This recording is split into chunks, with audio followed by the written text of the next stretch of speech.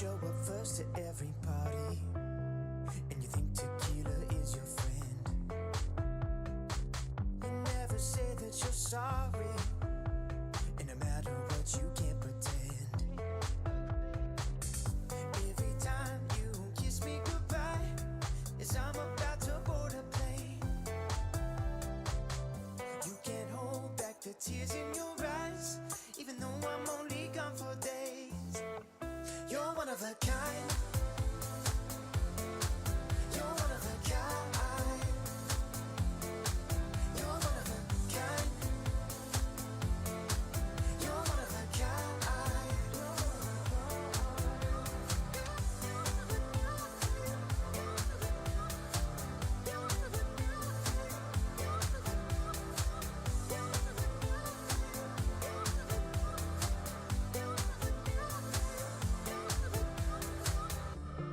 When I'm on the road, I need you to know there's lots of chances for love, but nothing's like our home. Every time you come up in my mind, a smile comes across my face. Even though I have no idea what we'll find, when I'm with you it falls in place. You're one of a kind. You're one of a kind. You're one of a kind. You're one of a kind.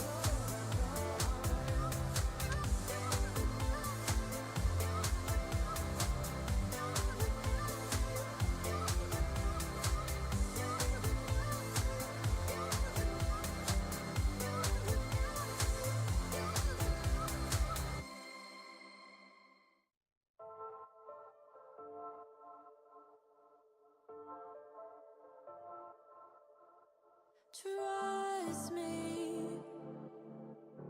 I don't wanna beg you to love me, won't you feel me? I don't wanna force you to hold me. What if I keep you on your toes? What if I give you the right dosage? Is there somewhere we can go to fix these broken roses? If I told you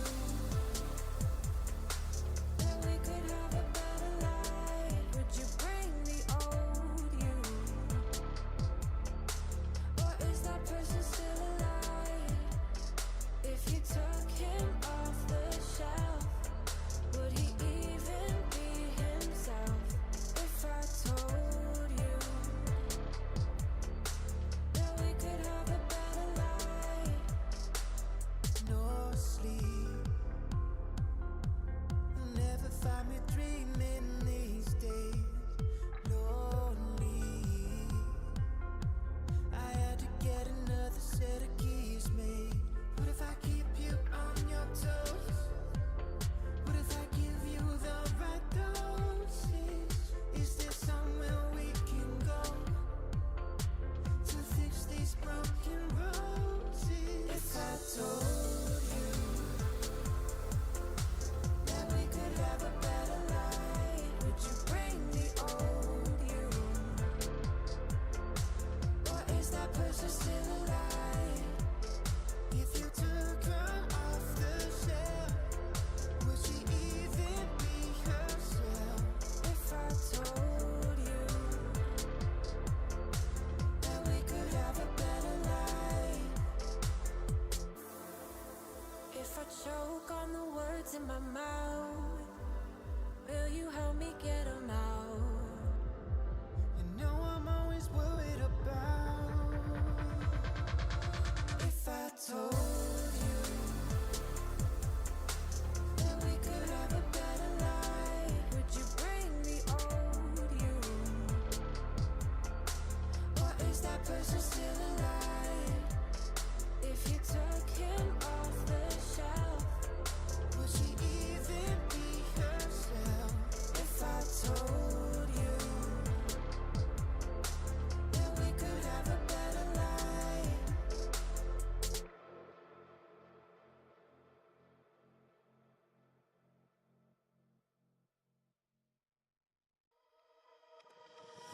never keep my distance from a little mischief, I admit. Now I'm hanging on my hopes on us and letting you decide. I will never lose my interest if there's something in this. I'm convinced there's a glimmer of a hope for us, or is it just a lie? So why you selling me a lie? La la la la, la la la la. Are you selling me a lie? La la la la, la la la la. Show me a way to get lost, to run from all I want. There's too many ways to get high, and you're my every thought. It's like I'm invisible, visible, visible, visible, yeah. Show me a way to get lost, to run from all I want. So did your luck run out? Are you running dry? Did you realize I was everything you hoped for now? I never had it down until now. From the moment you came over, I'd be anything you wanted me to be. Now I know that it was only curiosity that led you to me. Show me a way to get lost, to run from all I want. There's too many ways to get high, when you're my every thought. It's like I'm invisible, visible, visible, visible, yeah. Show me a way to get lost, to run from all I want.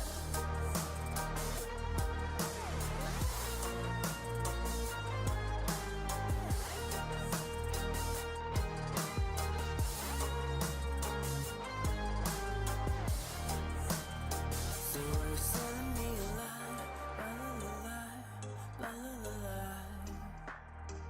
Are you selling me a lie? La la la la, la la la la. So are you selling me a lie? La la la la, la la la la. Are you selling me a lie? La la la la, la la la la. Show me a way to get lost, to run from all I want. There's too many ways to get high, when you're my every thought. It's like I'm invisible, visible, visible, visible, yeah. Show me a way to get lost, to run from all I want.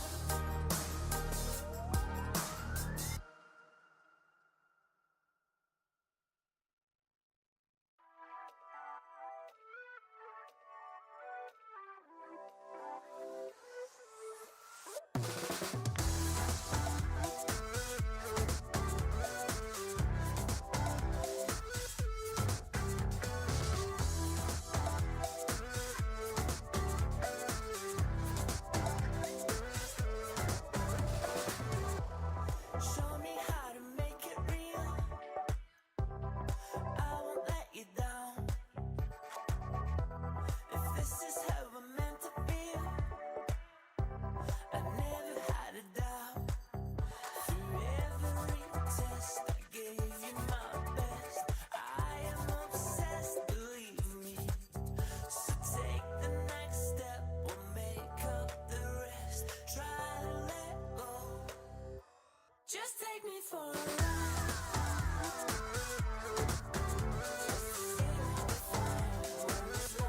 Just take me for a ride.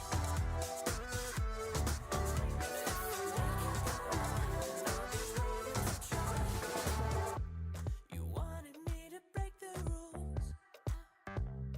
I can read the signs. I can feel it burning through. You see it in my eyes. It's complicated, 'cause all along I've been waiting. Just take me for a ride.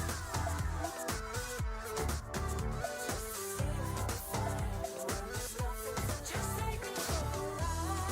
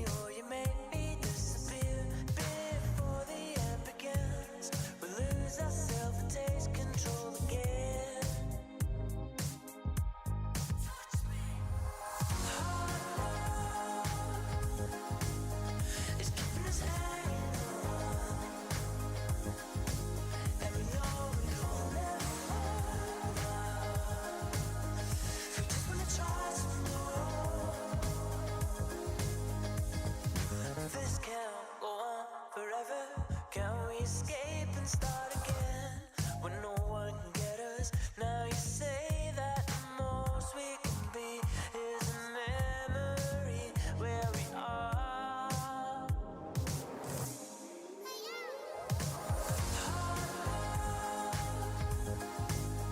It's keeping us hanging on,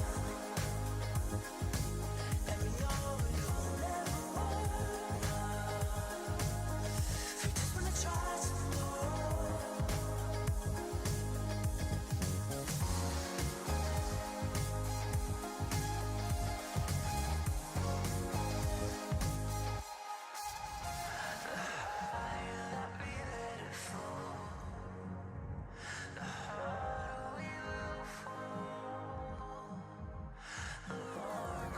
We sing it out, the more we wanna know.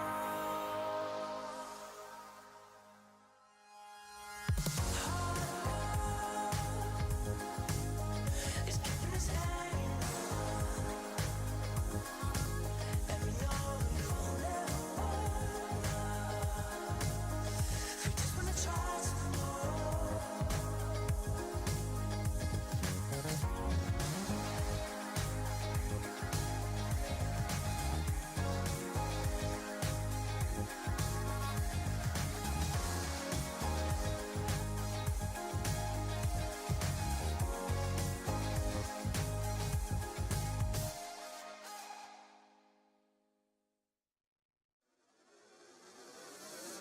It's the small things that you do to keep reminding me there's magic inside me and you. Dreams to reality. All of my worries and fears fade away with you. There is no limit to all of the things we can do. Let's go, take my hand and hold it tight. I won't ever stop dreaming. Eyes closed, jump right in, we'll take 'em tight. Let's go, 'cause I got that feeling. Give me that, give me that, give me that, give me that. Never stop dreaming. Give me that, give me that, give me that, give me that, give me that. Never stop dreaming. You take me to a better place. Never wanna leave. Affection in a million ways. When you're next to me, all of my worries and fears fade away with you. There is no limit to all of the things we can do.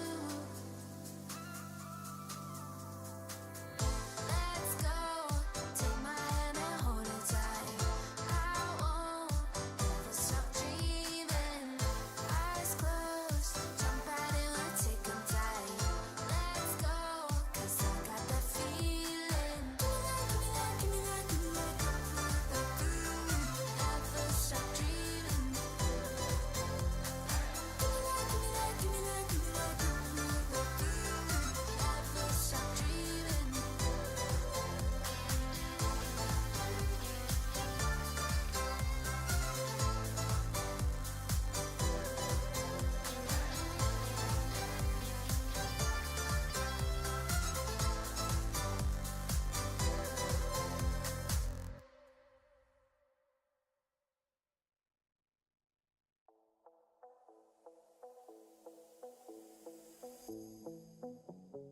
Gotta show them how bad you want it.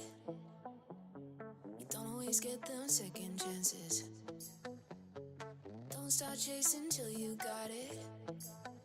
Do what I gotta do. I just break the rules like that. Maybe I'm just cool like that. Staying focused, don't sidetrack. Always when I don't come last. I'll never go less than 100%. I'll just keep waiting while you're catching your breath. I'm I'm only living if it's close to the edge. So come and dive into the deep end, cause the best is yet to come. I'm like a song you can't get out of your head. You press rewind when you get close to the end. Each time you leave, I know you'll come back again. So come and dive into the deep end.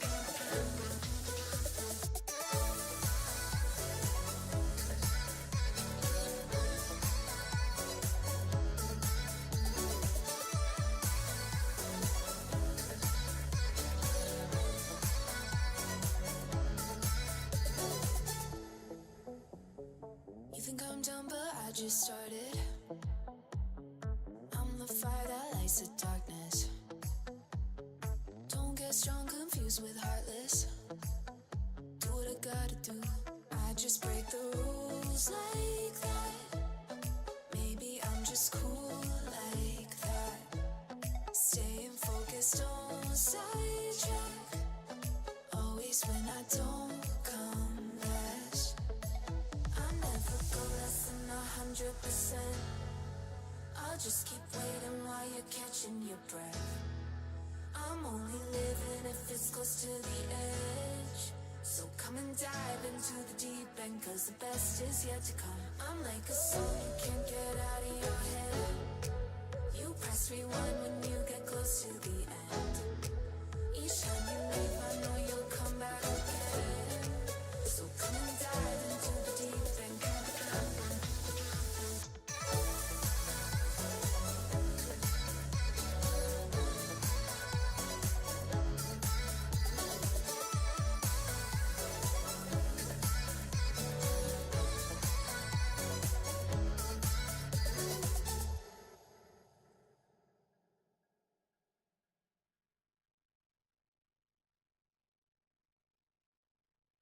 Underneath the neon, denim jacket you can lean on. In the dark we can be gone. Like a dream, I think I see one. On the reg, you know I need that. On my neck, your name is ink black.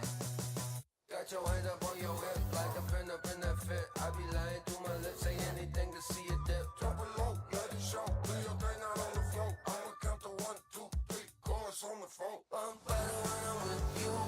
I feel it in my bloodline. Ice cold with the go-to, but you the one shining bright. Bump it like woo, baby. Better get your thing ready. I'm better when I'm with you. So would you be mine tonight? Too bad we breaking woke pink. Might have taken slow back into the moment when the summer had a summer glow. Body like somebody gon' be missing, ain't somebody. Twerk it like a ratty, I'ma eat it like a zombie. I'm better when I'm with you. I feel it in my bloodline. Ice cold with the go-to, but you the one shining bright. Bump it like woo, baby. Better get your thing ready. I'm better when I'm with you. So would you be mine tonight? Too bad we breaking woke pink. Might have taken slow back into the moment when the summer had a summer glow. Body like somebody gon' be missing, ain't somebody. All I want is underneath the neon. Denim jacket you can lean on. In the dark we can be gone. Like a dream, I think I see one. I'm better when I'm with you. I feel it in my bloodline.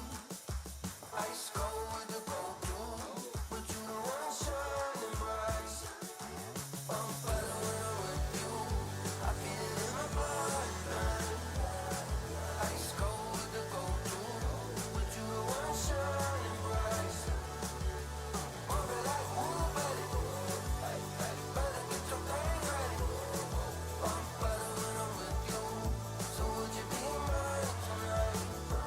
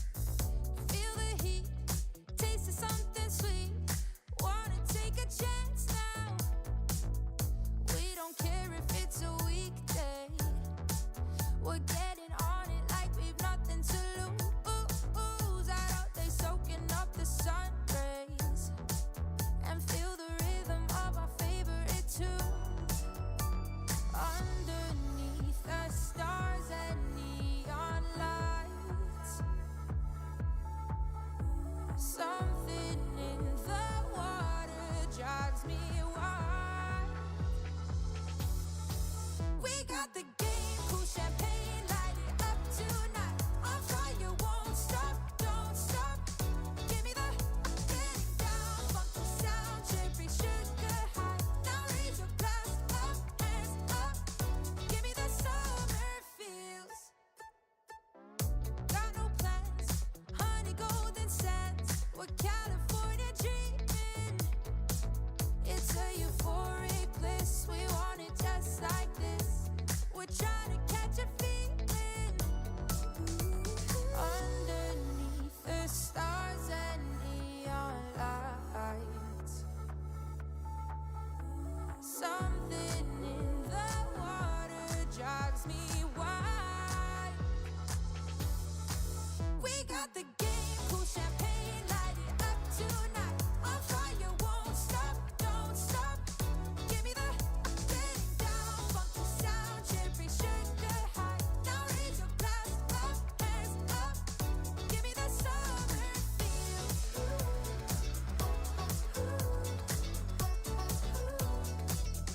Give me the summer feel.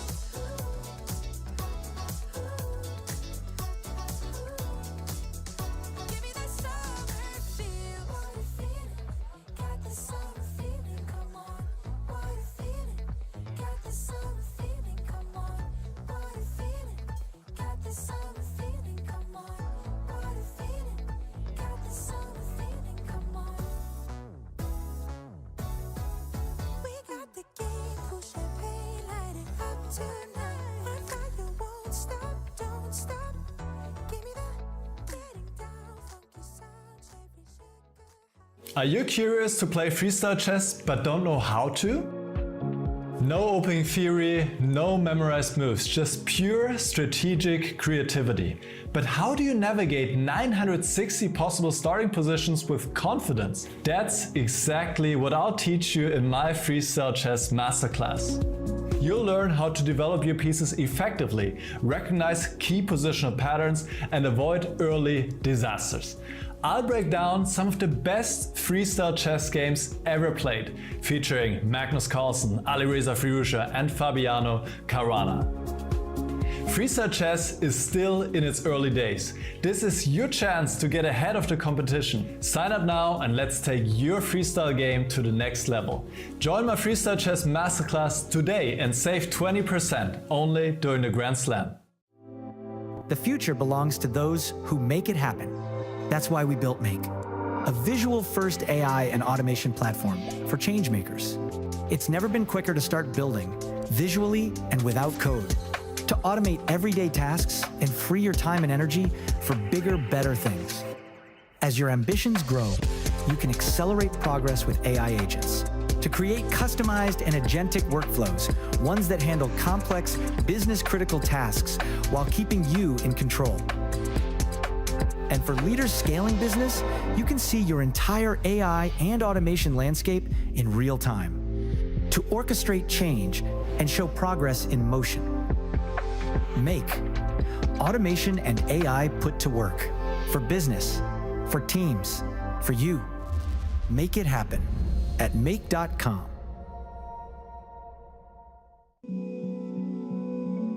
Das Waisenhaus ist eigentlich zu dem geworden, was es ist, weil meine Vision sich weiterentwickelt hat. Inzwischen ist es alles Realität.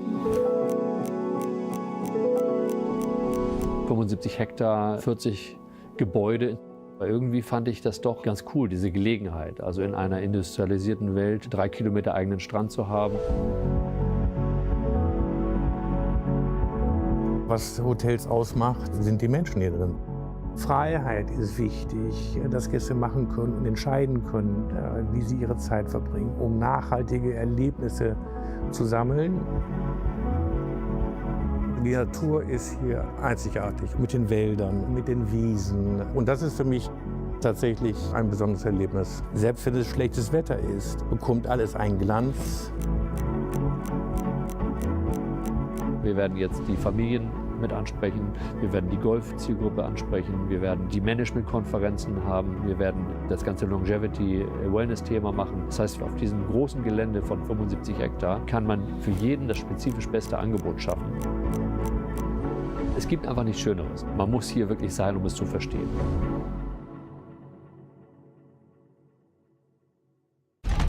He's blundered. Oh no! He loses the pressure. Whoa, what? Moments like this are rare. There's been a complete transformation in one move from winning to loss. I'm your host, James Dash, and I couldn't be happier to be joined by David Howell and Tanya Sachdev yet again. Welcome to Eisenhouse. This is the first official FIDE Freestyle Chess World Championship. For the first time ever, the World Championship title in this format will be awarded jointly by FIDE and Freestyle Chess, two worlds coming together To compete for the Freestyle Chess crown.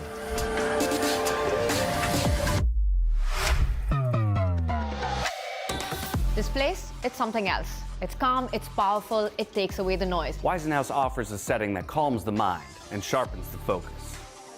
2 years ago, the journey of freestyle chess began right here in Weisenhaus. Returning now for a World Championship feels inevitable. We crown the first FIDE Freestyle Chess World Champion. Who will rise above the very best? And make history. The stage is set. Get ready.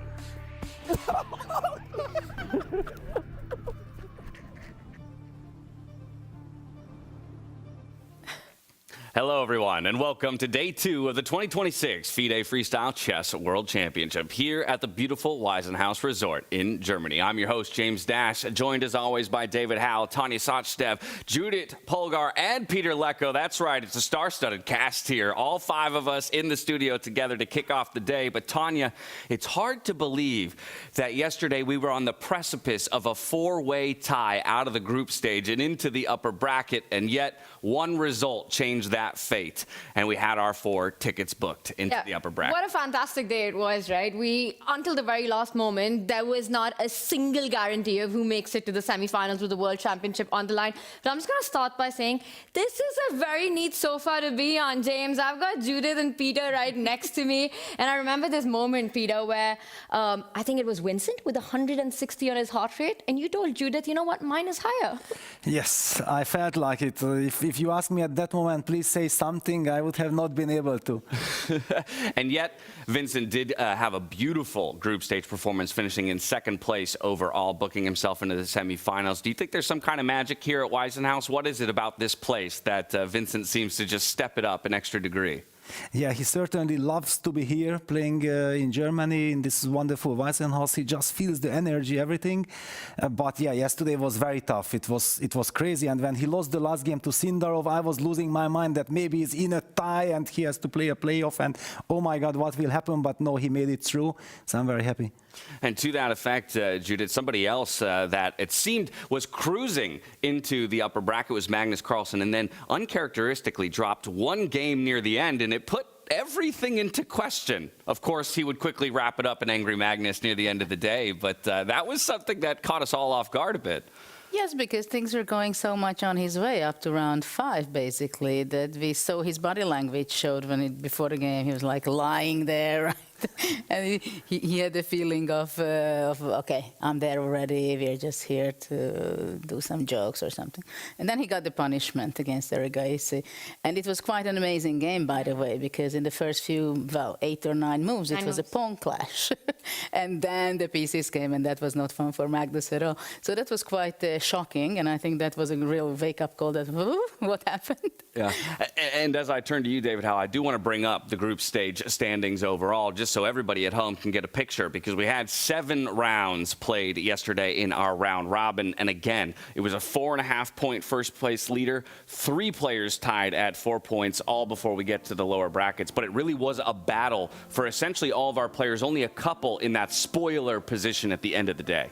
Exactly, and we can see how close it was by the tiny margins. Even first down to 8th place, bottom place, it was only 2.5 points. And yeah, for Levon Aronian, for Vachier-Lagrave, Sindarov, they were out of it before the final round. And yeah, unfortunately, they weren't able to bring their best after great years last year. But yeah, for Hans Niemann coming so close, for Arjun falling at the final hurdle, losing to Fabiano, it was heartbreak. They'll be fighting today for 5th to 8th place. But yeah, it always seems to be Magnus, even when he's not at his best. And the other three, just fantastic, consistent players. I like that you bring it back to Magnus Carlsen, though, because again, he separates himself just an inch above the rest in the group stage. And with this, 21st possible world championship title that he's chasing, this is his group stage results. Not infallible by any means, but only dropping one game. It comes at the hands of Vachier-Lagrave. And what a game it was, right? 9 moves played by pawns. And in fact, Sahil from India, he is a broadcaster commentator himself, and he mentioned that that was Arjun's game of his life that he played. And I think it was quite beautiful, just the way he won, just the way he started, taking bishop takes pawn, and that kind of was a big wake-up call for Magnus Carlsen, but no stopping him. I think he had already done most of the job before that. Exactly. When we look at the scorecards, he already had +3. He was lying on the couch, making jokes and everything. And we felt like Fabiano was in the danger zone because Fabi was in the group of the players like Levon and Sindarov who were already not fighting for qualification. Magnus lying on the couch and Fabi fighting for his life. And he was very tensed. And finally, he made it through. This brings me back to our predictions from yesterday. I don't think we ever brought that all full circle. How does everybody feel about what they're pretty? Yeah, hide your face. Exactly right. But I'll be honest, I think I am heartbroken to see Levon not make it to the semifinals. Just what we saw from him, huge Lev fan as well.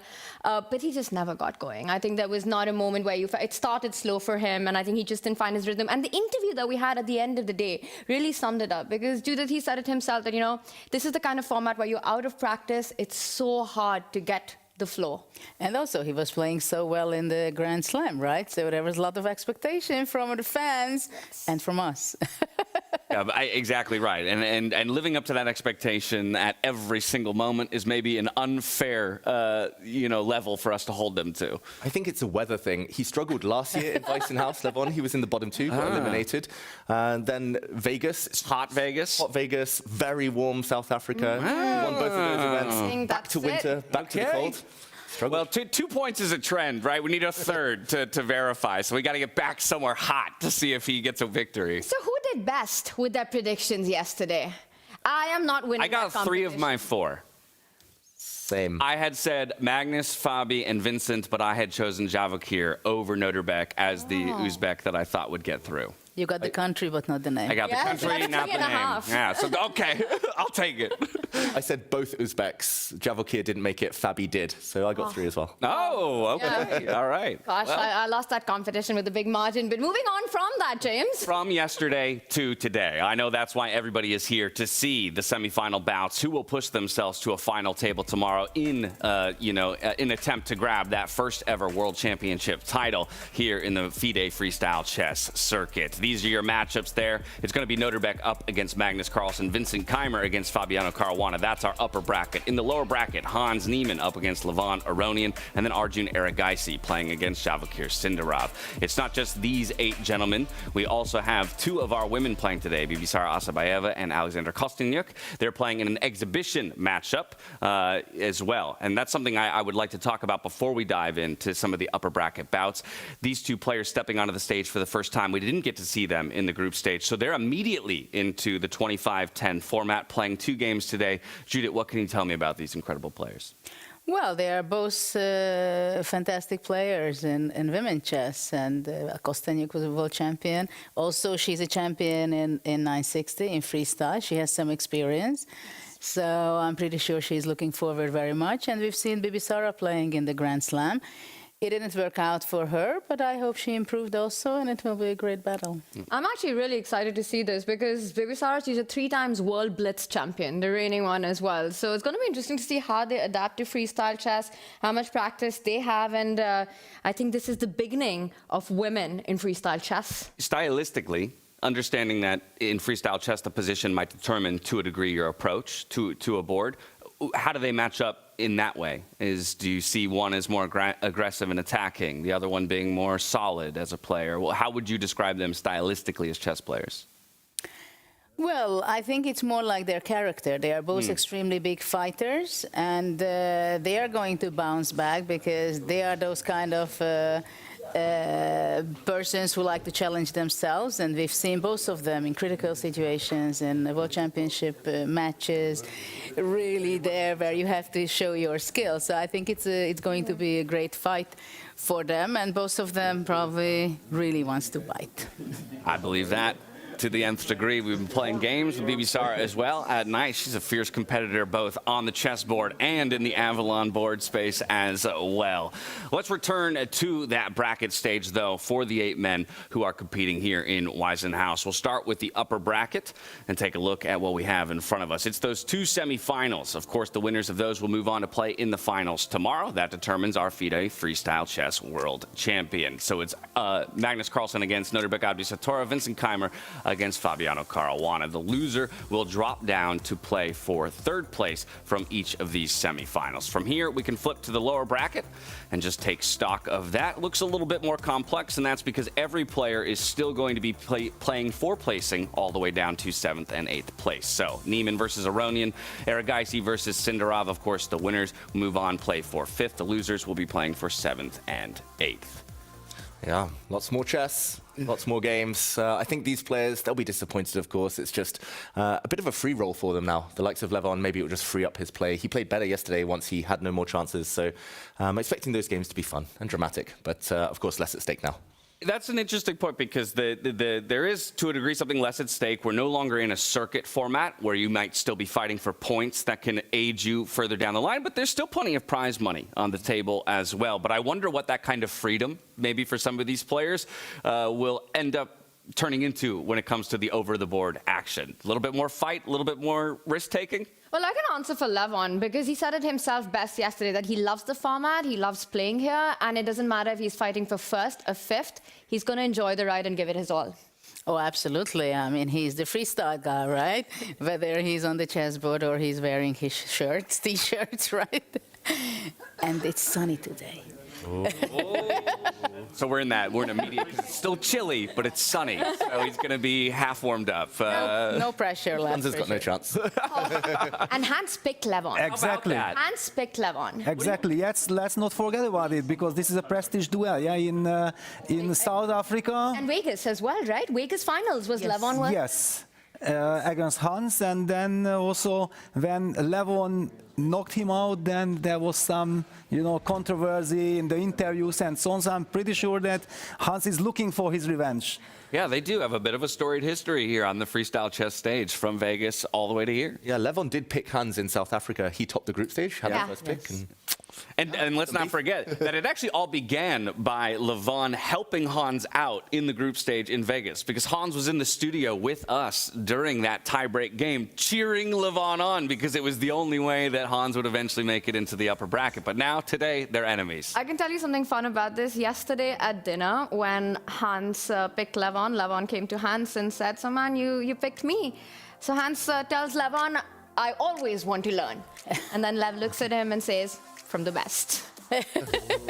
Now, this indicates to me there's a clear favorite, David, but let's talk about tournament form, because I think this might be, well representative of an average over the past year, the performance, and maybe what we would generally expect. But considering what we saw yesterday, how would you maybe adjust the scoreline here? Yeah, unfortunately, Levon wasn't able to keep up the form he showed in Las Vegas and South Africa. That influenced my thinking a lot with some of the numbers. I had to go on form, freestyle form specifically. I think today's going to be a lot closer. It's a 2-game match. It's shorter. It's a sprint. I wouldn't be surprised if it goes down to the tie breaks. Okay, well, let's talk more specifically about our 2 upper bracket matchups as we are quickly moving our way towards that position lottery. Let's start with Magnus Carlsen versus Nodirbek Abdisatorov. It was Magnus who had his pick of who he would want to take from the 3rd and 4th place finishers. He chose Nodirbek Abdisatorov. Does that surprise you in any way, or is that fully expected when it comes to the pairings? It was kind of expected, but I also know that traditionally Magnus has a very good score against Nodirbek. Yeah, he has knocked him out many times. But I also talked to Nodirbek quite sometimes, and I know that he feels like enough is enough. Yeah, so he feels like he wants to break this direction, and he wants to show that already, yes, I can knock Magnus out. So I feel that this will be a much closer match than if you look at the previous results between the two players. And it's also a 4-game match, and I believe this will help Nodirbek because there is less pressure. Magnus normally comes out, immediately puts you on the ropes, and then if you lose the first game, you feel like you need to bounce back. Good luck. Magnus beats you again and you are knocked out. Yeah, when there are 4 games, you can take it much slower, and I really hope to see Nodirbek doing great today. See if he can warm into it a bit. If Nodirbek were to take down Magnus today, what does it look like? What element of his game does he need to be, have at the top level? For Nodirbek? Yeah, if Nodirbek were to do it, what does it look like? Well, first of all, he has to be very consistent, making some very surprising moves, and I think he has to be also very fast in his game. And of course, it depends a lot how the first game will be starting out. That's a big question. Because if you can make Magnus nervous, that's already a big thing. Making Magnus nervous, that's a tall order, to say the least. Let's talk about the other upper bracket matchup real quickly, Tanya. With just a minute to go, it's going to be Fabiano Caruana, Vincent Keimer. Vincent looking for that Weisenhouse magic, but Fabi, Mr. Consistency, how do you see these two matching up? We've seen this happen before, right? You spoke about how the summer suits Levon just really well. I think Weisenhouse is Vincent's place. He took down Fabi yesterday. It was the finals from the very first Weisenhouse Grand Slam in 2025, and it was Vincent who beat Fabiano Caruana to take that slam as well. So great result for his side. The time format increases as well. And when we speak about Vincent, I think we have to turn to Vachier-Lagrave for just a moment. He just seems to shine so much more when he's got more time on the clock and it's freestyle chess. Yeah, but I don't like to praise Vincent when he's in the middle of action, so let's leave it to him to battle it out. You know what? That is perfect. We will leave it right there because I think the players are just about ready, and we don't want to keep you at home waiting to get into 4 games of chess action ready to take place here at the Weisenhouse Resort in Germany. This is the 2026 FIDE Freestyle Chess World Championship. We're heading inside for the position lottery for game number 1. Fiona, take it away. Enjoy.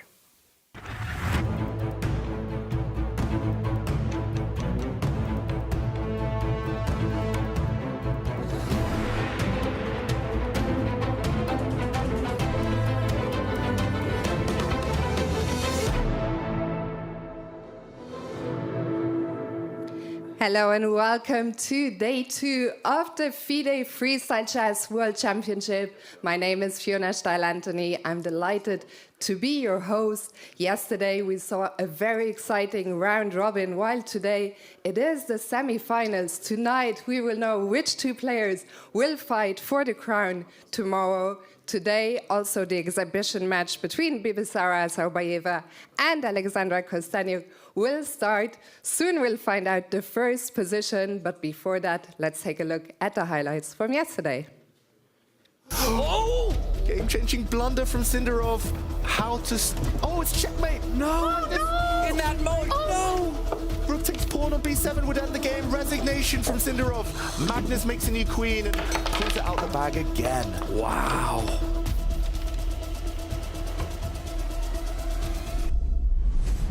Eight grandmasters will compete against each other in the first FIDE Freestyle Chess World Championship in Weisenhouse, Germany. Who will make history now? After 2 years of vision, debate, and determination, the moment has finally arrived. What began as an idea has become a remarkable tournament. Freestyle chess and FIDE have come together to create 3 unforgettable days, filled with drama, creativity, and world-class chess at its finest. Someone call the ambulance. That's 160 for Vincent Keimer. Ooh. As the rounds progressed, it became increasingly clear that this would be a difficult day for the 2025 Freestyle Chess Grand Slam winner of Las Vegas and South Africa, Levon Aronian. He struggled with a day of blunders. 2 opposite stories here through the first 3 rounds of the group stage. Fabiano today has been so strong, so consistently kind of on the front foot. It's been really impressive to watch.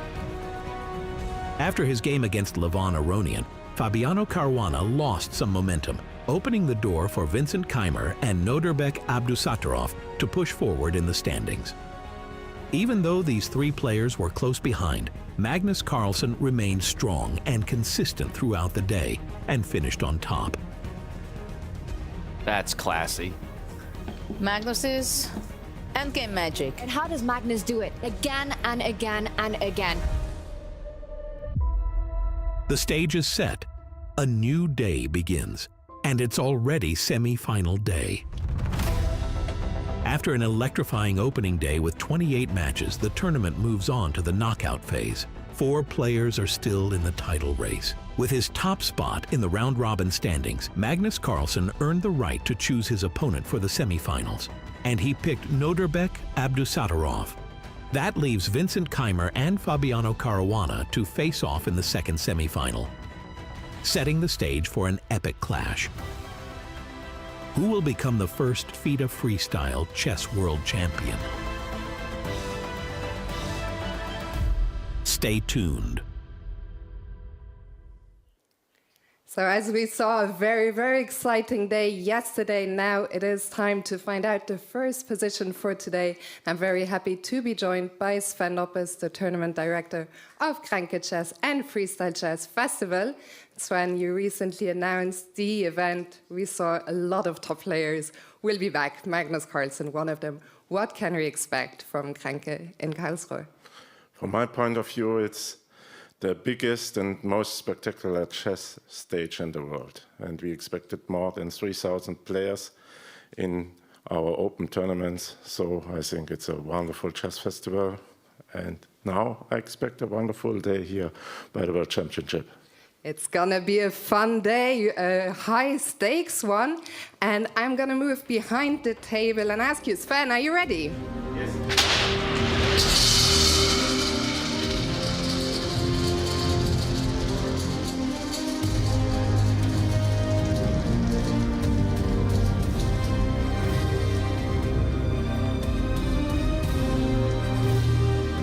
So it's going to be position number, you can go ahead, position number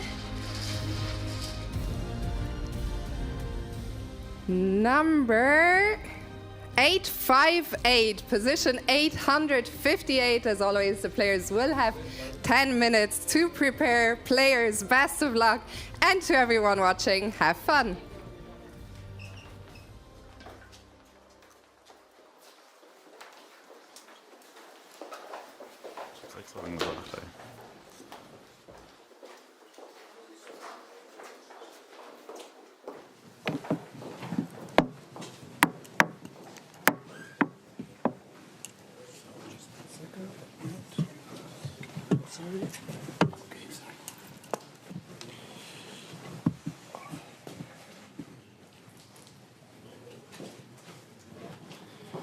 D4.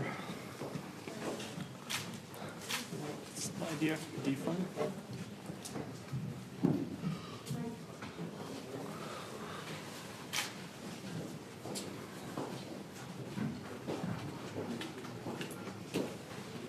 What about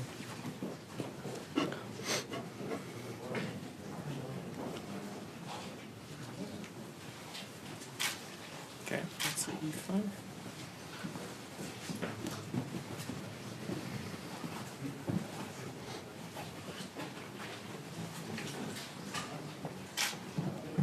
D4.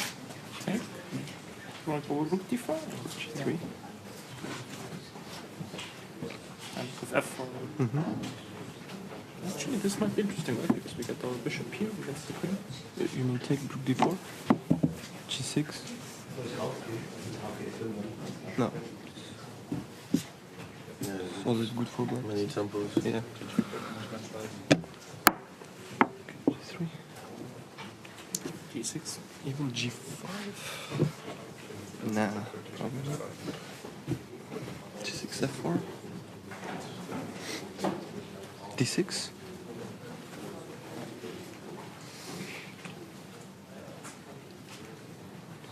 Okay, very deadly, huh?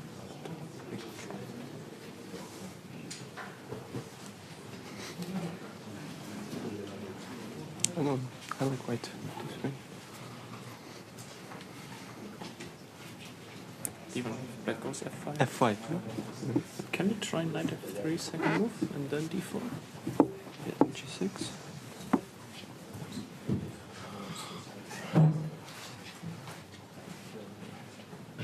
In general, I don't like this for white. Okay.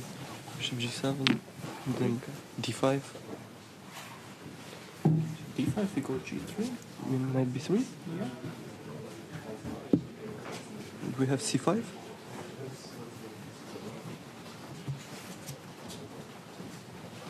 c5 feels wrong, but maybe it works. Okay, let's do this. Bishop c3. Okay, let's no, like d4 is d4 is fine. d4, d5. Okay, we can play f5, but it's a bit strange, right? To play f5. Open the rook.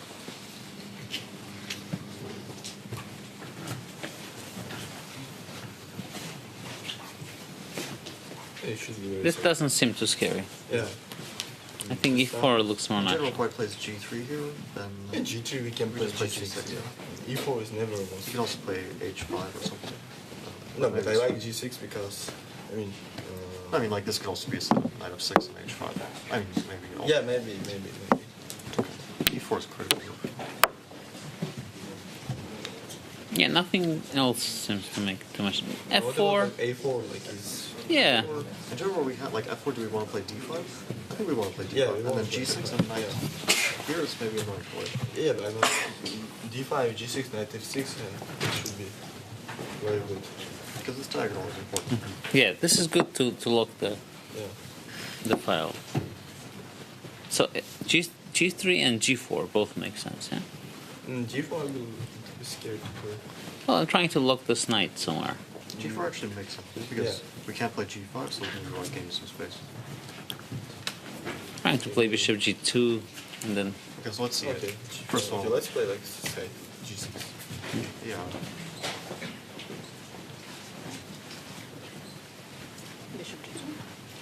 Bishop G2, I was thinking. But you know what I think actually, like in this position, I think this shouldn't be a bad move. Like G5, knight d4, h4. Yeah, and then just like knight b6 and f5. But F3, E4. Like it comes very fast. Knight e6, e4. I don't know, maybe I'm scared. Yeah, maybe not. You gotta gain some Yeah, my idea to okay. play here G6, then. Maybe it's not that bad. I mean, here I won't play C6. Ah, C6. Why not knight b6? Yes. Is it more? You want knight on d6? Yeah, knight on d6. I don't know, like. Yeah. Wait, f3. No, f3. I don't like the c6 very much. Maybe. Knight b6 is a good square, I think. You think? No, there. Takes, yeah. Sorry. Yeah, but knight on b6 I really don't like. I mean, in every position knight on d3 will be much better. I mean, only way to kill this knight is with b3. Okay, here's About knight f6? Knight f6, yeah. Maybe e6. But wait, why we cannot play here e6? Yeah, I mean, if you don't like e6, e4 you scared. Yeah. I want to play e5. Right? Also, like Maybe e4, G3 actually makes more sense, like this. Okay, so this position. Knight F6, F3, this type of play. Position 8-5-8 for the first game of the day in our semi-final bouts. The players doing their best in their groups to analyze the position. You can see the heat map on the left-hand side of your screen kind of indicates there is no true consensus on how best to attack the position. But I wonder what our legends at the Make.com Deep Dive Desk have to say about this 8-5-8 position. Judith, Peter, over to you. How do you evaluate it? Well, evaluation, to start with that one, that's a tricky thing, as always. But I was wondering how the b1 king will be having his journey in the long run in the game. But what caught my eye very much is the h1 queen, and the h8 queen, of course. Because we've seen some analysis there, e4, e5 was the starting moves, and then the big question whether open up the position with g3, f4 or to go with d4. And d4 had some drawbacks. Maybe you can show it, Peter, what we had in mind. Yes, we are following the players. It's very interesting that the youngsters team, the players who are playing with the white pieces today, in the first game, they were discussing e4, e5, and then these g3 ideas. First, they were also trying to play in this Scotch kind of style, like how do we break in the center? But all these breaks with d4 actually are backfiring after ed4, rook d4, g6. Black is already clearly better because suddenly black's queen joins the battle much faster, and the bishop comes to g7, puts pressure on the b2 pawn, and white's queen on h1 will be out of the game. So be careful what you Wish4. And also another try was to play in the Scotch spirit with knight f3, coming up with the tempo, g6, d4, equally gets countered beautifully by ed, knight d4, bishop g7, and black takes over. So I think by quickly eliminating these options, the players then came to conclusion, then let's not rush, let's play something like g3 slowly, and for example g6, f4, putting some pressure on black. I think this is a very kind of logical way to play. But now, so let's talk about one d4, because that's what the experienced team, the Legends team, was talking about. They were more worried, I don't know if more worried, but they were more interested in analyzing d4, d5 positions. Judith, what's your take? But as Levon said, that, well, after seeing this on the board, d4, d5 says, well, maybe after all, e4 is better.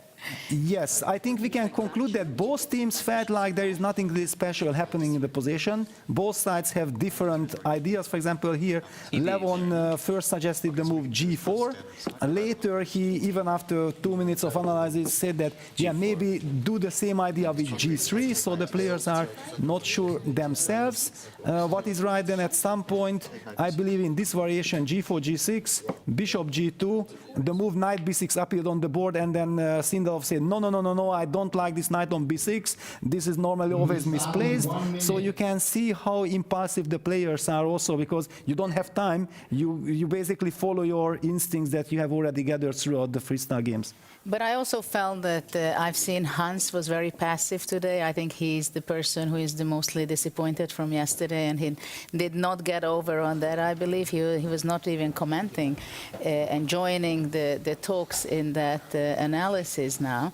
But I also have the feeling that the players are kind of more relaxed on, it's a longer game, so it is going to be some exciting, lot of time to think about. That's all for now. James? Thank you so much, Judith and Peter. It is a passive Hans Niemann.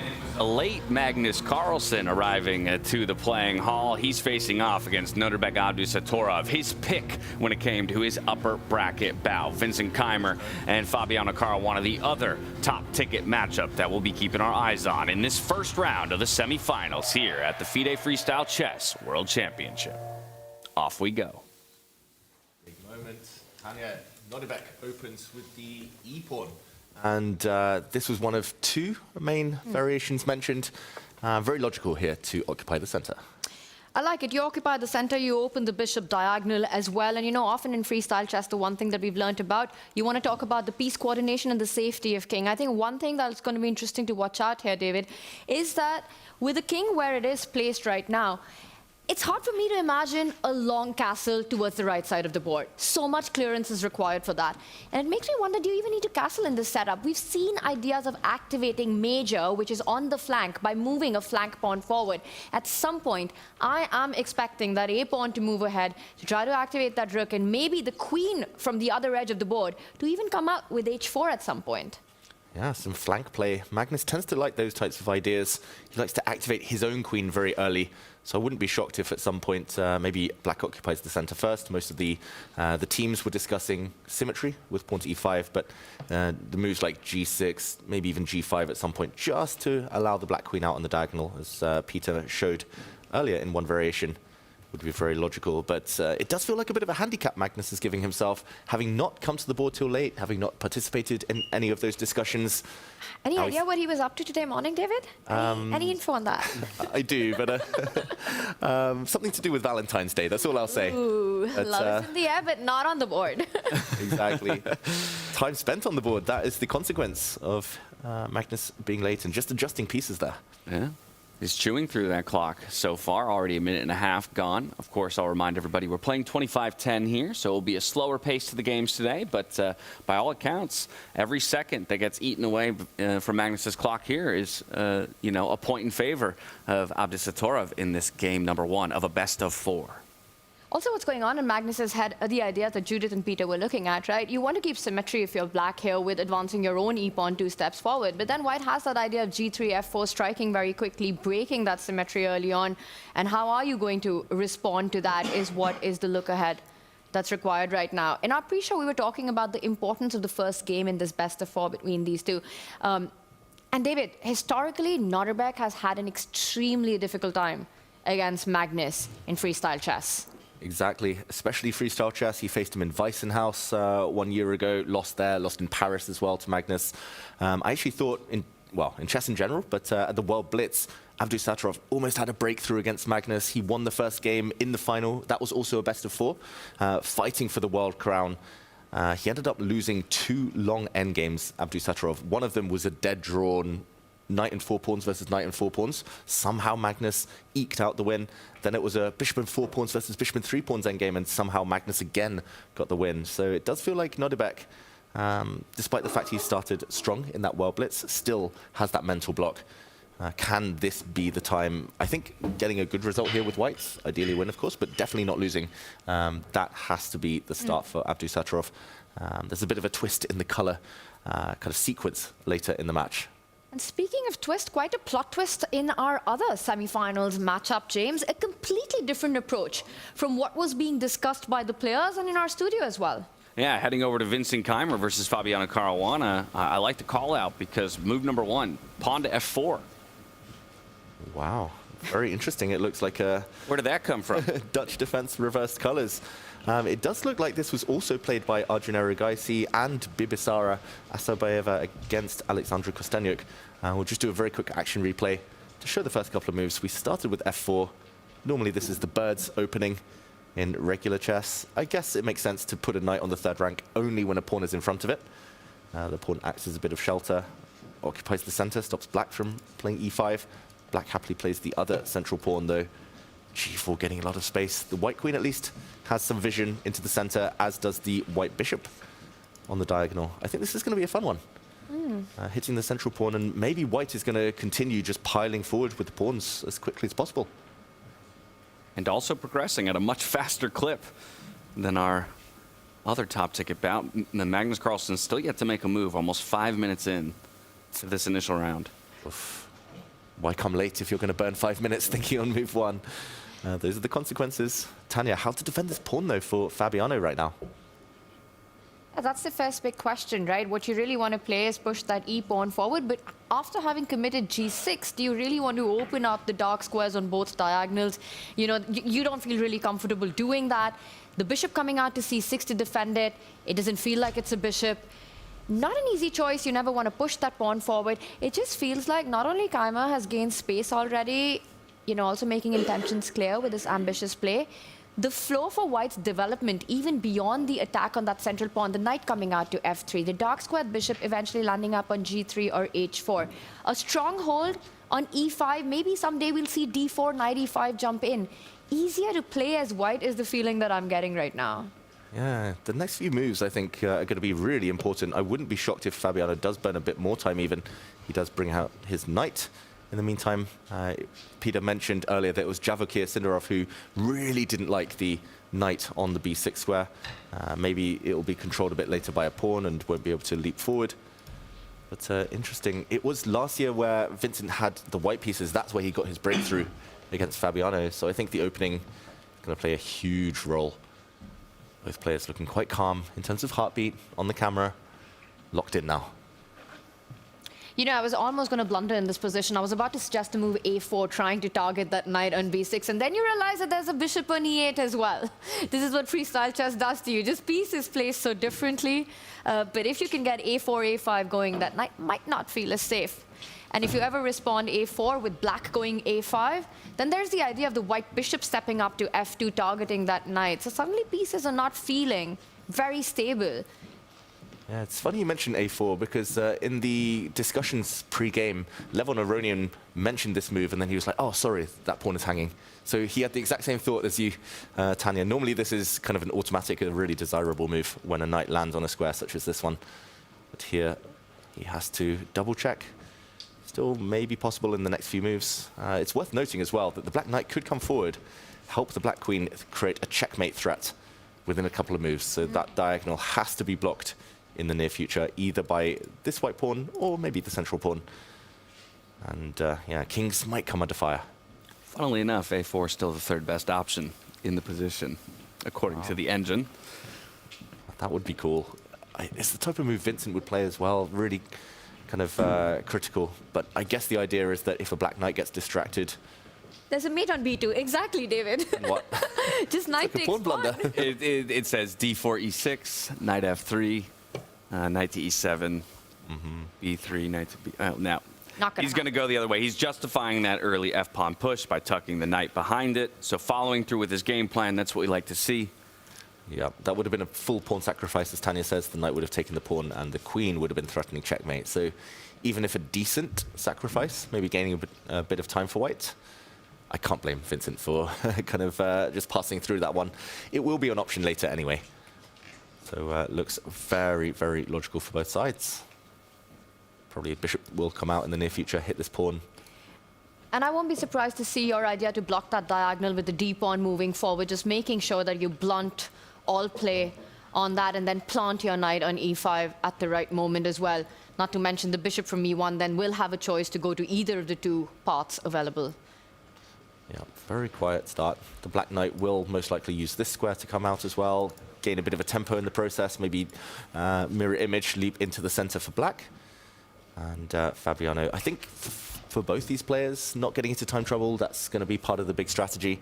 Of course, they both did great yesterday, but in general, they prefer having a bit of time on the clock to strategize, to calculate. Well, both of these guys seem at ease right now with cool mid-70s heart rates and the game slowly developing. So let's hop back over to our other board. Magnus Carlsen versus Nodirbek Abdusattorov, as Magnus Carlsen has finally elected to make a first move. But you'll notice as we get there, down to 17 minutes and 24 seconds on his clock, only a couple moves into this game. And in the end, he matches that e4 pawn push with an e5 pawn push after all that thought. Yeah, it's not exactly groundbreaking stuff that he spent that 8 minutes on. We'll do a very quick action replay here. It was e4 met by e5, the most typical moves in traditional chess. And, okay, very logical here for the white queen to open up, but also to support a challenge in the center. And Magnus using a mysterious square for the knight, I will say. Normally you want your knight as close to the center as possible. You want some pressure in the center. But this black knight does get in the way of its bishop. I wonder where it's going, unless he's trying to break out. Okay, supporting a pawn push. Because I was going to say, otherwise it also to me looks like you're just delaying the journey of the knight forward on the board, right? Because it can't make its way up to the 5th rank here. It would have to travel to the 6th rank first and then forward again. One explanation for putting the knight where it is and not on the f6 square, the traditional f6 square, is that he's left that option open for his own pawn. If you need to consolidate the center after a move like f4, you will have the potential to go f6, open up your own bishop, and make sure that you can keep the symmetry. Oh, that's quite a sneaky one, Tanya, the bishop coming out as well. Nice threat. Maybe he's decided the queen is just so passive in the corner that he'll put her on a different diagonal a bit later, somewhere that she might have more vision. But going back to the live board, he's forced Nodirbek to think, at least. This was definitely not discussed by the white team a bit earlier. Magnus, I think that's how he sometimes plays these days in rapid and blitz chess and freestyle chess, clearly. He tries to surprise the opponent early, get them thinking, get them out of any analysis or preparation they might have done. And this is my absolute favorite part about freestyle chess, right? Where on move 2, you've already burned 8 minutes on your clock in a 25+10.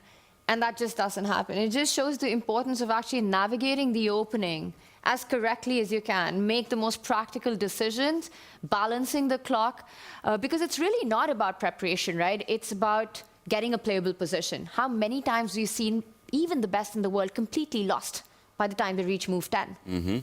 And the tactical misses are not so obvious.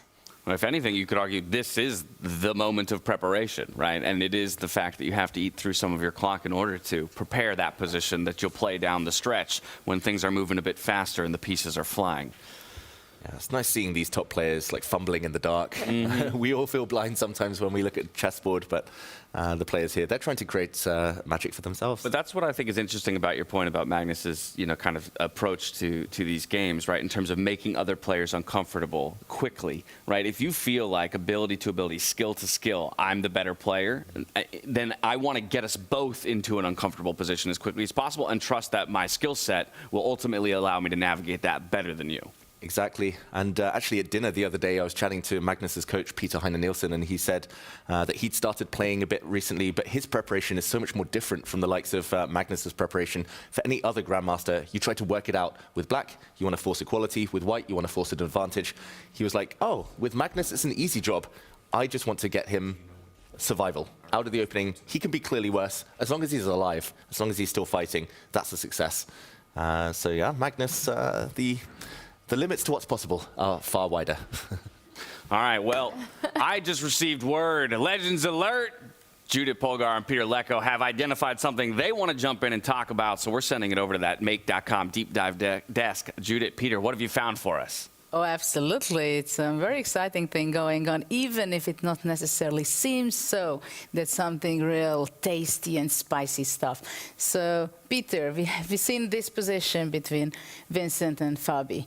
And black played e6, but there was another interesting option for him. Yes, black played the move e6, and after this is again a slow affair, yeah, like in many other games. The reason why we decided to raise alarm, that we would like to say one very interesting thing, because here after knight f6 there was a chance for Fabiano to play the move a5 that you guys have been also talking about, that activating the rook is very kind of natural, and I was thinking like, if Vincent is faced with a5, how would he react to it? Because black wants to advance with a5, a4, grab space, and it seems like white cannot play a4 because the black knight on b6 and the bishop on e8 are targeting that square. And all of a sudden the computer, I started consulting and said, no, you have to play a4 with white after a5, otherwise you are worse. And this I find quite shocking, that on move 4, after knight f3, a5, actually the stunning move a4 would have had to be played. And how much time the players need. Did Fabi, for example, anticipate that a5 can be met by a4? Was this the reason? And just to highlight, yeah, if, for example, black takes, because that was our first thought with Judith, yeah, what happens if black just takes bishop a4? Nothing really happens. White just plays the quiet little move d2, d4, opens up the bishop from e1, targeting the pawn on a5, and in fact, that pawn is not running away. White will be collecting that pawn back and has a pleasant position. If black captures with the knight on a4, then white can follow it up with d4 in the same spirit, but also white has some crazy tactics like rook takes a4, bishop takes a4, knight e5 is suddenly an interesting option according to computer, where black has some issues with the pawn on f7, the bishop is threatening to hit on d5, which will also hit on f7 and b7. So according to computer, it's better for black to say, wow, my friend, you are genius, you played a4, forget about that pawn, let's just continue our strategic battle with something like bishop g7, and the game continues. Yeah, I think it's interesting to point out that in freestyle, really the very early part of the game, somebody wants to take advantage, space advantage, and it's much more important to keep the activity.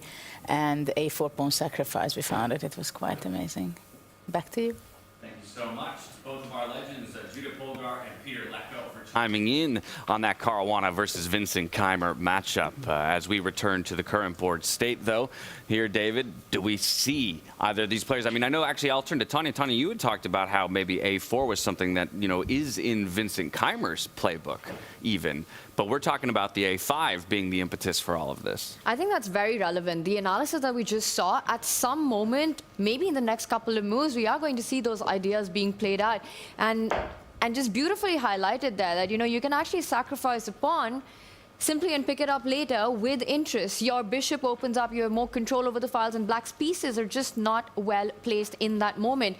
The big question, how easy is it to just give up a pawn so close to your own king, you know, especially with the black queen lined up as well there. And right now, I think Vincent, he's setting up those ideas. First, he brings his bishop out. I think he'll prepare a4 rather than want to sacrifice it, and just making sure that black isn't able to play a5 in response now that the bishop can capture the knight. But these are dynamics of a4, a5, which are, I think, absolutely key plans, David, in this position. Yeah, really important stuff. I don't think the players have yet stumbled on that plan, or at least come to the right conclusions, but it definitely feels like something's boiling. Something might be boiling here. Something's already boiled over on the other board, because as we talk about the a5, guess who will be the first player who goes for it? It's Magnus Carlsen who's going to bring it out onto the board, and now it's Nodirbek who has to consider some of these trickier lines. Wow, and we will highlight why a5 is so important, why that pawn needs to be stopped in its tracks for both sides. If white were to play a random move, let's say pawn to h4, if a black pawn steps down to a4, not only is it stopping a white knight from developing, it means that this white rook cannot get in the game. White will need to castle to ever activate that piece. And in order to do that, you need to clear some more pieces out the way. A pawn on a3 is going to be like a bone stuck in your throat after a nice tasty dinner, but this time not so comfortable. And yeah, white would have to also lose time, probably blocking that pawn. Black's rook in the meanwhile has access later on if it needs to step up, maybe and across the board. But yeah, a4, I would play kind of a block here instantly if I could. I wonder why Nodirbek is pausing. Maybe there are some tactics. Magnus here, he's got to the essence of the position first. I think yeah. No, I know h4 was accidental by you as just to express the idea of how dangerous it is for black to move forward. But David, the moment you played that move, the first thing that comes to mind is that apart from a4, is there another threat on the flank with black going g5 instead to break open the center? I'm not only opening up my queen's diagonal, I'm actually putting pressure on the base of that pawn chain. If you can get two moves, you go a4, h4, and you're super happy with white. But one move at a time. And I wonder if after a4, there's knight to b6, of course, where you can put pressure on it. But is g5 something that white needs to be careful about, or at least have on their radar to handle? How do you take care of the center now? Yeah, this is me just putting the pieces on the board. I think Nodirbek's pushed a pawn. Which one was it? Decision? It was d4. Okay, more productive than my h4, but still allowing the black pawn forward. He's going to aim to develop the knight the other way, and he's saying, okay, my rook in the corner will not get up the board on the a file. It will castle a bit later on and get into the center. Really interesting. It's flank play versus central play. White does have a nice pawn center. And Tanya, you mentioned the other plan, maybe no longer viable, since white would simply grab, and the black queen now would not be able to capture it in the center. And to add to that, you know, knights behind pawns as well. He's got this nice developing move now, knight to d3, rook to d3, like you pointed out. That knight coming to c5 eventually. I like this approach, and it's just going to be about Magnus going a4. Can he actually get that rook lift? Can he get the pawn moving to a3 quickly? But knowing Magnus, what's on his mind right now has to be, how's he getting his queen out? Yesterday, Arjun Aragaisi's queen died on h8 against Fabiano Caruana. And everyone saw that happen. It is not a square you want to leave your queen on for too long. Yeah, he needs to do something about it. Looking rather tough, as you call that out. It's going to be a long journey with small steps from this queen to get her out onto the board, unless we can find a break in the center that achieves that same thing in the process. Okay, Magnus says, knights behind pawns. I'll just tuck my knight behind your pawn. Yeah, it is an outpost, technically. It can't be hit by a white pawn ever, this square. Maybe it can be tickled by a white bishop in the near future, but there is a bit of a threat. Knight into this square would be a fork already, hitting the white rook, hitting the white bishop. So that has to be dealt with. That square has to be covered, or one of those two pieces has to move out the way. And Nodirbek's ready with his response. It looks like a diagonal move that he's just made. Is it the bishop? It's his queen. The queen's coming out. There we go. He does cover the square. The black knight no longer has access. I don't know how happy I'd be there. Queens are long-range pieces. I felt like that was the natural home for a white knight. Kind of gets in the way, but it does stop the threat. He's controlling the board, controlling the center right now. Magnus isn't rushing with a4. You know, you give white one more move, and white stops that plan forever. It's got to be now or never if you want to push that pawn. He'll push it. He'll push it. Or he might go knight to b6. That could be the alternative. Just making sure. Yeah, I was going to call it, because that's the one difference on this board as compared to the Fabiano Vincent board when we were talking about this a5 line, right? Is that the knight was already pre-positioned on b6 before that a5 push. Here it is not. So perhaps he wants to take that extra step to develop the knight, but is it too slow? Yeah, this one's very different because at least Nodirbek holds the center on this board, so Magnus gaining space on the flanks isn't the most natural, or isn't the most important thing maybe in the position. On the other board, it's very much a 50-50, so gaining space is a huge advantage. I'm really shocked that Magnus hasn't played this move instantly. It will come. It's the queen. That's on his radar. He really wants to get that into play, especially you can see Nodirbek's already gotten his out. You know, the queen's pretty active. It can decide whether it wants to play on the right side or the left flank of the board.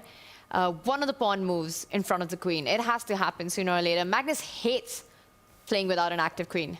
Yeah, in general, he doesn't like being cramped either. He likes space. He does like blocked pawn centers against the younger generation. That's what he calls anti-young player chess. When it's blocked, it becomes really slow, loads of maneuvering, 60, 80 move game. But this one is going to be uncomfortable if his queen can't get in. As Tanya mentioned, it looks like the knight has come out. Okay. So a slower approach here. I was wondering about, yeah, queen to g8 even. And then g5, break open. Exactly, exactly, to try and get that queen in. But that's not the way he decides to go. Just slow development here. Still a bit behind on the clock is Magnus Carlsen, but he's kind of keeping that 3-minute deficit that he had built early on in the game. So relatively holding pace to Nodirbek Abdusatorov. Saw a reach for a piece. It's going to be a knight developing, it looks like here. Multi-purpose move. He does defend his pawn. Extra protection there in the center. The knight might also go the other way to trade off for black's outposted knight there. Does block one of the developing directions, though, for my light-squared bishop, so that, you know, tells me we're either setting up some kind of a battery or going all the way over to h3 there to target the knight. Okay, very calm development move from Magnus. Maybe he's just going to develop his queen across a few squares. Still unclear where she's going long term. But if the knight does get hit, he'll develop the other bishop. And actually, he's only 2 moves away now from castling on the long side. We talked about where the kings want to go. There is the possibility Magnus's king will go the whole way across. I'm slightly skeptical it would end up on an open file or semi-open file. Magnus doesn't look comfortable to me. It's also the clock situation, right? He's down 3 minutes right now. And David, to your point, I have a feeling we're going to see Magnus's king exactly where it is.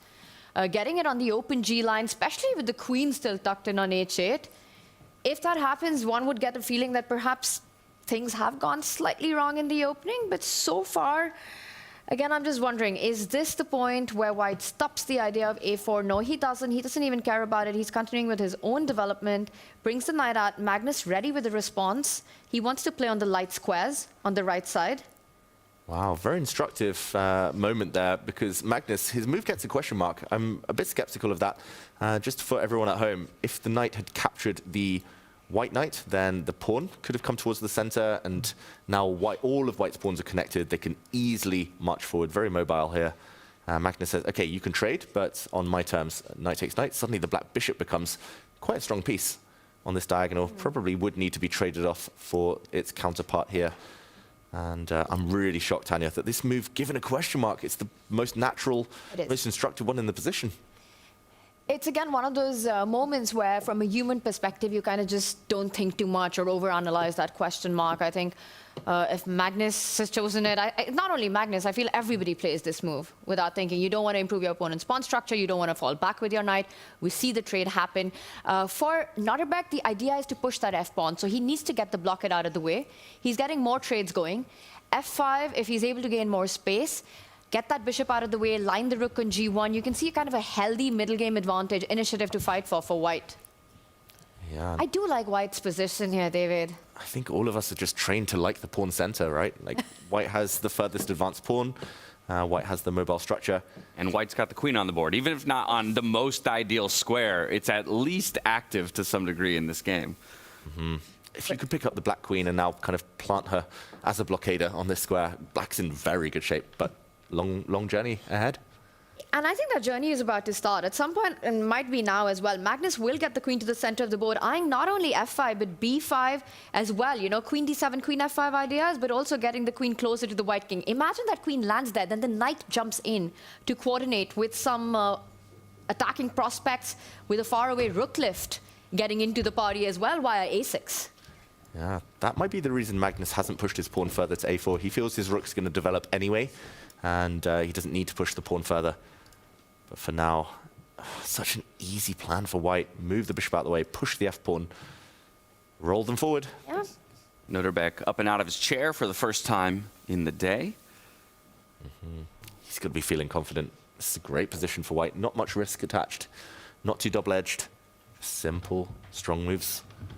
And what a start this would be for Nodirbek Abdusatorov in a best-of-4 matchup against Magnus Carlsen. If you could kick things off with a win. I think Magnus just needs to go into damage limitation mode, Tanya. You know, despite Nodirbek's score against Magnus in these formats that we touched upon earlier, he does give the feeling that he still doesn't let Magnus get to his head. He always plays combative positions against him. He's not trying to play it safe, even the approach that he's had in the game so far. You know, we speak about body language. I don't know how much weight we actually put into it, but he does look confident. He gives those classic Nodirbek stares to him once in a while. He almost gives me the feeling of like being the assassin on the board, speaking of Avalon energy. Yeah, he's a stone cold killer. He has been since he was 17, winning the World Rapid Championship. And I mentioned the World Blitz, the 2 freestyle matches they had last year. He's always had chances, especially in the first games. He tends to fade away, I think, falling behind against Magnus. He's never really shown he can come back because he has such an aggressive style. He doesn't want to slowly survive and look for these longer battles. He wants to go for a quick knockout. I love his last move, by the way. Finally, A4. We predicted that one earlier, but most notably, pinning down the black rook for a long time now, defending this pawn. And also notice now that the light squared bishops are off the board, there's only one side who's going to have trouble with those pawns, right? It's the one with A5. It's the one that can be targeted. Meanwhile, A4 feeling absolutely safe. David, I think it was Magnus who said, right, it was in some interview, that out of the youngsters, who do you think has that max killer instinct? And he said Nodirbek Abdusatorov. And yet he chose him. But that just speaks to Magnus's confidence against really anybody on the planet. That A4 to follow G6, which is indicative of Magnus Carlsen looking for ways to get his queen involved in the game. Maybe a pawn break towards the center here soon. But I do want to take us to our other semifinal bout, because for the first time, I would argue that one of our players in the top 4 has a solid advantage. It's going to be Fabiano Caruana over Vincent Keimer right now as we arrive. You'll see the engine not loving the most recent move here by Vincent Keimer, calling it an accuracy, but for me, what I'm noticing is kind of space control. It's connect 3, connect 4 if we include that knight for the time being. Just the coordination of the pieces for black feels slightly better. Oh, it feels like there's tactics. I think we need to do an action replay as well, just to see how we got here, why this is such a big mistake from Vincent Keimer. The clock is not in his favor right now. We left it a few moves ago with very natural moves. Vincent already bringing his bishop forward, maybe an inaccuracy. Neither side pushing the A-pawns. We talked about how critical that might be soon. But first, a threat on the long diagonal. 2 pieces attacking this pawn, queen and bishop. 1 defending, blocked. I think Vincent maybe not realizing the essence of the position was all about pushing this central pawn to block kind of even further forward. The knight comes out, hits this little soldier. The knight also defends this pawn, and beautiful pawn sacrifice from Fabi, destabilizing the white knight in the center. This looks like the strongest piece, but G5 breaks the protection. Yes, at the cost of a pawn, but taking it another mistake. And they're adding up these mistakes. They're amounting to a big advantage. This knight now hit, this bishop hit. That forced the knight to retreat. Black gets the bishop pair. And yeah, this does look very scary. Whoa, bishop to A4, exclamation mark. Hitting this rook. This rook cannot move. And just for an example, for everyone at home, if the rook were to move here, this is already checkmate, smothered mate. So the rook cannot move. The question is whether the pawn can block with a fork. It has to be bishop takes pawn. I mean, that has to be the explanation for this, right?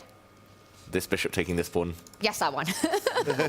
2 bishops could take pawns, but this one gets the black queen into the battle. And but I do realize B2 is defended. Let's follow it up. Pawn takes bishop. Okay. I take it back. You take another piece, right? But make it the bishop, not the knight. But we got to show it. Yeah, this is checkmate. 2 beautiful. Pieces. Oh my goodness. Doing the business. If you take the other way, then this is checkmate. 2 pieces still enough. 3 is the magic number. Black has at least 3 attackers coming in. B3 looks like it loses. Okay, so how do I weasel my way out of this? I think you might have to give up the rook. You might just have to just let it go. Let it go. Take it back. Anywhere else, knight takes pawn check anyway. Yeah, I was going to mention actually. In this position, it's not that scary because white could always castle the long side. He's ready. He's cleared the pieces out the way. But that's why this is such a good move. Not only attacking the rook, but it stops the castles because white's king cannot castle through check. So if you go B3, bishop takes pawn, and you pick up either of the two minor pieces, the rook on a1 hangs, and thank God for that queen on h8, which plays a masterful role of defending that bishop as well. So just everything works out. Just forced checkmate, almost. If b3 happens, it's game over. Sacrifice and crash through. Vincent is not going to blunder that. He's not going to allow his king to get hunted so quickly, but that means he's losing material. Exactly. He won't blunder. He's losing material. He's losing time, right? He's a bit of a paralysis at the moment in realizing that he's in a very tricky situation. He's lost on move 11, is what's happening here. All of Fabi's pieces are in play, are in game. No development for Vincent, and he's about to lose the whole left flank. And the clock keeps ticking as well. This is an incredible play, though, from Fabiano, I've got to say. Such energy. And realizing, unlike Magnus, whose queen was still in the corner, his queen is playing a huge role in this game. White's queen is a bit blunted. And I know I joke about those pawn structures, but James, you mentioned the connect three. Those totally blunt the two white pieces. Whoa, did he go b3? I saw the pawn move. I mean, on camera? Yeah, I haven't had an update. It's E3. Not on our radar really at all. Is this just a bit of, are we just lashing out and trying to create some kind of counterplay, saying, okay, but the left flank is lost. I now just need to play aggressively on the right flank? Maybe. I think it's just damage limitation. Like, he's bracing for impact here. He didn't want the black pawn to step forward and crack open this diagonal even further. So he's saying, okay, you will not have this pawn break at least. I've got it well covered. I think he's pure defensive mode here. Bishop takes rook would be met by the queen at least centralizing and defending the pawn in front of her. And, okay, he would only be 1 point down technically exchange, but he would have a pawn in return. But here's where I'm going back to something that Tanya taught me a number of Grand Slams ago. Threat greater than the execution, right? We don't take that rook. We just improve our position, I imagine. And that makes a lot of sense because that rook isn't going anywhere, especially because the d2 pawn is hanging. So you still have the idea of going bishop takes pawn when needed, but I do think that Fabi, when I saw the camera, he's gone for it. I think bishop takes rook, queen takes bishop is on the board. Also makes sense. And now you can continue with improving pieces. Do you still want to play a5? For me, honestly, he does go for a5. He's expanding, not only expanding that rook lift, eventually landing on the b file, adding more pressure on that left side. Now it's impossible for white to castle all the way along to the right flank because there's no rook to castle to get to safety. So he can just continue building the attack. I think g5 for me. David, your first contender for move of the day. Pawn sacrifice, that was a bit of a brilliant one, foreshadowing what has just happened. And to understand moves in advance that just that one tempo gained gets you such a big attack. Incredible. Fabi, relentless. Yeah, Fabi, I mean, we talk about how he's maybe normally a slow starter, and then this is the portion of the tournament, knockout stages, where he starts to ramp up. If we consider that yesterday he already looked in good form, it's not really surprising to me right now that he's pushing Vincent like this. You know, Fabi was one of the players who needed, he was in a must-win in that final round against Arjun. Yeah. And he made it Who had happen. just beat Magnus. Who had just come from a win against the world #1. And Fabi made it happen. And you're talking about finding form. I mean, we've spoken that he's Mr. Consistent. He's had every single finish but winning a slam last season. You know, time after time finishing on the podium, but just that almost story of Fabiano Caruana. Maybe the stars are saying, you know, when it matters the most, Fabi, this is where you do it, when it's the World Championship. Doing his best to write a different story this time around, getting all of his pieces into the game, right? a5 followed by a4, but that allows the rook to lift itself up into the game, get more involved. Gonna move that rook, surely. King to a2 just feels like a horrible position to be in. Yeah, this is really kind of, it's back against the wall stuff for Vincent. Survival over the next half dozen moves is going to be difficult, let alone surviving long-term down material. He's getting attacked and he's down points. It's the worst of both worlds here. I wonder what would happen if pawn to b3, that's been on the radar for a few moves. Maybe it's still more sacrifices along this diagonal. I don't even really want to calculate it because it looks terrible for the white king. But if not, then exactly, passive moves like this are necessary, and he's got to be cringing inside, Vincent, as he plays these passive, slow moves. You're down in exchange. One rook is off the board, and if the other one has to be used to put it on that square, you know things are looking pretty dire. Now it's all about just Fabi involving the queen into the attack, either via the E8 square or F8 on that diagonal, trying to get it in. I think that's the one piece that you want in game right now. Yeah. You said 3 is the magical number. Rook, knight, get the queen in. James, you're pointing out to me that maybe this queen move... Queen to F8. I mean, it looks strong, of course. I think you just have to, I mean, and Fabi's a calculator, right? So I'm sure he'll do the calculations. If I were to bring that queen in, do I have enough pieces attacking that in the liquidation? And he'll find it. Queen to F8. Wow. Beautiful. He's playing incredible chess so far. 96% accuracy, despite the fact there have been sacrifices, despite the fact it's a bit crazy. This is both tactical and strategic. Prophylaxis against playing b3. This would now be a quick checkmate. This has not happened. This is just a sign of the danger for black, but also setting up some potential tactical tricks of taking the pawn and jumping in with the queen. Fabi is dominant right now.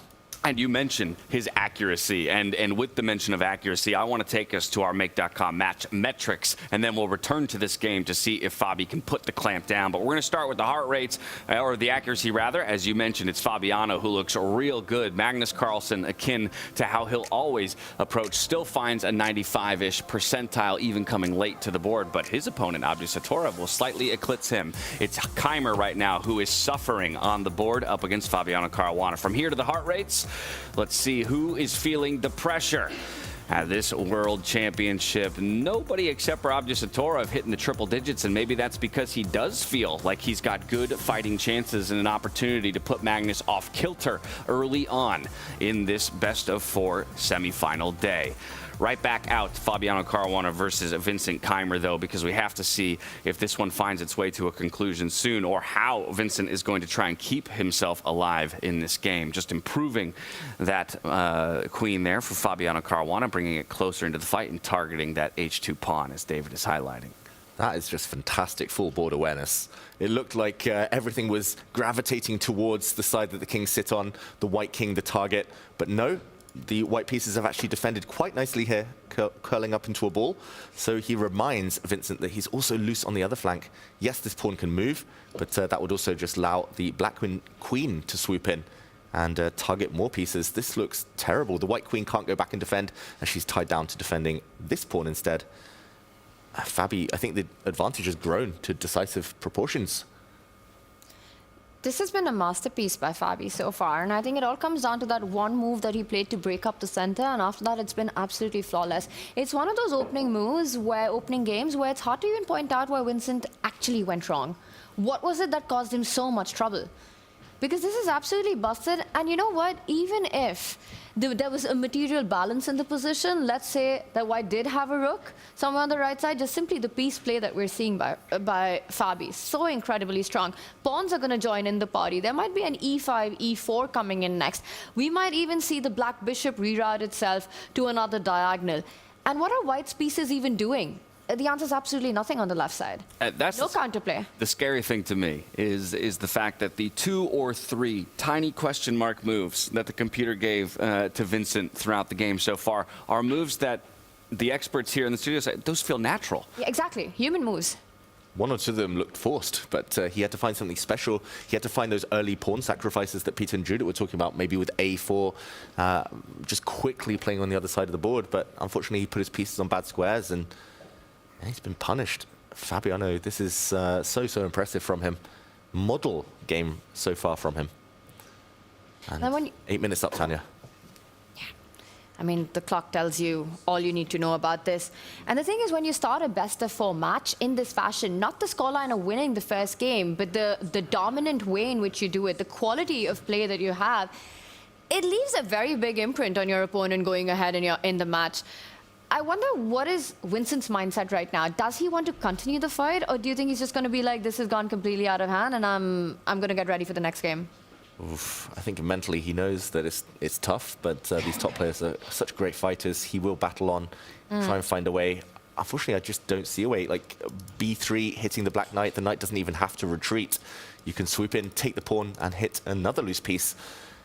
Any exchanges here benefit black. Any transitions, any more pawn gains.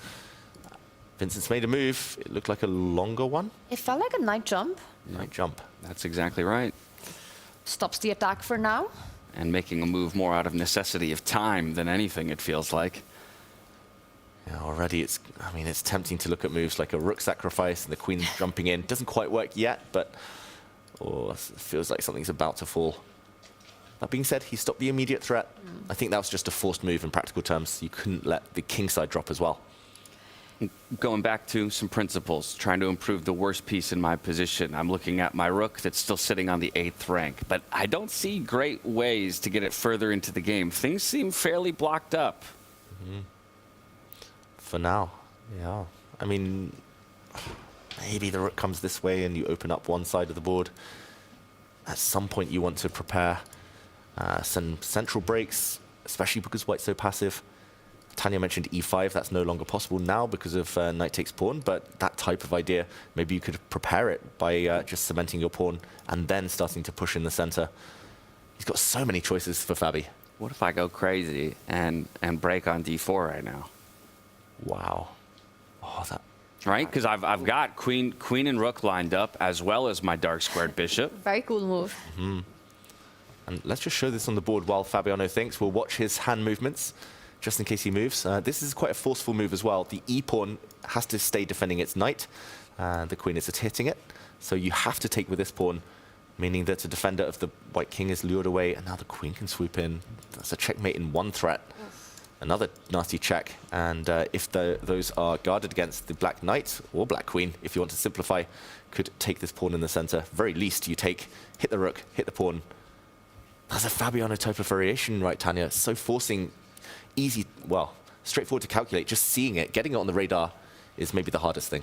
I love it. I love this move. And once you see it, you can't unsee it. And it just, it feels like the time is ripe for this. You know, all your pieces are well placed. You pointed out the d8 rook. It also kind of opens up that line.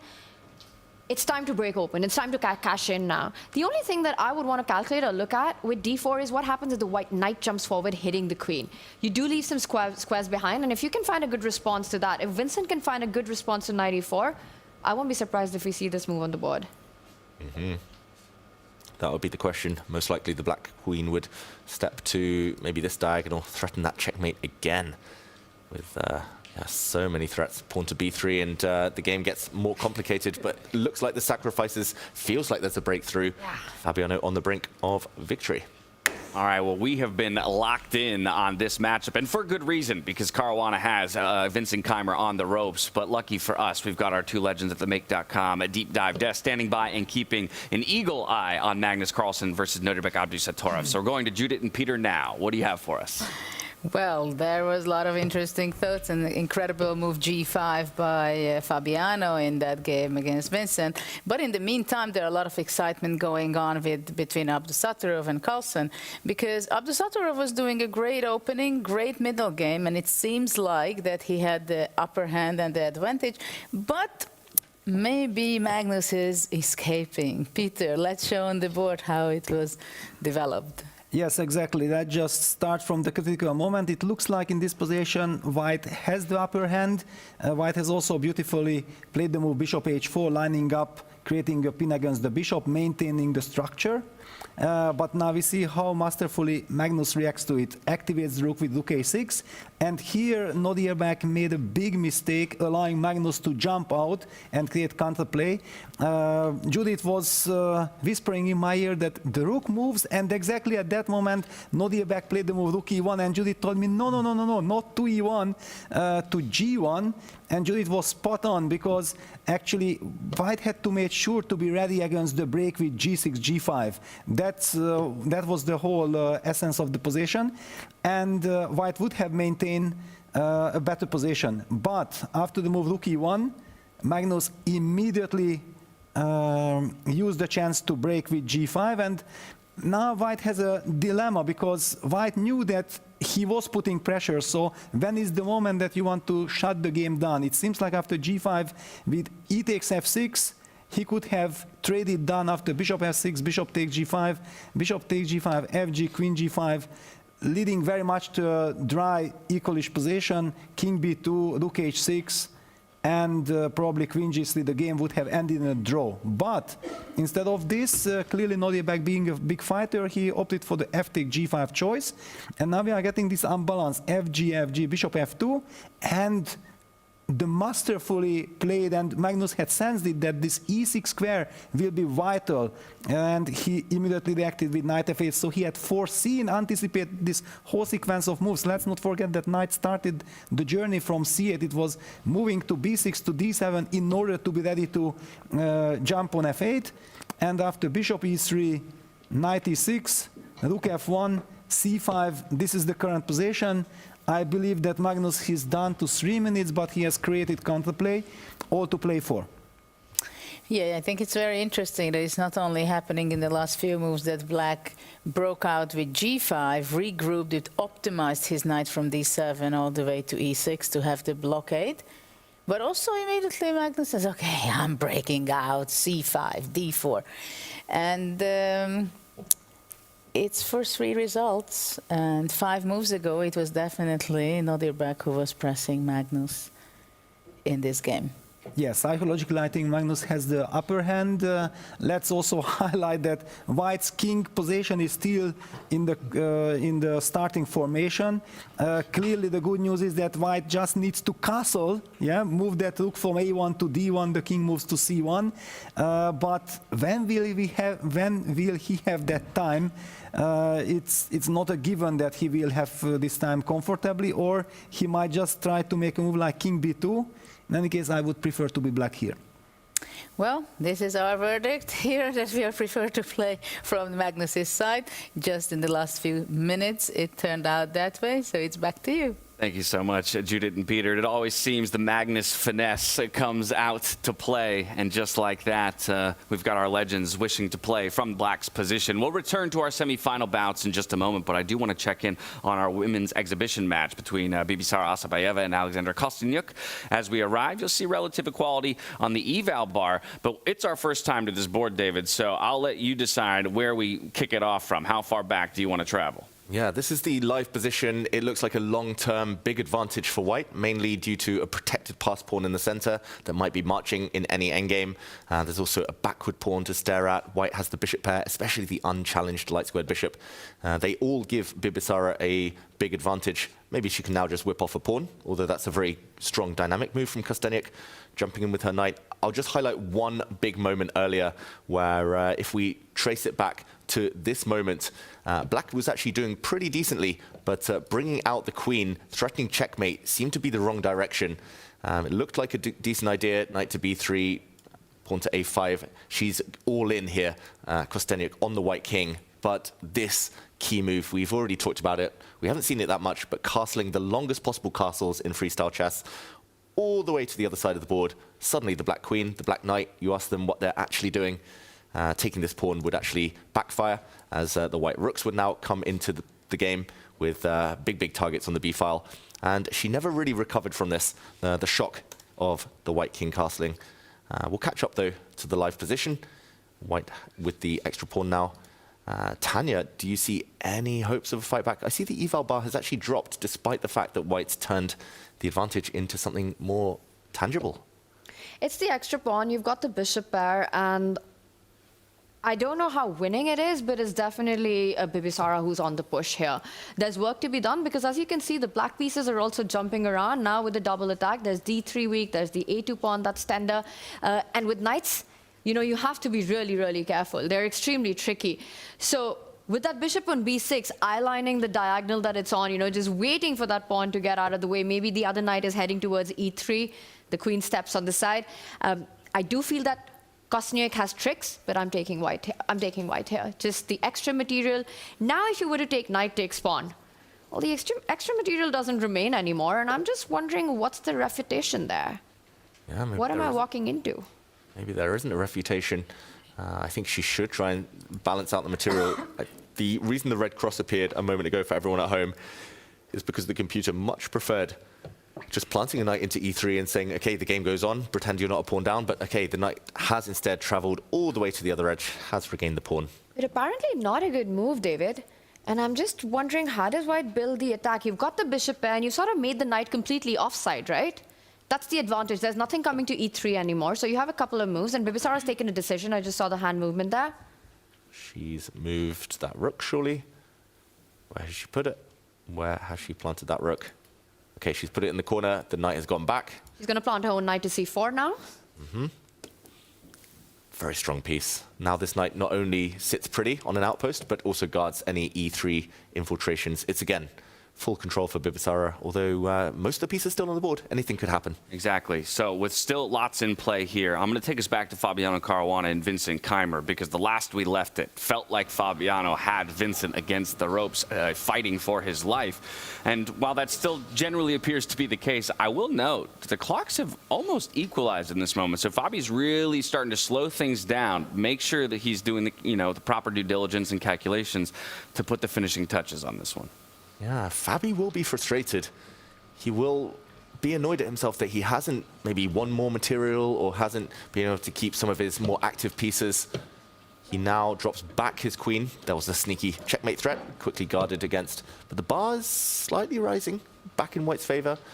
I don't like the fact that a few moves ago he played the move pawn to h6. He traded off white's weak pawn. He could have tried to win that pawn instead of trade it. He went out with his bishop, now back with his bishop. He's lost a bit of time, and the knight on c4 that was so strong has been traded off.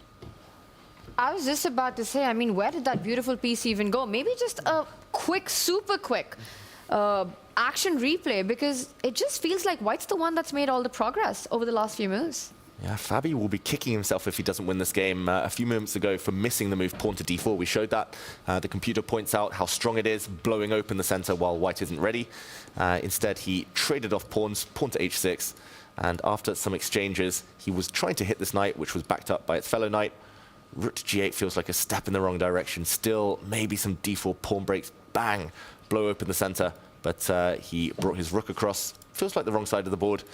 Yes, he wants to get that rook active, but easily defended now, this pawn. And the real question mark move appeared. Knight to e5, trading off his best piece. That feels like a step in the wrong direction. And to catch up, we saw a knight exchange, the queen sliding. Not quite accurate play from either side, but Vincent has stabilized. And there we go. He's getting active for the first time in this game. I mean, I'm still liking the extra exchange. Yes, it felt like a lot more for Vincent last time we checked in. You're pointing out the ideas coming in with rook to f1, attacking on f7. This is maybe the best position that Vincent has had in a very long time. Exactly. Feels like you've been suffocating for the last 20 minutes, and for the first time, you've been able to take a breath. Yes. But I still think that Fabi gets this done. Up in exchange, you could kick the queen out. I'm going to say differently. I think momentum has turned so drastically that Vincent might save this. Ooh. Maybe. Wow. Maybe more. You never know. If he ever gets this pawn. Knight coming into e5 as well. Coming into e5. I've seen Fabi panic. He's maybe one of the players at the top who needs that time, not just to calculate, but also because he loves control. And I don't know, when things turn, he tends to panic a little bit. At least against the likes of Magnus. Will he panic here? There was a checkmate threat. Ooh. Vincent guarded against it by moving his king away. And quickly slides away. But what's the follow-up? Fabi played that really quick. And of course, Vincent was going to spot it. And now, like you said, the clocks. Oof. But I still feel Vachier pulls this through. But what's the move? Queen takes pawn is a big threat on the board. If you play queen d7, that is definitely not what you want to do here. Just admit that that was a one-move cheapo coming back. So how are you defending it, Mr. Caruana? Easy moves for white, that's the difference. Like, white is going to move the king closer towards safety, behind that wall of pawns, nearer the knight, which is a great guardian, great bodyguard. Later on, the white rook's going to slide. Easy moves. I don't see any easy moves for black. The rooks aren't that great. They're staring at well-defended pawns. It also doesn't feel right to put your rook on g7 to defend that pawn. It's, just tying down your bishop. What is that rook even doing there? Because what you want to do is go bishop e7 and kick that queen out. But once you place your rook on that square, you're never going to be able to do that. Fabi's taken a decision. What is it? It looks like he's moved his bishop by the hand gesture. So it is bishop to e7, but he's going to do it without moving the rook. That gives up a pawn. A big pawn. 2 connected passes now for Vincent. What is the idea there? Is it just to get the rook in on the open file? The black rook will move. I'm struggling to understand. Oh, so your idea, if queen f7, rook to f8, and just kick the queen back out. But now at least my rook has a way into the game through that open file. While Vincent thinks quickly, we'll show it. Queen takes pawn now, the black rook will slide, and wherever the queen goes, maybe it's time to start pushing in the center to finally start mobilizing. We'll see. Vincent has decided. But bishop e7 is gutsy and brave, and Vincent takes the bait. We have this on the board. Okay. He stops e5 for now, David. Level material, though. So if Fabi doesn't get some kind of attack going, then Vincent's going to survive or more. Well, with e5 not available, can you get the other pawn moving up? c5, c4, kick that knight out, put pressure on b3, bring your rook to f2. I love it. c5. But queen e5, wouldn't that trade the queens off immediately? It would, but maybe pawn to c4, he keeps going, allows the trade on black's terms. I think Vincent would love one more move to trade off the queens. But this is it. If Fabi doesn't find something quick here and now, game on. Yeah, that's a good point. Fabi is now on a clock deficit. And thank you to Chrono24, our official timekeeping partner as well, for keeping apprised of all the time that the players have left to work with. But yeah, this is going to be an uncomfortable position for both players, even though Caruana has to know that he's advantaged in this. He's done it. He's gone to for that c-pawn. He goes for c5. He's bringing it on.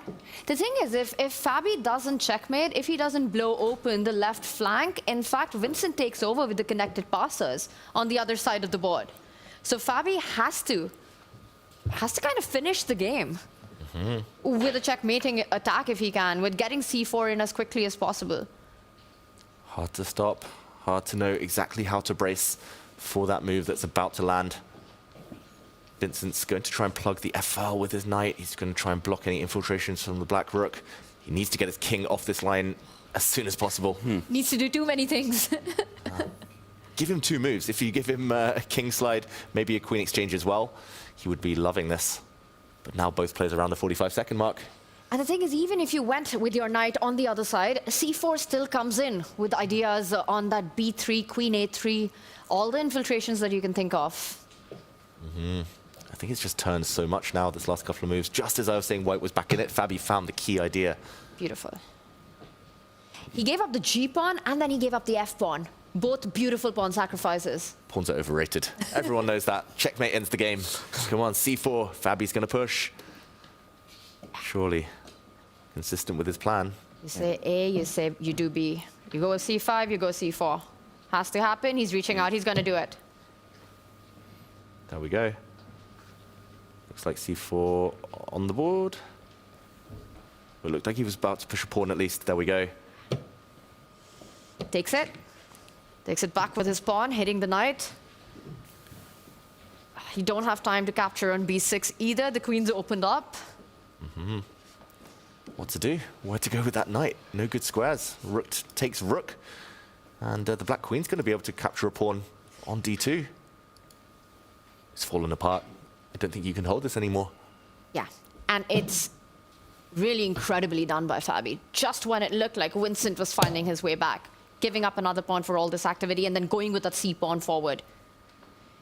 And the knight doesn't have any good... 3 seconds. 3 Make seconds. a move, he's about to get flagged. Shake of the jacket and the chair there. Vincent not able to find a good response. He will eventually reach for the knight and bring it forward, but... Come in with your rook. He first trades. Oh, wow, and he takes a pawn on c4. He made that earlier move with 1 second left on his clock, Vincent Keimer.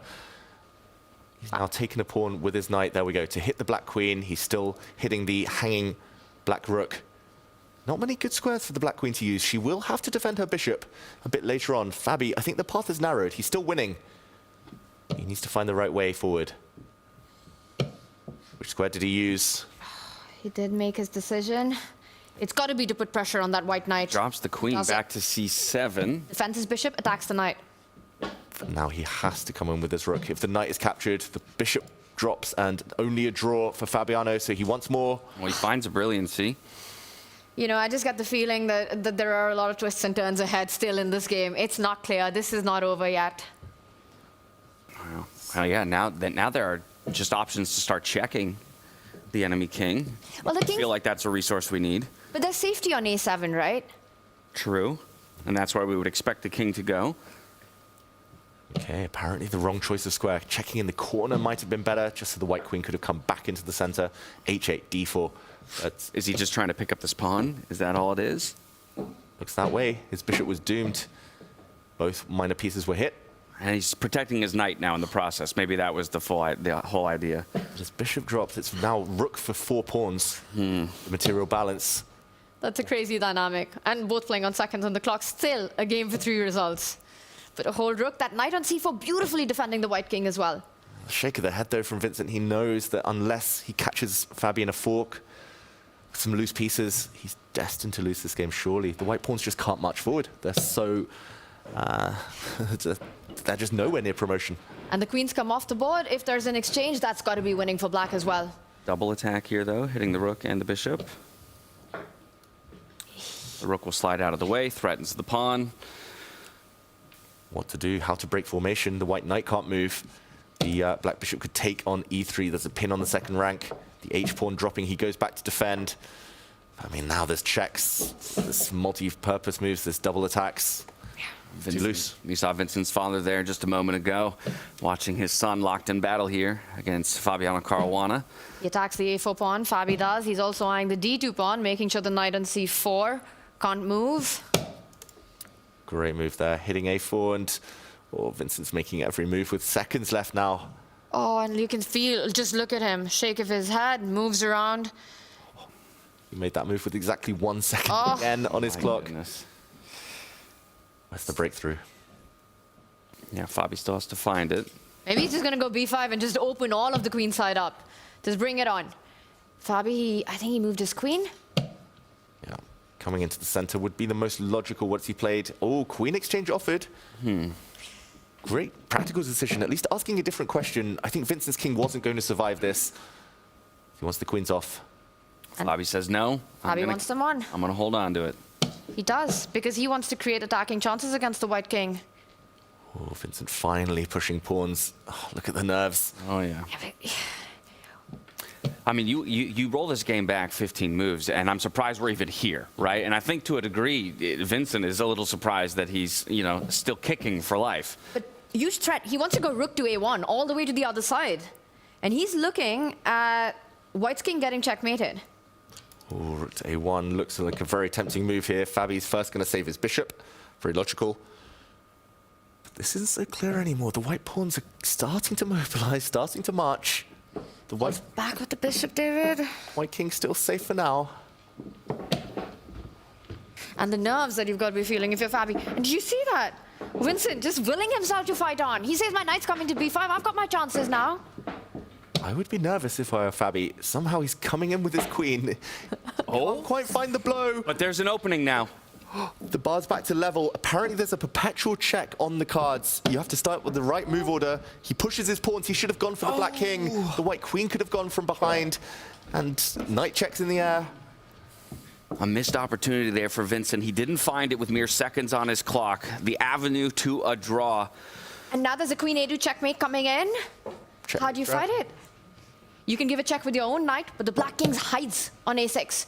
He comes back as a defense. Oh, but now the white king's going to get checked out of that corner. Do you step into the center? Do you bravely walk into the middle of the board, or do you step back? He goes back. The queen is hit. That white queen, can it keep protecting its knight? He's going to come back all the way to d3 to stay connected. It's still not over because all the pawns are intact. It's hanging by a thread, though. The white queen's so overworked. She's defending her knight. She's defending her pawn. There's a pin along the second rank. Fabi, just gets his rook behind the pawn. He's going to grab on the g6 square. Next move. Oh, yeah. That's a very professional move right there. Just get rid of that pawn. And there's no way to defend it. Oh, that one opportunity came out of nowhere. But Vincent's missed it, and the hand's shaking as he makes his moves now. The pawn does drop. It's only 3 pawns for the rook. Queen exchange, not enough anymore. Or is it? He gets those queens off. Yeah, the h-pawn also is about to fall. It's hard to imagine holding on to that pawn with the king and the knight completely offside. And now Fabi's going to convert this in the endgame. Yeah, looks like a calm has kind of fallen over Fabiano now in what was a game that started to feel like it was slipping away. He will grab it back. Yeah, and I'm still wondering in my head, David, maybe later you can show, or perhaps we'll have the Legends deep dive. What was that moment, that one opportunity to escape, to have that Houdini escape that Vincent did and wasn't able to find it? Yeah, one of us, for sure, will show that missed opportunity, but Fabiano, in general, has been on top, and it looks like he's going to bring the game to its logical conclusion. Might still go on a while. Vincent will build what looks almost like a fortress, with the knight on the b5 square defending a few pawns. Maybe he'll connect those pawns, and the breakthrough will take a while. But once Black's bishop, rook, and king team up, it should just be too many pieces. Rook for 2 pawns just cannot be enough to save the game. That's just against any chess principle that I've ever learned.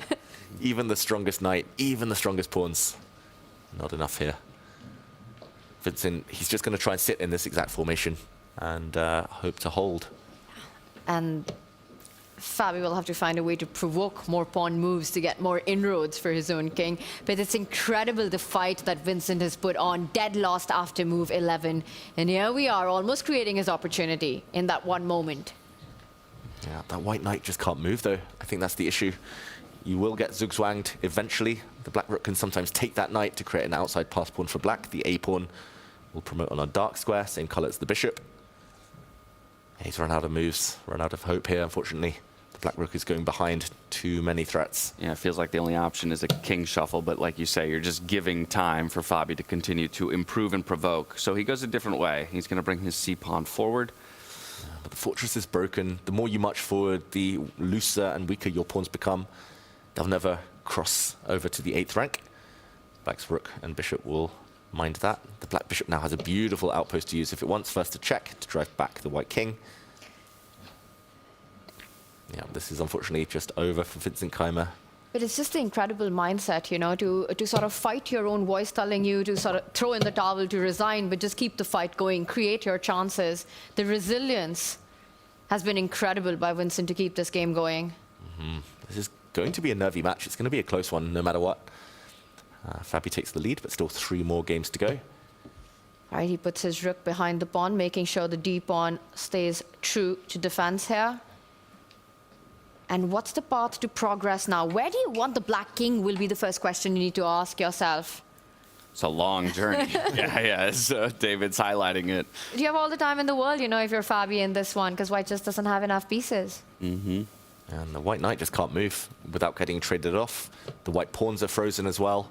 Can't much forward, so it's going to be slow but steady progress. I mean, so Fabiano will obviously be happy to get the win, but I would venture to guess he won't be happy with how the win materialized necessarily. That it could have been a little cleaner than this. Yeah, I think if this were a longer tournament, he'd be a bit annoyed at himself. The killer instinct not there, but the fact it is a match, the fact he got the job done, the fact that he did torture Vincent for longer. Actually, maybe it's not all downsides. Sometimes it's nice to get a longer game in to feel fresh at the beginning of a day. You calling Fabi a sadist? What is going on here? Chess players are all sadists at heart. There were moments, Fabi, of Fabi getting nervy for sure in this game, and that was quite a shocker to see happen. But I would agree, just getting the job done is the most important thing. And there it is. Yeah, he's going to follow that pathway for the king. Yes, the king comes closer and closer. Yeah, and then those pawns will drop. White king is just stuck, no moves. The knight comes back. He's going to check back that white king first, cut it off, and then continue the journey. It's nice to put the king and rook on opposite color squares, at least. I would always want to put a rook on a dark square, king on a light square, or vice versa, because then they can't get forked by a knight. Gives a check, driving the white king back, as you predicted, and only then going to improve the position of his own king.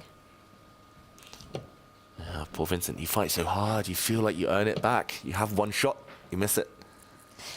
Not an easy shot to fire, though. That one which is seconds on the clock. Oh my goodness. It was not obvious at all.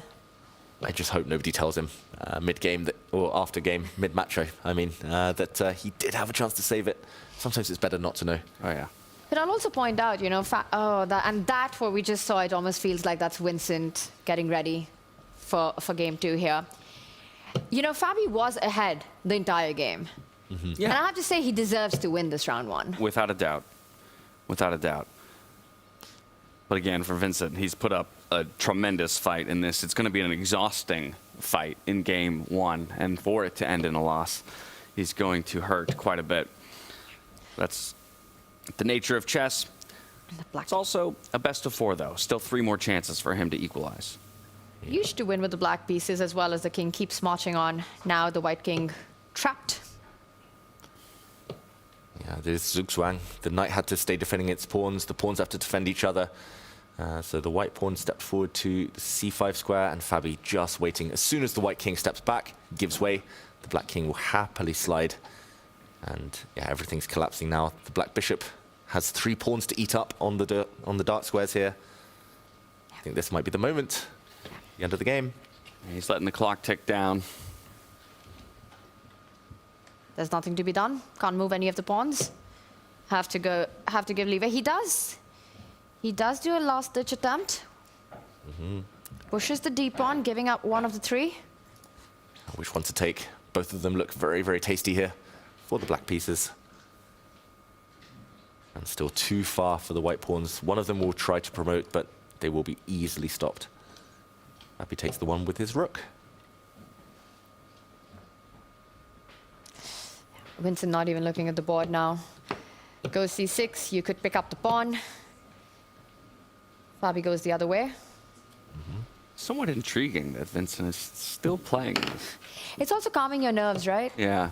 Even though if in your head you're getting ready, you just want this to go on a little bit longer, you're accepting everything that's happened and getting sort of mentally ready for the next game. A win with the black pieces is big in game 1. Fabi gets the next to white, and there we have it. He takes the lead. Well, Fabiano Caruana, the only one of our finalists, who will get a decisive victory in game 1 of the day over Vincent Keimer. 1-0 is the scoreline here with 3 games to play. Magnus Carlsen, Nodirbek, Vachier-Lagrave, they will have split half a point apiece, a draw in their game.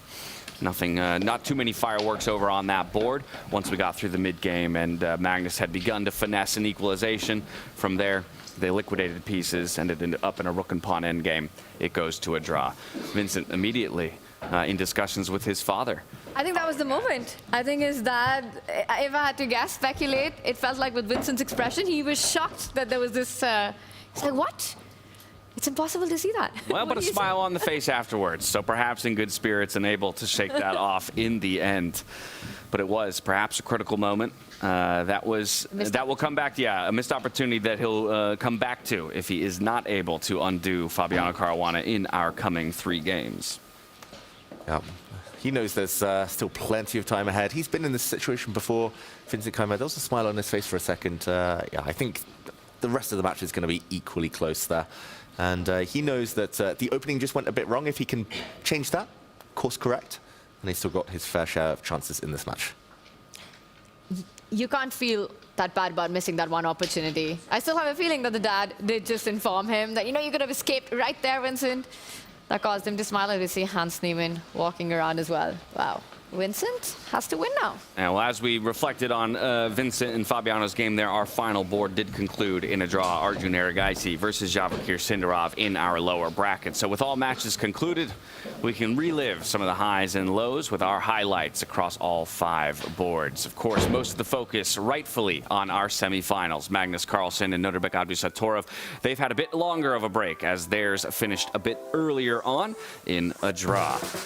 On the other side of the semifinal bracket, though, it was Fabiano Caruana and Vincent Keimer. Fabiano gets himself a solid early advantage, perhaps let some of it slip, but in the end would get it over the line. Arjun Erigaisi, Vachier-Lagrave, they are going to split half a point apiece as well.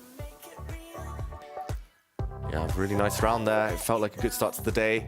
We didn't cover the 5th to 8th place games so much, but it was definitely the drama on that board between Fabiano and Vincent that will be the talking point of the first game of the day. Fantastic game by Fabi all around. You know, it was impressive to watch, and I think sacrificing the G pawn, sacrificing the F pawn just when it looked like Vincent was finding his way back, incredibly finished off as well at the end. Deserved win right there. A very deserved win, and it's going to set the pace and the tone for the rest of the day, right? You get that early victory. Now it's about how does Fabiano kind of change his approach to games. At this point, you could split half a point apiece and play a more stable approach for the remainder of the day and still come out on top. And Fabiano will get 2 whites in a row now, which means he's probably a big favorite, but We will see. We will see. Having the white piece is not always a blessing, as we saw there from Vincent's last play. And yeah, we'll talk about the other semi-final, which was very, very closely matched. Yeah, we'll talk about that in just a bit. But you were the one who was requesting if we could have our legends go over that, that one opening that Vincent had to possibly come away with a draw. So I'm going to hand things over to Judah Polgar and Peter Lecko, who are standing by. What do you have for us? What was that critical move that Vincent missed? Everybody is excited about that critical moment. What was going on? Well, it was such an exciting game. Of course, it was not easy to sit next to Peter during this game because we're analyzing very closely how it was developed. Of course, as we've seen in the beginning, the opening did not went the way Vincent was hoping for, and G5 was a powerful move, though there were some real incredible ideas for white. But we want to focus exactly on that specific moment because how incredible it is, how resourceful Vincent was. And you should never give up. This is also another example of that while Fabi played it so well, and he was pushing and increasing the pressure and the material advantage, still we will show you some magic lines.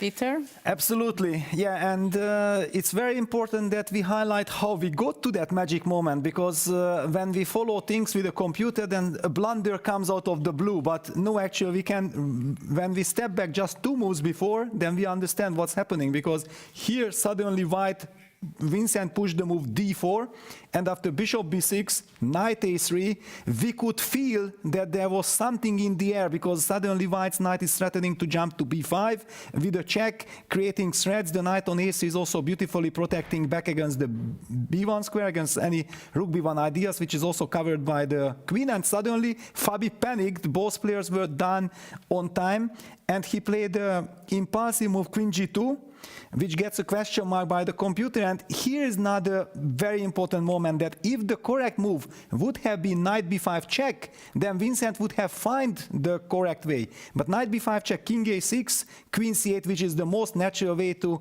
try to get to black's king with queen a8 check, runs into rook b1 check, and after king c4, queen a2 check, actually delivers checkmate after king d3, rook b1, rook d1 check, king e4, queen g2 check, and there is just no way to hide, because you cannot go to f5 due to queen takes h3 check, and white will lose the game after king e5, queen takes g5, and it's a matter of time when you resign. So it was not so simple. That was the reason also why Vincent missed the golden opportunity, because you had to start with a quiet little move, not to give a check, and keep your king in danger with the stunning move queen c8. Now we know already that knight b5 check, king a6, queen a8 checkmate is a devastating threat, so black has to react. And thanks to this lovely knight on a3, we are covering the b1 square, so there is no direct rook b1 check. So what does black do? In fact, it seems like queen d5 check is the best move. Yeah, black could potentially play king a6, but this would have never ever happened in the game, because black is giving up on even trying to win the game. That makes no sense. White can just repeat moves with queen c4 and even maybe play on. So clearly queen d5 check would have been the start of the magic line. So then white pushes c4. Once again, knight b5 check followed by queen a8 checkmate is a big threat, so that's why black has to fall back with the queen to d8. Now comes knight b5 check, king a6, the critical position. Now if you look at this position, and if Vincent would have reached here, he would have been in heaven, because here you already know that this is kind of looking promising for white. Black's queen was pushed back, suddenly white's king is in a safe spot, and you have to spot the quiet little move queen e6, but it's not difficult, because you don't want to trade the queens. And you are also setting up this pin, threatening c5. And all of a sudden it turns out that black is the one who has to find some incredible ideas to save this position. And Judith, we have been analyzing, we were stunned. I'll let you show this incredible line that we have found. Well, we have to be very fast, so I show you queen f8 from black side. Queen b4 is a threat, so c5, of course. And probably the other part of our commentary team, they see already the magic. So black has to save it. Rook b1 check, king a2. Or c2. Or c2. Yeah. And now we have to give off everything. Queen f2 check, king b1, and queen b2 giving up. And it's it's a stalemate after King B2. So it's quite a road from a completely winning position to see this with black, right? So there are quite some amazing lines, and it would have been amazing if Vincent could be saving the game, but it did not happen, but he's very resourceful. Let's see the next round, how it will unfold, and the match will be exciting. Back to you, James. Thank you so much, Judith and Peter. Yeah, the road unfound by Vincent Keimer. It would have been spectacular. It was not to be. Let's check in with the results first through one round of the day in our semifinal and second day of the 2026 FIDE Freestyle Chess World Championship. We'll start in the upper bracket, where Magnus Carlsen and Nodirbek Satorov split their first round half a point apiece, and it was Fabiano Caruana who would get it over the line against Vincent Keimer. He now has a 1-point lead over his opponent. From there to the lower bracket, and we'll see the same results mirrored. It's Hans Niemann who undoes Levon Aronian, proving his pick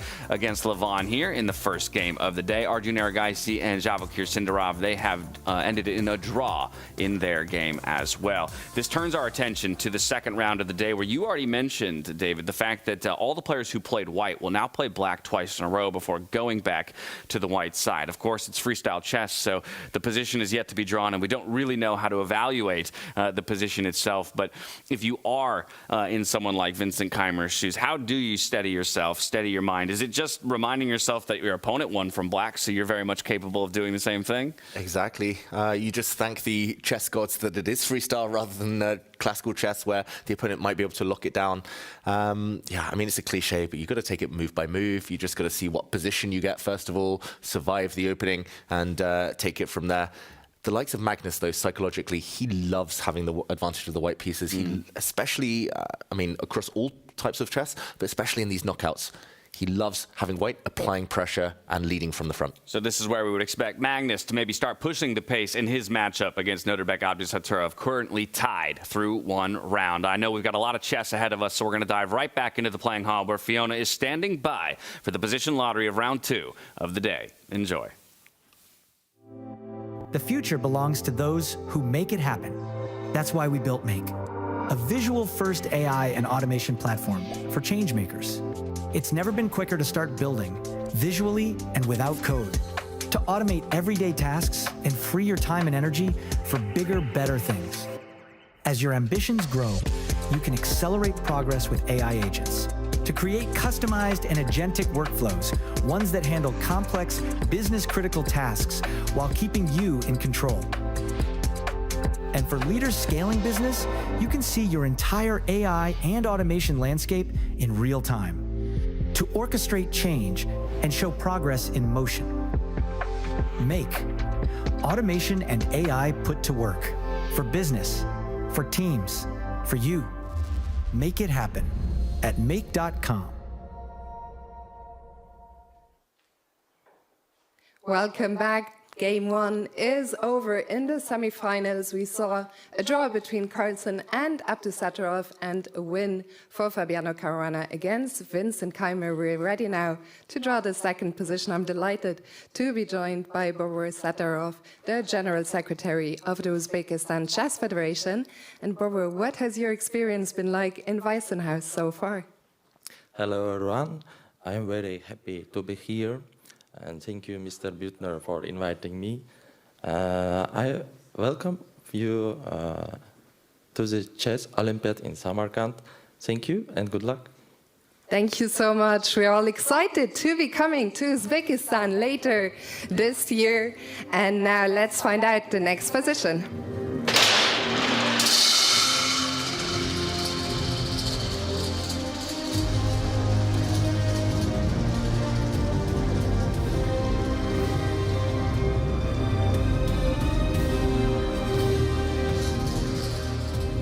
So the next position is gonna be number 184. To the players, good luck, and to the fans, enjoy.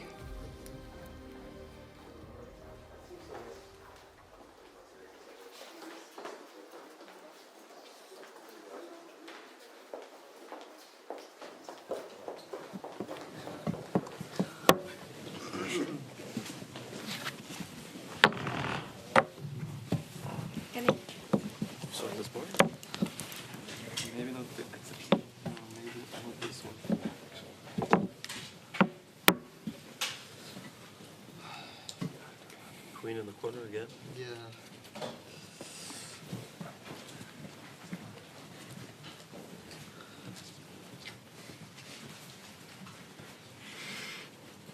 Sure. C4? And G4. It's a loose. G4. Wow. Nothing is happening. So D4, D4, D5, C4? But I think with these knights it should be natural. C3? Upgrade. No, C4, because D3, bishop C3. Maybe you can play D6. Bishop C6. If we kill this bishop. I mean, it's temporarily. No, bishop before D3. Bishop before me. But why don't we play C5 here?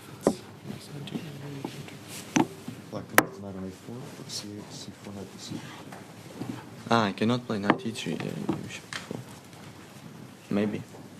Doesn't look good, yeah? Knight on A4. Yeah. But okay, D4 is like a strange one. Okay, C4 is natural. C4 is most natural. C4, Yeah. Are you allowed to help the opponent of your girlfriend? No, okay. It's not clear. Is it helpful? I'm thinking about myself, yeah. And so okay. The queen is again at the corner, right? And wait, what about C4, C5, G4? Yeah, I mean, like, D4, C5, maybe so D5 stupid, is not but good. like Huh? some attack. D4, like, C5, D5. The knight will not get stuck on D8. C4, yeah. D4, C5, D5, C4. C4.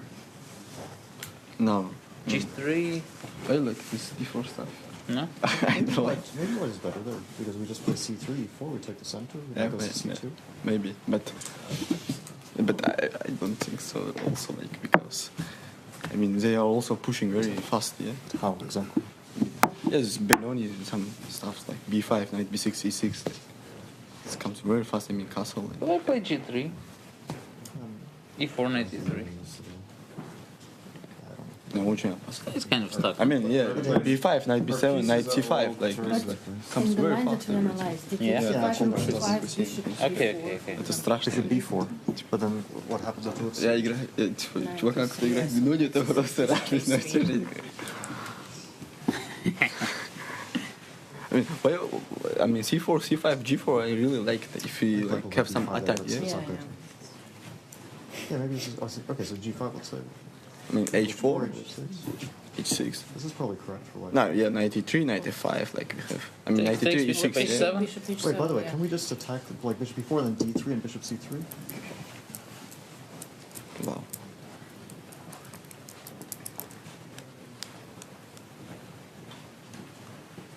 Actually, I have an idea. Wait, how? Yeah, knight is coming. This is it's coming G6. G6. Yeah, knight B3. Bishop A4.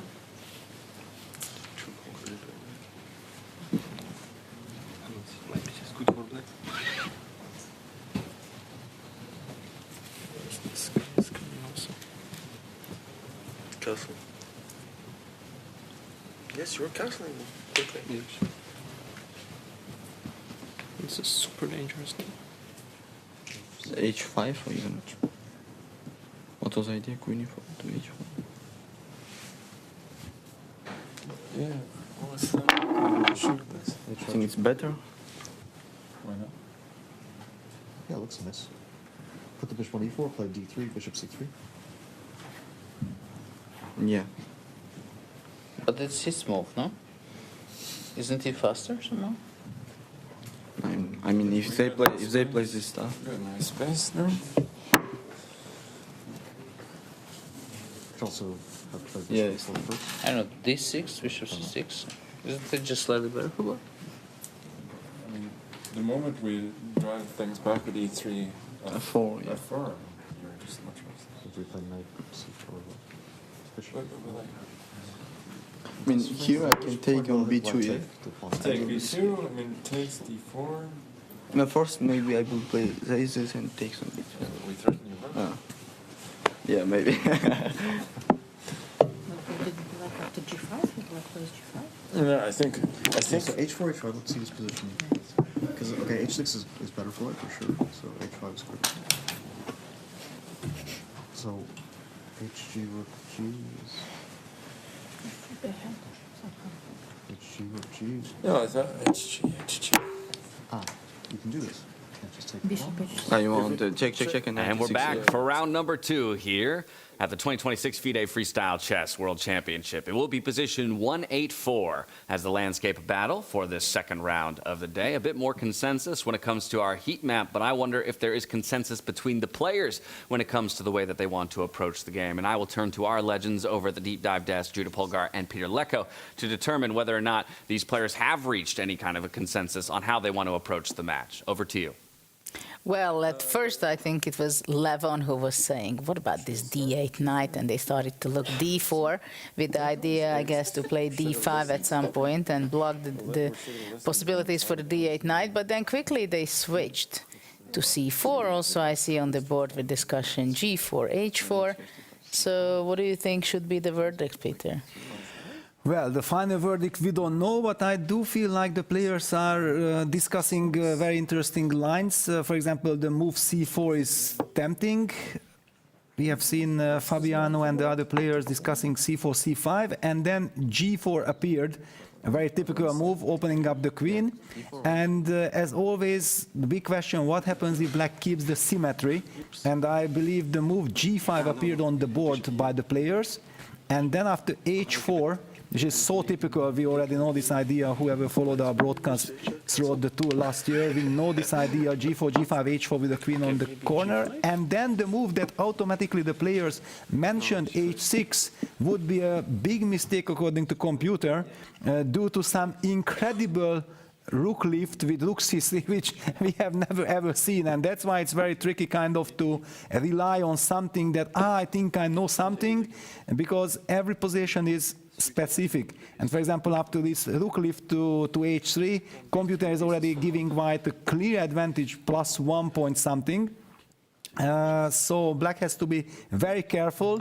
The big question is, will white play the move g4, because the same idea like with g3 also is in the card, just to open up the queen, potentially also lining up on the long diagonal with bishop e4, because there is this unprotected b7 pawn, unprotected in a sense if white attacks it with the bishop and the queen, then the knight alone will not be able to guard it. Judith, what do you make of this? Well, it's very interesting what you're saying, and I want to refer a bit between Kostanjuk and Bibisara's game, that when we've seen it in the middle game, it was interesting that their game was very much like a classical chess game. The pieces were very much standing that way. But these guys have already huge experience, and they understand that you don't want to regroup your pieces as in classical game. From b1, the bishop might be going to e4 and g2. We have to castle short. We have to be very classical on that. No, they really want to make sure that they make the how to benefit of these awkward pieces, which are standing all over where it's unexpected. I like very much the move c4, c5, g4, but I'm a g4 fan myself. But I really liked, and it's something very new which came up and you showed now, to bring up after h4, rook c3, rook h3 so early in this game. And I think we didn't see anything like that in their analysis either this time.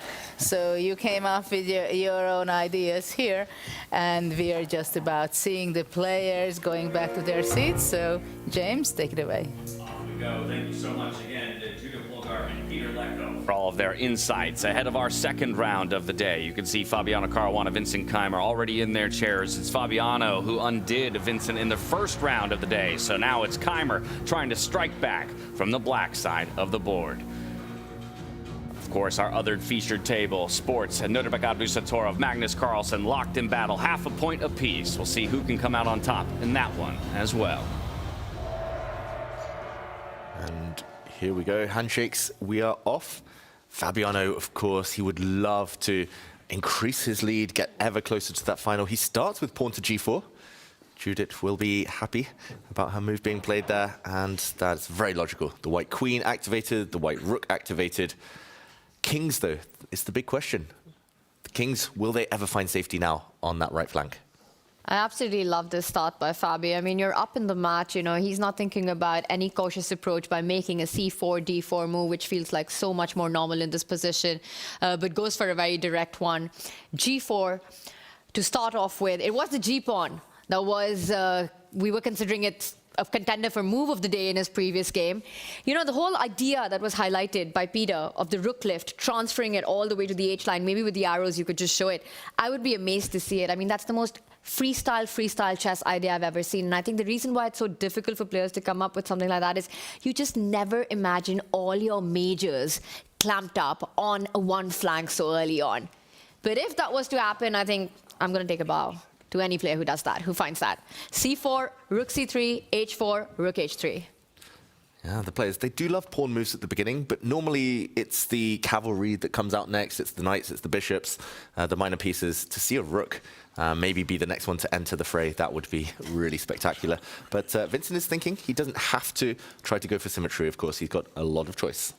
And if he was to go for that symmetry idea, then you know what we have to do, right? James, again, we've been talking about this. Just break it as quickly as possible, bring the queen out. So that's something to consider as well. The way it would transpose into the lines that we were looking at, and I think Vincent, I like how he always takes his time for the first move, just how important it is if he was to push the pawn in front of the rook on the other side of the board. c5, c4, and then we could potentially see the ideas that were being discussed before the start of the round. I'd love to see it. I mean, the more I look at this c-pawn push, the more I like it. You know, opening up the bishop as well. You know, if you did end up with that rook lift, then you already have your minor pieces aiding in the major pieces attacking on that right-hand side of the board. Yeah, it is surprising. I think that's why Vincent has paused so long. I mean, c4 looked like such a natural way to start. Kind of the white queen can come out in various ways. Why commit? You could push that pawn square, 1 square forward, 2 squares forward.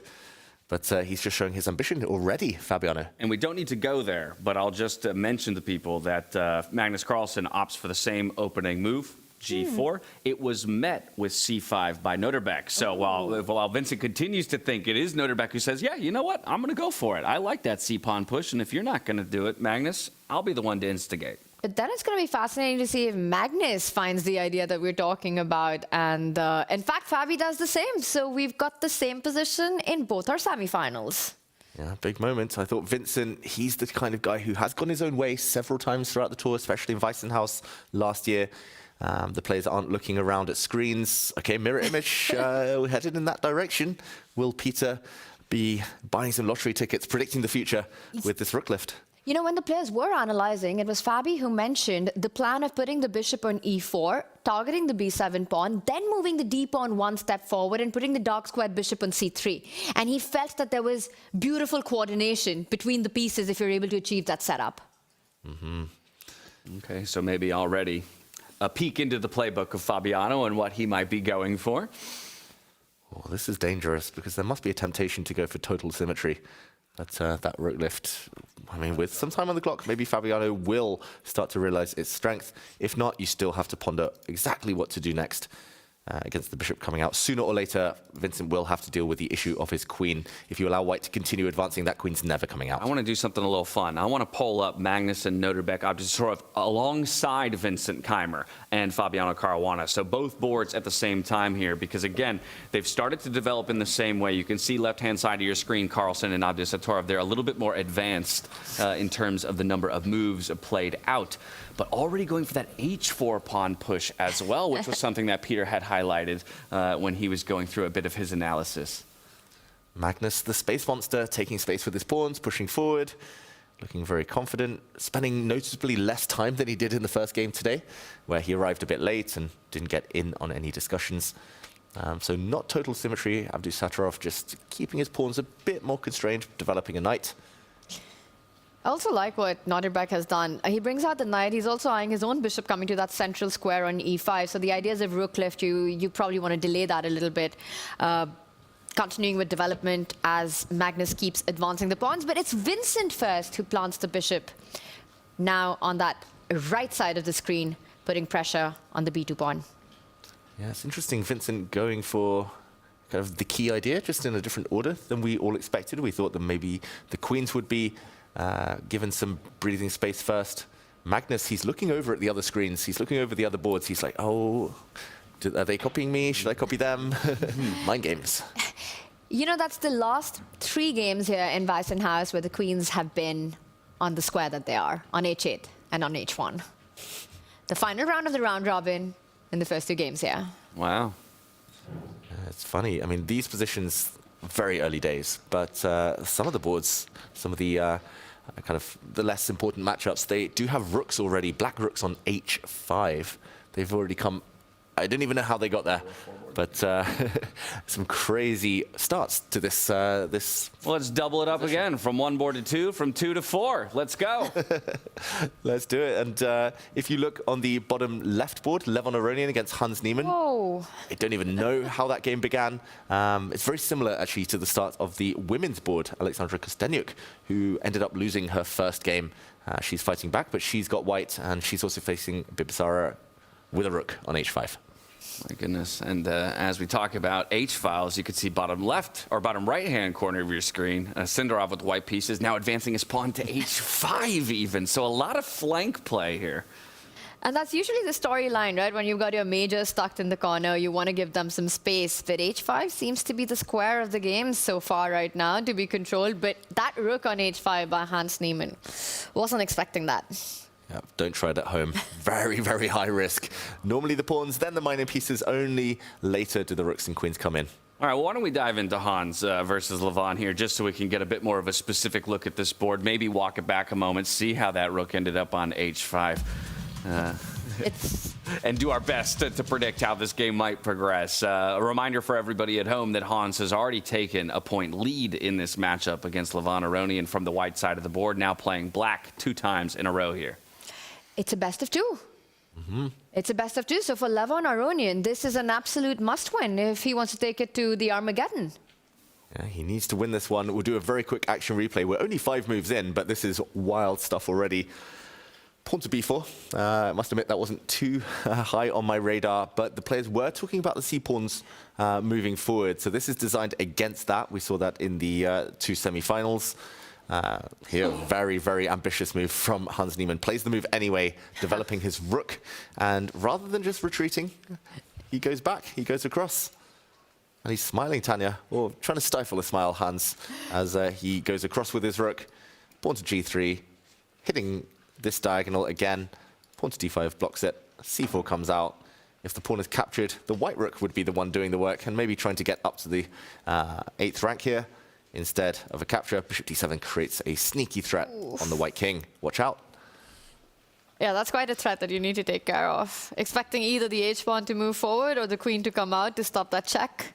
But this is getting fun very quickly. And this is right up both Levon and Hans's alley, right? These kind of positions. I think especially Lev's going to enjoy it. In a must-win game, this is what he wants. Stops that check. Yeah. H. Pawn moving forward there. Harry the h-pawn, stopping any immediate play. There is a bit of a threat now. This rook could well find itself just cornered. Of course, the central pawn is hit as well. I really don't think Hans Niemann can get away with this. Like, you're playing a creative position, you're going extra creative against the man himself, Levon Aronian. Why provoke the beast? Yeah, he's taking the fight into Levon's territory, especially being up in the match. Might just come to bite back Hans as he reaches out for his move. Takes the pawn, expecting a capture from the rook. And still that rook on h5. You know, it doesn't look like an attacking, aggressive, initiative-taking piece. It just looks completely misplaced in this position. It looks like someone set up the board wrong. And that's not just because it's freestyle chess. It's just because how did that rook even get there? But yeah, it will be a miracle if that rook lives to till the end of this game. Maybe at some point it will have to step back and swing back where it came from. We will see. It looks like a fun start to this game in the best of 2. Levon still needing to win. All right, well, from this lower bracket bout to the other lower bracket bout, before we head back up to our semifinals, so Vachier, Sindarov, Arjun, Erigaisi, checking in with them. They have split half a point apiece, a draw in their first game of the day. So each of them looking to gain an edge in this one. No rooks have made their way out onto the board just yet here. Not yet. So pawn has made its way up to h5, and it feels on the face of things quite nice for white. White's queen has more breathing space than its counterpart, but Tanya, I don't know, this looks like a healthier version. If there's no immediate threats, then black has the space, black has the lead in development. I like it. I like how it's been handled, right? Because Sindarov has spent so much time with that H-pawn, and all it took was Arjun for one move to not only challenge that pawn, open up the queen, open up a potential G-line as well in this position. Yeah, I like how he's done it. The knights come out, D-file's open, the bishop's open on the left flank for Arjun. He's looking pretty chill on camera. Looking very, very relaxed. And yeah, this will be a tight match, of course, best of two again. But a better start to this opening than it was for Hans Niemann. So with that, we can flip ourselves back up to the upper bracket. Let's go to Vincent Keimer versus Fabiano Caruana. And as David takes us there, I'm welcoming into the studio Pavel Tregubov. Sorry. Welcome. Hi, guys. It's a pleasure to have you here with us, a representative from FIDE, as we are at the first ever FIDE Freestyle Chess World Championship. One game in so far to the semi-final. We have Fabiano, the only one who's able to create some separation. But just as somebody who's been in there watching the action firsthand while we've been in the studio, how has this day played out from your perspective so far? Well, I started with a little intrigue, so Fabi managed to win the first game with black and started with G4. Well, G4, I'm sure you discussed a lot, yeah? If I gave you one guess, Pavel, who was most excited to see G4 in this whole studio, who would you think? Yeah, absolutely. Yeah, no, I mean... It was Judith, of course.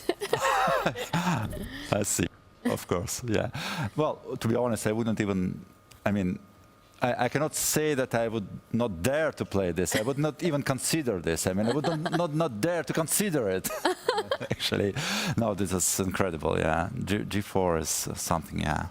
Okay, that's why we love this format, right? I mean, everything is possible. I was about to ask, you know, it is such a unique format, but from the FIDE perspective, you know, to be diving into something that feels in a way so unknown, right? And to be building a partnership with let's say an organization that's trying to push the limits in many different ways. Mm-hmm. That's got to be an interesting dynamic now between, you know, again, what is classical, what is understood, what is known, and now kind of the push for innovation in terms of both the way that the content is presented, but also the format itself. Absolutely. Well, okay. I mean, it's still chess, yeah. Mm-hmm. That's it's a different format, yeah, but it's still our game. The game we love, all of us, yeah. And yeah. There are a lot of discussions around, yeah. So there are some pros and cons against each format, and well, I personally enjoy a lot watching this kind of chess, and I think I would not predict a bright future because it would depend on many factors, many elements, yeah. But it definitely has right to exist, yeah. That's why FIDE takes it very seriously, and that's why we have now this World Championship, and yeah. I think I want to follow up on that, you know, because FIDE had 2 World Championships in 2019 and in 22, and then there was a gap, and then here we are with both combining Freestyle and FIDE and bringing a World Championship in 26. Is this something, can the fans of this format, can all of us expect the World Championship in Freestyle chess, in Fischer Random to go forward? Yeah, absolutely. Okay. Well, the next one was already announced, yes? 27. Yeah, 27, the same dates, more or less, in February. And yeah, I hope we'll have more and more. It will be developing, and also the female championship will be hopefully held this year. The first one, yeah, and the next one also. I mean, along with this one in the same place, February next year. I think we're all very happy to hear that. And speaking of which, your wife is currently playing in the women's match that we have here on the stage today. So perhaps we can flip over to that one, just check in on round number 2 as she's looking to fight back against Bibisara Asabayeva here, now piloting the white pieces. So as we dive in, how do we feel about the position? The computer is giving a slight edge to Alexander Kostyuk. I need at least 5 minutes to understand what's going on. Yeah. That's fair. Well, maybe David, we walk it back a little bit. Let's start from the beginning. Okay, at least she didn't start with G4, yeah? I mean, it came on move 5. This is only move 7 somehow. But a quick action replay of this game. We started with D4, C5. The black rook came out. This is exactly what Hans Niemann did. We weren't such big fans of the rook on H5, although there is a threat on this pawn to trap the white queen. H3, D5, now G4. It makes more sense here, I think. Well, here it makes sense, yeah. Yeah, the rook kicked back, and this actually wins a pawn for white, so the queen comes out, takes D5. And, okay, the H3 pawn drops, but now she's just played the move queen to A5. Queen A5 is a bit strange, yeah? Yeah, pawn hunting, I guess. This is a wild one. Double attack, yeah? But for some reason, I don't like it very much. Well, I'm maybe too classical player. I will try to develop my pieces first, like any of them. I mean, C4, knight S3, whatever. But yeah, I feel sort of old-fashioned guy. Well, that's a bit of a curiosity for me in terms of how you view, again, the stylistic differences of the formats and how they might begin to work together to elevate the overall quality of chess players over time, right? That if players, young players in particular, are exposed to freestyle chess as well as standard chess, that they're going to develop skills and start to notice trends or themes that maybe wouldn't be as obvious if they stayed only within the vertical of position 518. Oh yeah, that's a good question actually. Yeah, let's imagine someone starting chess with not with the classical format, but with this one. Yeah, would he become, I mean, a better classical chess player or vice versa? Or worse? Yeah. Yeah. That's a good question. Yeah, take a 5-year-old prodigy, and indoctrinate them into freestyle chess. And I'm not to say ignore position 518 in its entirety, but it is a curiosity of mine that, given enough time and, aspirational moments like this where you see the world's best fighting it out in a more unfettered, let's say, board position, that it might develop some interesting skills. Maybe we ask Magnus to teach his kid freestyle before he teaches classical chess. Who knows in a few years how that would develop. Okay, the knight comes out to C7. Very strange position here. You're going to be brave enough to capture that A7 pawn? Well, to be honest, no. I would not think about it. Just the pieces out. Yeah, but whatever move. I mean, knight S3. Okay, knight F5 would be met by knight C6. So yeah, maybe another knight should go to F5. Knight S3, knight C4, knight F5. I would think about it. Yeah, and black most likely is going to play H5 in the near future. H5, G5. H5 would be met by G5, I guess, yeah. One of these pawns. But also in a must-win situation, I mean, this is the kind of absolute chaos in the world of freestyle that you want when you're playing, right? Where it's just anyone's game and you're barely on move number 8. It's a position nobody knows what to do. Do you have any insight into how Alexandra trained for this match? Was she playing a lot of freestyle? Well, she was invited just 5 days ago, so she did not have time to prepare properly. Otherwise, we would probably play some games and maybe try to develop sort of a general strategy. I'm not sure if it exists, but I guess in many positions the patterns are still the same. Yeah, that's to develop your pieces, fight for the center, put your king in the safest possible position. Yeah, we have much more deviations from these classical patterns in this format, of course. Yeah. Yeah, we always think we know exactly where the king should go, the pawn structure, and then suddenly the computer, the bar crashes, and we're like, wait, what? What's changed? We've seen this before. It looked fine last time. Yeah, but in most of cases it's due to some tactical reasons, right? Yeah. So it's not because of our poor understanding of the game. Yeah, most of the cases there are some tactics and. Yeah, hopefully not our understanding, at least. Hopefully not most of the time. Well, from here, I'd like to pull us back to our upper bracket just to maybe get your thoughts on the top 4 and the ones who are competing for that first FIDE Freestyle Chess World title. We've got Magnus Carlsen, of course. That's going to be the favorite in the competition, and he is the one who gave himself a half a point separation over the field through the group stage. But when you evaluate the 4 players who booked their ticket into the upper bracket, we kind of have 2 of the veteran class, two of the youngster class. How do you look at these two matchups specifically, and who would be your picks to go through to the finals tomorrow? FIDE and Magnus. Okay, so leaning towards the veterans here in this case. So you think we get a Magnus versus FIDE final, a 2018 World Championship clash? Right. Love it. And I guess you were watching in very close detail Magnus against Abdusattorov in the World Blitz, and that was very close. You Yeah, feel it was, yeah. You don't feel Nodirbek can finally break through against Magnus this time? Yeah, he will try his best, no doubt about it, but still, I believe that, especially in this format, I mean, Magnus remains the favorite, yeah. Well, Magnus remains the favorite. We'll see if the players can prove otherwise in this one. I guess my final question for you before you go is just how you see the development of this relationship specifically, as it's already been promised, next year's World Championship and hopefully onwards and beyond. But for a lot of chess players, we've got quite full schedules at this point with many, many different chess events. So how do you see essentially the relationship developing over the coming years between FIDE and Freestyle? Well, if it's all about just one single event, like this year, well, that should not be a big problem, yeah? But if we decide to go with the FIDE calendar, by the freestyle chess calendar, then it could be an issue indeed.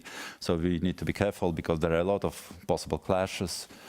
We should be careful, yeah, composing nowadays chess calendar because, well, to be honest, I think we are living in the golden age of chess nowadays, yeah. So it has never been as good for professional chess players as we have now. Even from women chess, they have less tournaments, but still their calendar is quite quite full, and yeah, so good, very good. I'm looking forward to developing this format, and if you find a way to have more events during the chess year and just 1 year calendar, it would be fine. But yeah, then we need to make sure that no clashes is possible with other top events. It's a good time to be a chess player. It's an even better time to be a chess fan. As you say, we're in the golden era of chess right now. Spoiled when it comes to chess content. Well, Pavel, thank you so much for joining us here in the studio. I want to let you go back, get that front row seat to all the action inside of the playing hall. And as he exits our studio, we'll check in with both of our boards here. David, does one jump out to you between the two that we'd like to dive back into at this point, kind of catch back up with the action? Yeah, well, it's funny. It's critical moments on both boards, I would say. But they're almost symmetrical. At least they were until this last set of moves between Fabiano Caruana and Vincent Keimer. Very important moment, I think, on the other board too. But let's just jump into Fabi's game, because Vincent here, he's a point down. How much risk do you take with black? That is the question. And there's a big opportunity to change the pace of the game rather than just continue maneuvering around to go for something a bit more concrete. And Vincent is thinking about it. Does he grab a pawn on b2 or not? At first I thought it might not be possible. It looks like you might get your queen in a bit of trouble, get your queen trapped. But taking this pawn is a possibility. And just to show, after the queen comes out, the queen can get hit, for example, by a bishop, but she can just keep munching pawns. And it looks like she will survive. For example, if the knight retreats, this is never going to trap the queen yet. The queen can always escape. And maybe in the meantime, black can, I don't know, trade off bishops, can bring the knight out to hit the white bishop. I would be tempted, I've got to admit, especially if I was a point down in a match. And Fabi doesn't, of course, have to allow the black queen in. But if he doesn't, then at least he will have lost a bit of time. And the black king's going to be very safe when it castles. The king can castle. White's king can also castle, but a bit more airy if it decides to stay on this side of the board. Yeah, only on the 7th move of the game here between Vincent and Fabiano, each just dipping below 14 minutes on their clock. But Keimer, realizing this might be a critical moment, spending some time here before he makes his way forward. I think it has to be the match situation that sort of dictates the decision, right? At some point, you need to create those dynamics where there is an imbalance. That said, Vincent has had the last 2 moves to make this decision, and he's decided not to grab the pawn. You know, he He pushed the H pawn. He pushed the D pawn instead of just taking it. But how long are you going to push that decision? You give Fabi one more move where Fabi consolidates with rook to c2, defends that pawn, and he's beautifully placed, right? He's got space on the right flank. The queen and the bishop are nicely placed up.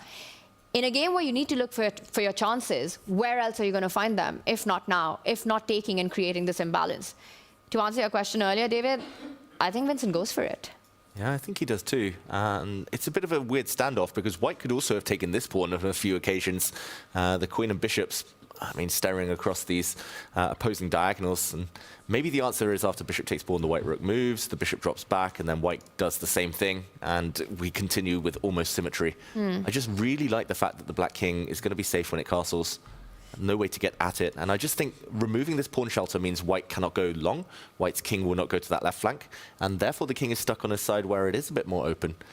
So I think long-term strategically, it's actually a good idea, even if he doesn't win a pawn here and now. But he's definitely tempted. The way he's looking deep into the other side of the board, calculating, the eyes blinking fast. But with every single piece and pawn on the board, you know, Vincent, he needs to make a decision quick. And I think it's a more strategic decision. You either take it or you don't. But how much time is he going to spend on it? Because there's no immediate repetition. It's not a long line that he needs to calculate currently. Well, I'll tell you this much. While he continues to spend time to think, that gives us time to head back over to our Make.com deep dive desk. That's right, Judah Polgar and Peter Lecko have something to add, I think, from both of our semi-final bouts. So we're going to hand it over to them. Which one would you like to talk about first, Judith? Well, basically, we want to talk about from the very early stage of the opening, how interesting it was that Vincent was actually the one who immediately played c5 and played bishop e5. He saw the importance of bringing out the bishop. And there are some concrete lines we want to show how it was unfolded, actually both games, because we were going on the same path for quite a long time. Yes, it was very interesting that by move orders we could have reached this position, I mean, after h4. And Fabi was spending some 6-7 minutes on h4, and it was the move that Magnus, after g6, h4, played. And here, if black plays the move bishop e5, we are exactly in the same position, but we are not exactly in the same position. It's very confusing because after bishop e5, it would have been super important, according to computer, to start with g6. So both players, Nodirbek and Vincent, and both Fabiano and Magnus couldn't really understand just too many finesses. But one thing that is very important, that after the move bishop e4, which is kind of natural now that white also plays it, that the move h5 is very important. And knowing that Vincent later on went for h5, it's very much that he was kind of calculating all these lines, but not using this very specific moment. He missed the chance because hereafter, if black takes on b2, then white just gets nice compensation. And that's why computer thinks that it is very important that you fix the king side first. And that's why the move h5 appears on the board. And we have seen that Fabi instantly in the game after h5 blitzed out the move g5, because this is the natural move. You don't want to compromise your pawn structure like takes, yes. You do have this tempo move with rook g5, but then black falls back with the queen to h8, and suddenly white is full of weaknesses. The engine is very skeptical of white's position here. So if you play the move g5, now you can take on b2. And the very big difference, and this is clearly the players with such a short time are unable to discover, that in this line after rook c2, queen e5, which was for computer good line with the pawn g4 and h7, now with this pawn structure doesn't work, because after bishop takes b7, knight takes b7, queen takes b7, suddenly black has the move queen f5, with Judith spotted instantly that this should be the reason why it is not working for white. Now the rook on c2 is hanging, queen h3 is also happening, and the queen beautifully protects back the rook on c8. By the way, also bishop c6 coming with a devastating attack, so white is in a lot of trouble. White would have to be super careful to find the way around. Black is actually taking over in a kind of symmetrical position in 3-4 move, just stunning. Now let's go to the position that we have here on the board. This exactly happened in also in the Magnus game, but there h5 was not played. So h5, g5, bishop takes b2. So in fact, I would say that Vincent is very unlucky that he spotted the right directions, but just one move order without going knight b6, because then white would not have the chance to play rook b1 because the knight would be hanging on a1. So that's a key kind of detail that now thanks to this knight b3, white can just ignore bishop takes b2 without capturing. So bishop g7 happened, knight a5. We were laughing with Judith about this, that how do you evaluate this position? Because the computer says black is doing extremely well. Is this queen on h8 a great piece, or is this queen something to worry about for the rest of the game because it's stuck there? Yes, black has this resource of castling. Judith, what do you make of all this? Well, yeah, this is a debate for us that an h8 queen was the destiny of that one, and it seems pretty unpleasant. I would definitely look something to go to c6 to break out. This was also something we were discussing, that interesting that the players are not eager to go bishop c6, exchanging the e4 bishop previously, which would have been quite a logical way of simplifying, though maybe then there are less energy in the position. And also Magnus did not play bishop c3 either, so both players are somehow very proud of their bishop and they don't want to exchange it either, so it's kind of interesting. But what is clear that Vincent actually got a good game. Yeah, there is all to play for. And just another game when after move 8-9, white was in fact in some kind of a danger in a seemingly symmetrical position. Just shows that you can never relax in freestyle chess. Yeah, it's just insane. Yeah, that it seems like g4, g6, h4, white is the one who is showing aggressive intentions, but in fact, in reality, the opponent can counter it. And as David pointed out, that it's quite airy there for white, so for white it's not obvious that he's going to be castling short. At the same time, obviously he's not going to castle to the other side either. And black can also at some point maybe go f5 or break up with f6. With the king on f1, well, we will have to wait a lot for that, but still, I think for white, the king... Wait a second, knight takes b7 happened and the computer screams out d5 is winning for black. It's some insane action that apparently after the move d5, which blocks the diagonal, forces kind of bishop takes d5, knight takes d5. What is going on? Ah, wow, if knight takes d8, yeah, queen cannot take because then bishop c6, this is obvious. And if white takes with the pawn on d5, then rook b8 is suddenly a devastating pin along the b file. And if knight takes d8 happens, then the knight just falls back to b6. And after knight b7, there is bishop c6 picking up the bishop. So all focus on the players, all camera on Fabiano and Vincent, because this is a crazy moment, and probably we should give the floor back to... What do you think, guys? James? Oof. Well, shock on our faces, just as there was shock on yours in that moment. Vincent is gifted an opening by Fabiano in this game, but the question is, can he spot it? He's taking his time at this moment, so perhaps recognizes there's something tricky about the position, and there might be an opportunity for him to strike, take advantage, and equalize here in game number 2 of the day.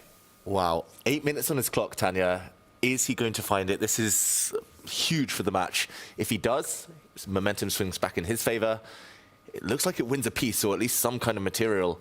But how difficult do you think it is, pawn to d5? It's very difficult, but he does it. I think he finds it. We're going to see d5. You know, the thing is that Vincent is super alert right now. Just the position that he's had, taking on b2, the knight jumping to b7, somewhere your spidey senses are tingling. You also know that if you don't find something, knight takes knight, bishop takes knight, white is doing absolutely fine in this position. Vincent, the more he thinks, I'm inclined to believe that he's going to seize this advantage right now, and it almost seems it's not even a positional strategic advantage. Vincent plays d5. He's going to be up material. No. Oh, no, Vincent. He plays knight to c6. Did you see Fabiano's reaction? He spotted it. He did. Looked away. He was like, phew, phew. He dodged a bullet there. His hands went to his head, Fabi, while Vincent was thinking he was trying to hide his eyes. Oh. Wow. And you know what? I think Vincent saw that reaction and felt that there's something I've missed. His move does trap the knight on b7. Or at least says, if you want that knight out, you have to give up your bishop. Bishop takes knight, bishop takes bishop, you lose the piece immediately. Vincent is trying to trap the knight, but there is a way out. Fabi relieved right now. Wow, just one more moment to appreciate that d5 just cuts the coordination between the queen, bishop, and their knight. And due to the variation variations that Peter showed, that would have almost been game over at this level. Yeah, let's roll it back. Let's see the reaction that you mentioned from Fabiano. Quick replay from inside the studio. Hands to the face. There you go, guarding the eyes, as he probably recognized in that moment. And then, oof, got away with something there, did I? Wow, and the knight's out of there. He's getting out of there before it's too late. He brings it back. He's like, let's swap off. Let's just guide this game towards safety. I really hope for Vincent's sake that he doesn't realize what he missed. And I wonder if time was the factor there, because he was at a 5-minute deficit. So probably at some degree he had said to himself, I can only commit this much time to determining whether or not there's something here. I was going to say as well, I played Vincent last year in the German league. At some point I made a mistake. He looked at me, there was eye contact, he was frowning at me, he knew when I'd blundered. He didn't have that reaction when Fabiano made that move. So it was clear he hadn't spotted d5. It was a bit hidden. It's hard to play moves, invisible moves, where it looks like your opponent's covering a square 3 times. You break through on that square. They're the hardest thing to spot in chess, but ultimately, if he doesn't win this game now, that was the key moment in the match. That will be something that maybe lives in his brain for some period of time. But all that said, it's not like it was a losing move, you know, to have missed that necessarily. We are kind of back to equality here. So he's got to continue to find a way to plot his way forward. Yeah, Fabi's relief said everything. And even if Vincent still doesn't know what the idea was, there has to be this feeling that I missed something. There was something in that position. He saw Fabi look away. He saw Fabi sigh with relief over there. And now it's back. Fabi's knight is out of danger. The material balance is restored, and Vincent has to find chances all over again. Yeah, on the plus side, he still has enough time, and it's probably a position of strength, even if it is still fine for Fabiano. This pawn is now hit, and just to mention, if the bishop takes the knight, the rook backs up, then black gets full control over the dark squares for life on this diagonal. And I believe if you want to kick that knight isn't going to retreat anywhere. It wants to move forward to c2, also eyeing the d4 square after a3, hitting the pawn, hitting the bishop, potentially getting the bishop pair as well, and taking control of more central squares. Oh, I still like his position. I still really like Vincent's position, but it could have been so much better. Yeah, it could have been winning outright nearly in that moment. So while there is a moment to breathe here on this board, we're going to take a trip to our Make.com match metrics on our way to our other semifinal bout between Magnus Carlsen and Nodirbek Abdisatorov. We'll start by looking at the heart rates, see who's feeling the pressure in round number 2. Vincent Keimer, as we can see on our screens right here, underneath that triple digits marks. That's usually what I'm looking for, to see who's starting to have their heart beat out of their chest. So away we go to the heart rates, the accuracies, and then over to Magnus Carlsen and Nodirbek Abdisatorov. All right, only Abdisatorov, which makes sense to me, is hitting those triple digits. He's locked in battle with the world number 1. He came out in equality through game number 1. The question is, how is he doing in game number 2? From here, we're going to the accuracies, to see who's putting up the best performance. And you can see, tells a bit of a different tale to our first position of the day, where the majority of our players were in the green and only 1 in the yellow when we had checked in on it. Seems like there's more difficulty in navigating this 184 position for our entire field at the very least. But Magnus Carlsen and Nodirbek basically tied at 95% apiece. Let's go to their board and see how they're faring as we arrive. Nodirbek Abdisatorov, Magnus Carlsen, you'll note 10-minute time advantage, clock advantage here for Abdisatorov. That's pretty critical. That is very important, especially because it is Magnus's type of position, and it is a queenless middle game now. It is very tense, very blocked, and yes, queens are off, but Abdisatorov, with that clock, has got to be feeling relatively confident at holding, at the very least. I do fear, if this gets down to a 2-minute versus 2-minute, Magnus's instincts in this kind of strategic position, Tanya, they're so good. Super good and never easy to face him, but it does feel like Nodirbek's the one with the healthier pawn formation here. You know, you've got this F line open, you've got Magnus's H4 pawn to keep an eye on. I think Magnus would love to throw in H5 and open that file, but Abdisatorov will not allow it, push his own G pawn. Right now, he wants to get rid of his only inactive piece, which was the knight on B6 doing nothing at all. Magnus immediately trades bishop takes knight. I'm actually liking how healthy Nodirbek's position is here. Up on the clock as well. I think he holds this without too much difficulty. I do worry. I've played Magnus in these types of positions before when it's slow, and he'll grind. He's super patient. Also, if we look at the pawn structure, White has one big pawn island, and Black's also got a pawn island, but slightly smaller. It's better to have one big one and then an isolated pawn, usually, with rooks on the board, than it is to have two smaller pawn islands. This too could face a minority attack of the one, and knights tend to be better than bishops when it's this slow, this blocked. Nodirbek's now trying to open it up. He had to do this. I think this last move, at least, is a good call. I like it. You know, you've got bishops, you want open diagonals, you want open lines for that rook on c8, which can direct itself to the b file as well. A very active approach here by Nodirbek. Breaking up those islands. He's trying to cause a rift between these two pawns. Magnus just ignores it, brings his king forward. So now do you opt for the trade, or do you hit the all-coveted connect 4? Yeah, normally I would be very biased. With more pieces on the board, I would play the connect 4. Gotcha. Here, I think... Here you look to destroy that pawn island. Exactly, especially because it's bishops that like open lines against knights, which prefer blocked positions. But I like Nodirbek's approach the best. He just keeps the tension on the board. He's saying, you know what, I can pick up your pawn at any time. I'm not going to push it. I want to keep it flexible. Maybe open up the B line, maybe get my rook on the F file as well, and just plays it really quickly, which is the most important decision right now, to keep the pressure on the clock. Now, it's interesting to me, I'm going to go back a comment or two that you made there, Tanya, that from this position, it feels like a position that Nodirbek can hold, right? But that, to me, indicates that you feel like draw is the way we're heading, or at least what he should be driving towards, as opposed to, at some point, you got to go for the win against Magnus. Is this not the best position to do that from? I would say not. Okay. I think the way to do that would be some crazy, complicated middle game battle, which we can expect in future rounds. And I think I would also say that I do have a feeling that Nodirbek will hold this. And I see he's taken the pawn on b5. Whether he'll be comfortable or not is a different question, because Magnus, you know, he creates his chances out of everything. And there is one tiny imbalance, right? There is the knight versus bishop imbalance that we're talking about. You trade those two pieces, and I think it's handshakes very quickly. Yeah, it has been a trend yesterday and today. Magnus keeping his central pawns, the E and D pawns, with both white and black as far back as possible. It just means he's really flexible. There's no weakness, really. Normally you want to attack the base of the pawn chain. Can never get to this pawn. So for the bishop, it's going to be a case of hitting against very strongly fortified chains. For the white knight, hopping on light squares, dark squares, you can imagine it hopping into some holes a bit later. It's maybe going to be easier to play. But again, the clock situation makes me feel that a draw is the most likely result. Will never cease to amaze me that that in any position where you have an imbalance like that of minor pieces, it almost always appears that the commentary is, I would prefer Carlsen's position of minor. There's a Magnus bias, right? Like he identifies very early on in the game, you know, that if we're going this direction, then I want to retain the knight to the bishop imbalance, or if it's going a different way, I want the bishop to the knight imbalance. Exactly. People might say it's biased, but he does spot these things, and it's no coincidence that there's that correlation, as you point out. Like, he will have known, okay, queens are coming off. That's what I want. That's the structure I want. That's the piece I want, and that influences decisions in advance. He plays chess back to front. Sometimes he knows what endgame he wants.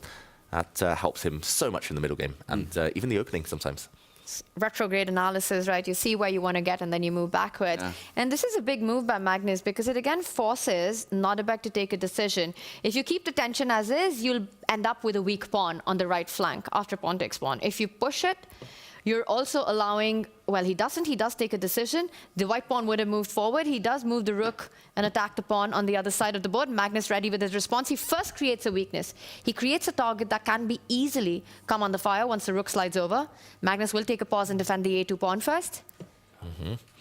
There we go. He pushes his pawn forward. There is a bit of a backward pawn now on the b file, but at least targets for both sides.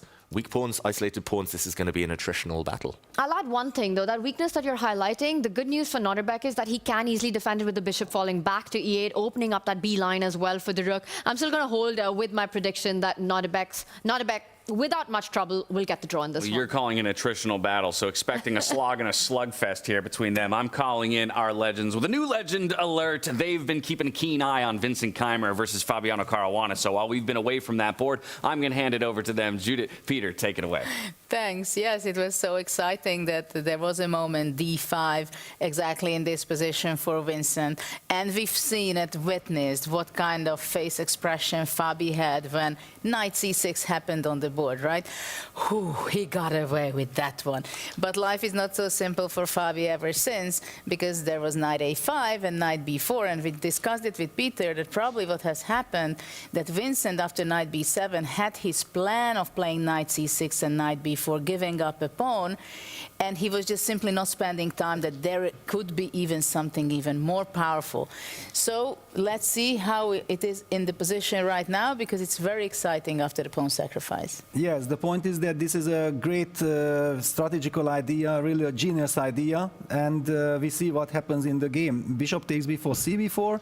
Vincent is, forget about the pawn, I want to open up the position. Fabi goes bishop c6. Vincent opts for e6, bishop takes e8, rook takes e8, rook takes b4, white wins the pawn, but black is ready to break in the center with d5. The big question will be, when will be the right time to do that? And it seems like Vincent maybe missed the opportunity, because he could have played d5 here. According to computer, bishop f8 was super important, and it's almost like a winning kind of advantage. It's just insane. And then follow it up with d5, probably even keeping some queen a1 ideas in the air. But he opted for bishop c3, and Fabiano played the move rook b5. So another missed opportunity by Vincent, and he is under 3 minutes. I don't know exactly what he was thinking, because the whole process was to break in the center with d6, d5. White's king is still compromised in the center. The queen on h1 is out of the game. Will Fabi really survive this game? I don't know, but that idea, what you spotted out before playing bishop f8 and d5 and opening up the diagonal for the queen by playing bishop f8 and go queen a1 possibly, that is, well, for that, these time controls is not enough, because I believe in, if you have time to think, you may play bishop f8 and you say, wow, it's fire on the board. What a powerful move, even though it goes back. So I don't know, but definitely Fabi is having a very rough time in this game. And let's see if Vincent can bounce back. The floor is yours. Thank you very much. Let's see indeed. Maybe Vincent needing a bit more time to put all of these ideas together, but as the legends mentioned, it's an uncomfortable position here for Fabiano Caruana that he is trying to wrestle his way out of. And I really like what's been done here. You know, it all comes down to Fabi's king safety. It's because the rook is all the way up to a5. There's this back rank that you feel it's a bit not looking clear. At some point, Vincent will strike with d5, opening up the c line, getting his knight into the game, getting that attack going. And I think he's created his chances. Yes, he missed d5 earlier, and I agree with Judith, playing bishop to f8. You know, with the journey that the bishop has had from the other side of the board, bringing it to the starting position right there on f8 in standard chess, I think from a human perspective, incredibly difficult.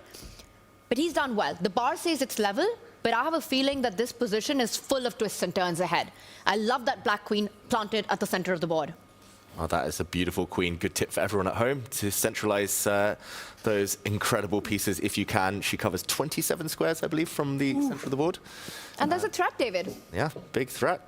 There is a capture on c4 here if black gets the move, due to the fact that there's a pin and the white knight undefended. So ideally, the white knight should move or be defended on the next turn, but inevitable that then black blows open the center. Very important that the queen stepped into the center first, otherwise white could bypass that pawn.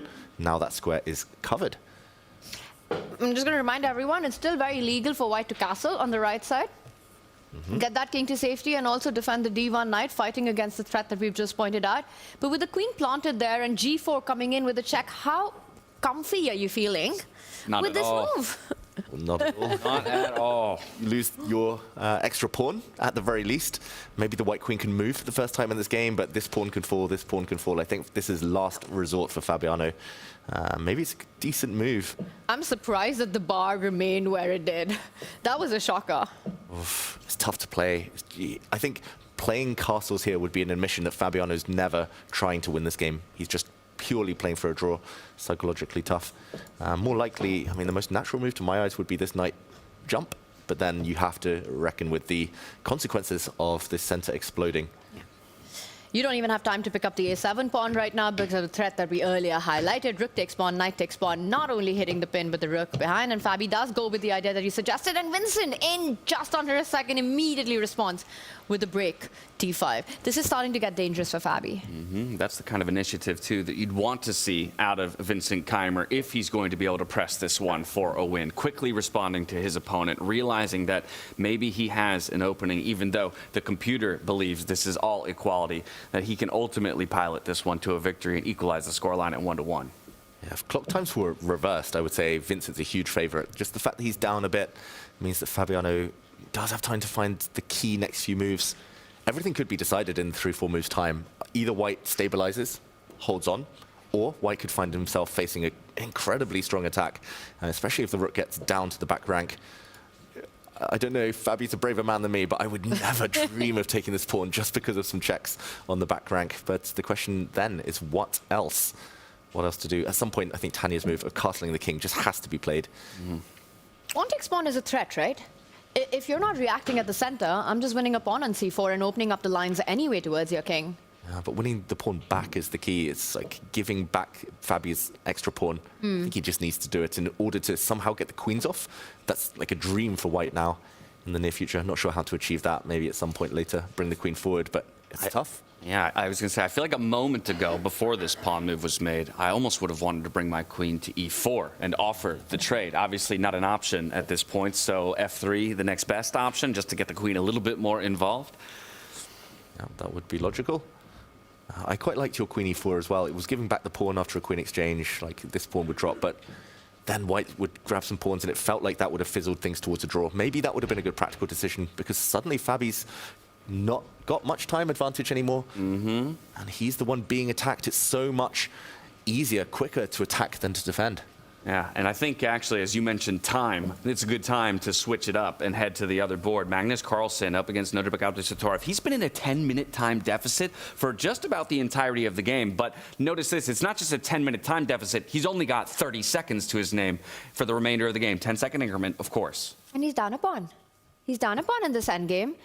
The bar says it's completely balanced. Again, it boggles my mind why that's the case right now. He's down a pawn, he's down on the clock. Is there a way that Nodirbek can make progress and start pushing that a pawn? Oh, it is going to be difficult, but this is the highest heart rate Magnus has had in ages. He's broken the 3-digit barrier. Normally, he's quite chilled, even in difficult positions. I think the main difficulty for black here is that rook exchanges might also even be drawn. Normally, that would help black with the extra pawn, the outside pass pawn. But if you notice that this pawn promotes on a dark square, the bishop is a light squared bishop. So if all of the other pawns disappear, if black is only left with this passer, even with rooks off, even if white loses the knight, the pawn and bishop alone cannot win the game. So Magnus at some point will be aiming to push these pawns forward, make some trades, and I think the activity of his rook, the centralized knight, should hold him the game. I say should because I'm also worried about the clock. All right, we're looking at 3 pawn islands to a single pawn island on the other side. So how do you coordinate all these pieces with black? Yeah, it's difficult. The black rook is passive, the black bishop hitting thin F. And now, Tanya, what do you make of the chances? There has to be a way that Nodirbek finds a plan in which he can start advancing the a-pawn forward. If he can try to distract Magnus's forces from the center of the board by getting a5 in, that would be progress. But how do you do that? You need your king to the left side. You go king c7, king b8, and then what's next? You put your rook on b6, but that would be a rook trade that favors Magnus. The bishop doesn't have a good square to kick the rook out of where it is right now. The knight on d4 stops b5. As a square that you can attack from. Right now, Nodirbek just playing the waiting game. Yeah, the only question is whether Magnus sits and waits, just moves his rook back and forth on this rank, or whether he goes for it, whether he tries to break through in the center. But no, this would be the third time, it looks like, if Magnus brings his rook back. a6. But if he does? Not yet. Yes, not yet. Okay. He puts it on a5. And now, if you go up king b6, there will be a check, and that's it. Wow. Nodirbek lets Magnus off the hook so easy. I've got to say, that's so surprising to see. I mean, I guess you're glad to just continue equality with the world #1, but that could have been your moment to push the pace, to maybe take an advantage over Magnus Carlsen, but it will be a draw between him and Nodirbek Satorov through 2 games today. And I can see here, Judith's equally surprised with this decision by Nodirbek. Just unbelievable. You don't get these chances too often against Magnus. Even if it ends in a draw, you play it out. You make him sweat. That's what I would think, but Nodirbek thought otherwise, right? Perhaps just not entertaining the idea that he lets something slip and it goes the other way. Yeah, I think he's fallen to Magnus too many times in endgames to worry too much about the clock. Magnus did look disappointed as well, not happy with how he played. Back to this game, though, the other semi-final, and there has been a change. Just a very quick action replay. We left it just 3 moves ago. Pawn to d5 played. Fabi did bring his queen forward, and we saw an incredible exchange sacrifice. Rook for knight. Rook takes this piece. Double exclamation mark it was given. A brilliant move, but if we whiz ahead, it's currently 2 pawns and a knight for a rook. Level material, but most importantly, the white knight is stable, the white queen defends everything, and white can still castle if he wants later in this game. Not sure he needs to, but I think this is a great practical decision, Tanya, that Fabi's made. Agreed, but because there are open lines, I'm still picking Vincent. I think he's got more chances than what the bar indicates. If you can try to just activate your pieces a little bit, you know, find a good square for the other rook on one of the open lines. At the right time, maybe even do a minority attack at the center of the board, David. Go e5, e4, destabilize the knight that you were talking about on c4. And especially with a weak king. How is Fabi going to... He just has to sit still. He has to find a fortress and just keep fighting for defense here. Yeah, it's funny because I would take white, I think. Despite the open lines, despite the rooks. Tell me why, yeah. I just think that the knight is so stable, it's easier to play. The queen now goes in and grabs the pawn. I can imagine the white knight as well. 96? Ooh, wait, that's a fork. I was going to say, I can imagine it coming around, checking the king. I don't see any weaknesses in the white for camp. 96. Knight That feels instant. Queen d5 check. Also drops this pawn, though, and maybe it wins back the rook for the knight, but it drops the pawn, and with queens on, white's king would be weak. I would just want to defend the pawn and say, okay, everything's fine. Queen's off, then I would pick white. I'm going to amend my statement. Okay. All right, he's walking it back. Walking it back. But knight d6 does feel like it's an attempt to draw. Fabi looks at the clock. He just shuffles his queen. Are you saying that him defending this is an attempt to win now? He wants more? He wants to go knight d6, knight e4, knight f6 next? I think he just didn't want to suffer in that position if the e-pawn had dropped, where he would have had an isolated pawn with level 20 material. seconds on the clock here for Vincent. I mean, we've identified... Okay, I was going to say, you've just got to step out of that, Yeah, he that stops fork, it. and he does. But you've got another path in, right? The knight could land on e5, threatening the pawn on f7. Most logical move, the most natural move. Black has multiple ways to defend that, but the knight is looking pretty there. The white rook is an issue. The white rook has not moved this whole game. I'll tell you one way you don't want to defend it is bring your queen back, because that walks right into a fork. Ooh, that's going back to a7 would walk into a knight fork. There we go. It looks like maybe one of the rooks will defend, or the black queen could swap off, but I think exchanging the queens here isn't a realistic winning attempt. Since white's knight could help build that fortress, protect all the pawns. But that would still be a game for 2 results, right? If you go queen d5, you trade the queens off, white should hold, but black's in no danger. But here Vincent wants more. He wants to keep all the majors on the board. And he protects the pawn by sliding up to the 7th rank. And the plan is to get the other rook onto the 2nd rank through the b file. Actually, the other black rook could mobilize. What to do next? Not easy. Not easy. Giving Nodirbek a moment to breathe here as well, following his... He had 10 minutes to breathe in that game. Well, he didn't take it. So now he gets 10 minutes here while he watches these two conclude their game. Ooh, shake of the head there from Vincent Keimer. Maybe realizing now, once a pawn sits on d4... Time! Ooh. Is this that draw offer you were talking about now? Maybe. Look how strong that knight is, though. That knight is easily worth a rook. Protected, can never be kicked away. Black has no pawn breaks. There go the queens. The only pawn break you have is moving that f-pawn forward, which will just not only lead to trades, but create so many weaknesses in your camp. Brings the rook. Vincent says, I'll take the A file. Fabi says, great, I'll take the B one. That's the first time the white rook has moved this entire game. On move 30. The problem is what to do next. The black rooks are passive, otherwise one of the white rooks, well, the remaining white rook will land on the 7th rank with a winning attack. But you'll have to go for that plan, right? First get the A rook to the 2nd rank, and then hopefully just in time get the other one to join the party. Base of the pawn chain, that's the target for black. White can just sit. Can white do anything else? I'm trying to think how white can make progress. Maybe I'm being too ambitious. Probably Fabiano just wants to sit there with his pawn structure intact. Just step aside with his king, wait. He can even go passive in these types of positions. There's no way through for the rooks. Maybe you just want to put your rook on the second rank and not allow infiltration. Instead, Fabi centralizes his king. He's going to use his knight to defend, to drop back and defend the base of the chain on f2. You want to be really careful with going f4, with pushing that f pawn, because it would leave such a target on that h4 weakness. You don't want to deal with that. Oh, f for forward though, f for Fabi. Maybe he'll play it. Does he? I'd be super scared to make that decision. There we go. He retreats his knight. The sensible move. The knight is defended by the king, which cannot really be kicked away from the center. Beautiful king of the hill there. The knight protects the pawn. Everything's holding onto each other. Ooh, he lines up the rook against the knight, threatening the other rook to come forward on the third rank, kicking that knight out of where it is.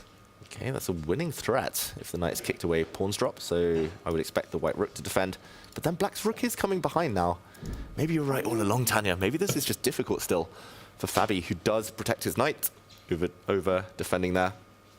He might be forced to bring his king back to defend that pawn on the h-line. Vincent's going behind. He's coming for it. Fabi has one move to try to get that king closer. It's 10 seconds. Ooh, or is he going to move his knight ahead? It's either the knight to come round or it's got to be the king to rush over. One of the two, he drops back. 2 seconds left when he made that move. Now expecting the other rook to infiltrate, join the party. But the thing is, right, it's not over yet for Fabi. He still has to be on the defense, and he doesn't have enough time. He's playing on those last few seconds. And Vincent's getting aggressive. Oh, this feels like it's going wrong for Fabiano, wrong direction. He's getting a bit nervous, but still, everything's holding, everything's defending each other. This is a fortress. All right, he lines up both rooks, tying down the white knight to defend the f2 pawn. Fabi immediately moves, gaining some clock. Okay, pass moves here from both sides. Just move the rook back and forth, gain a few seconds on the clock.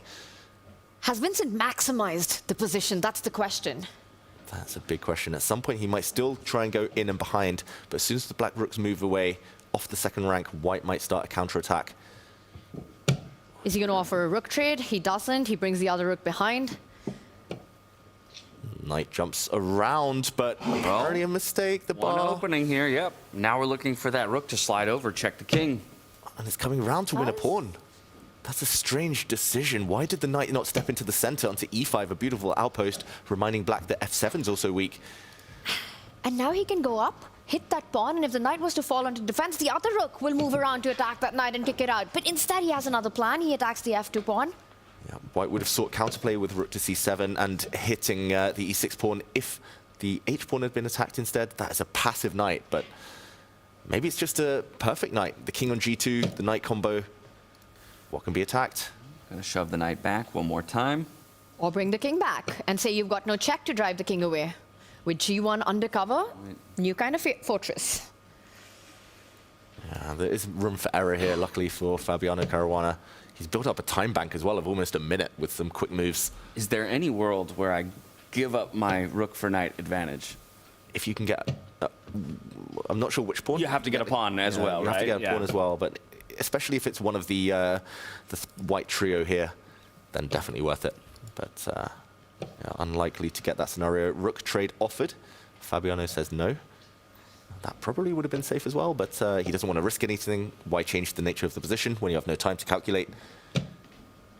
Yeah, black king is tied down to the defense of the f pawn, so you can't get it too far ahead.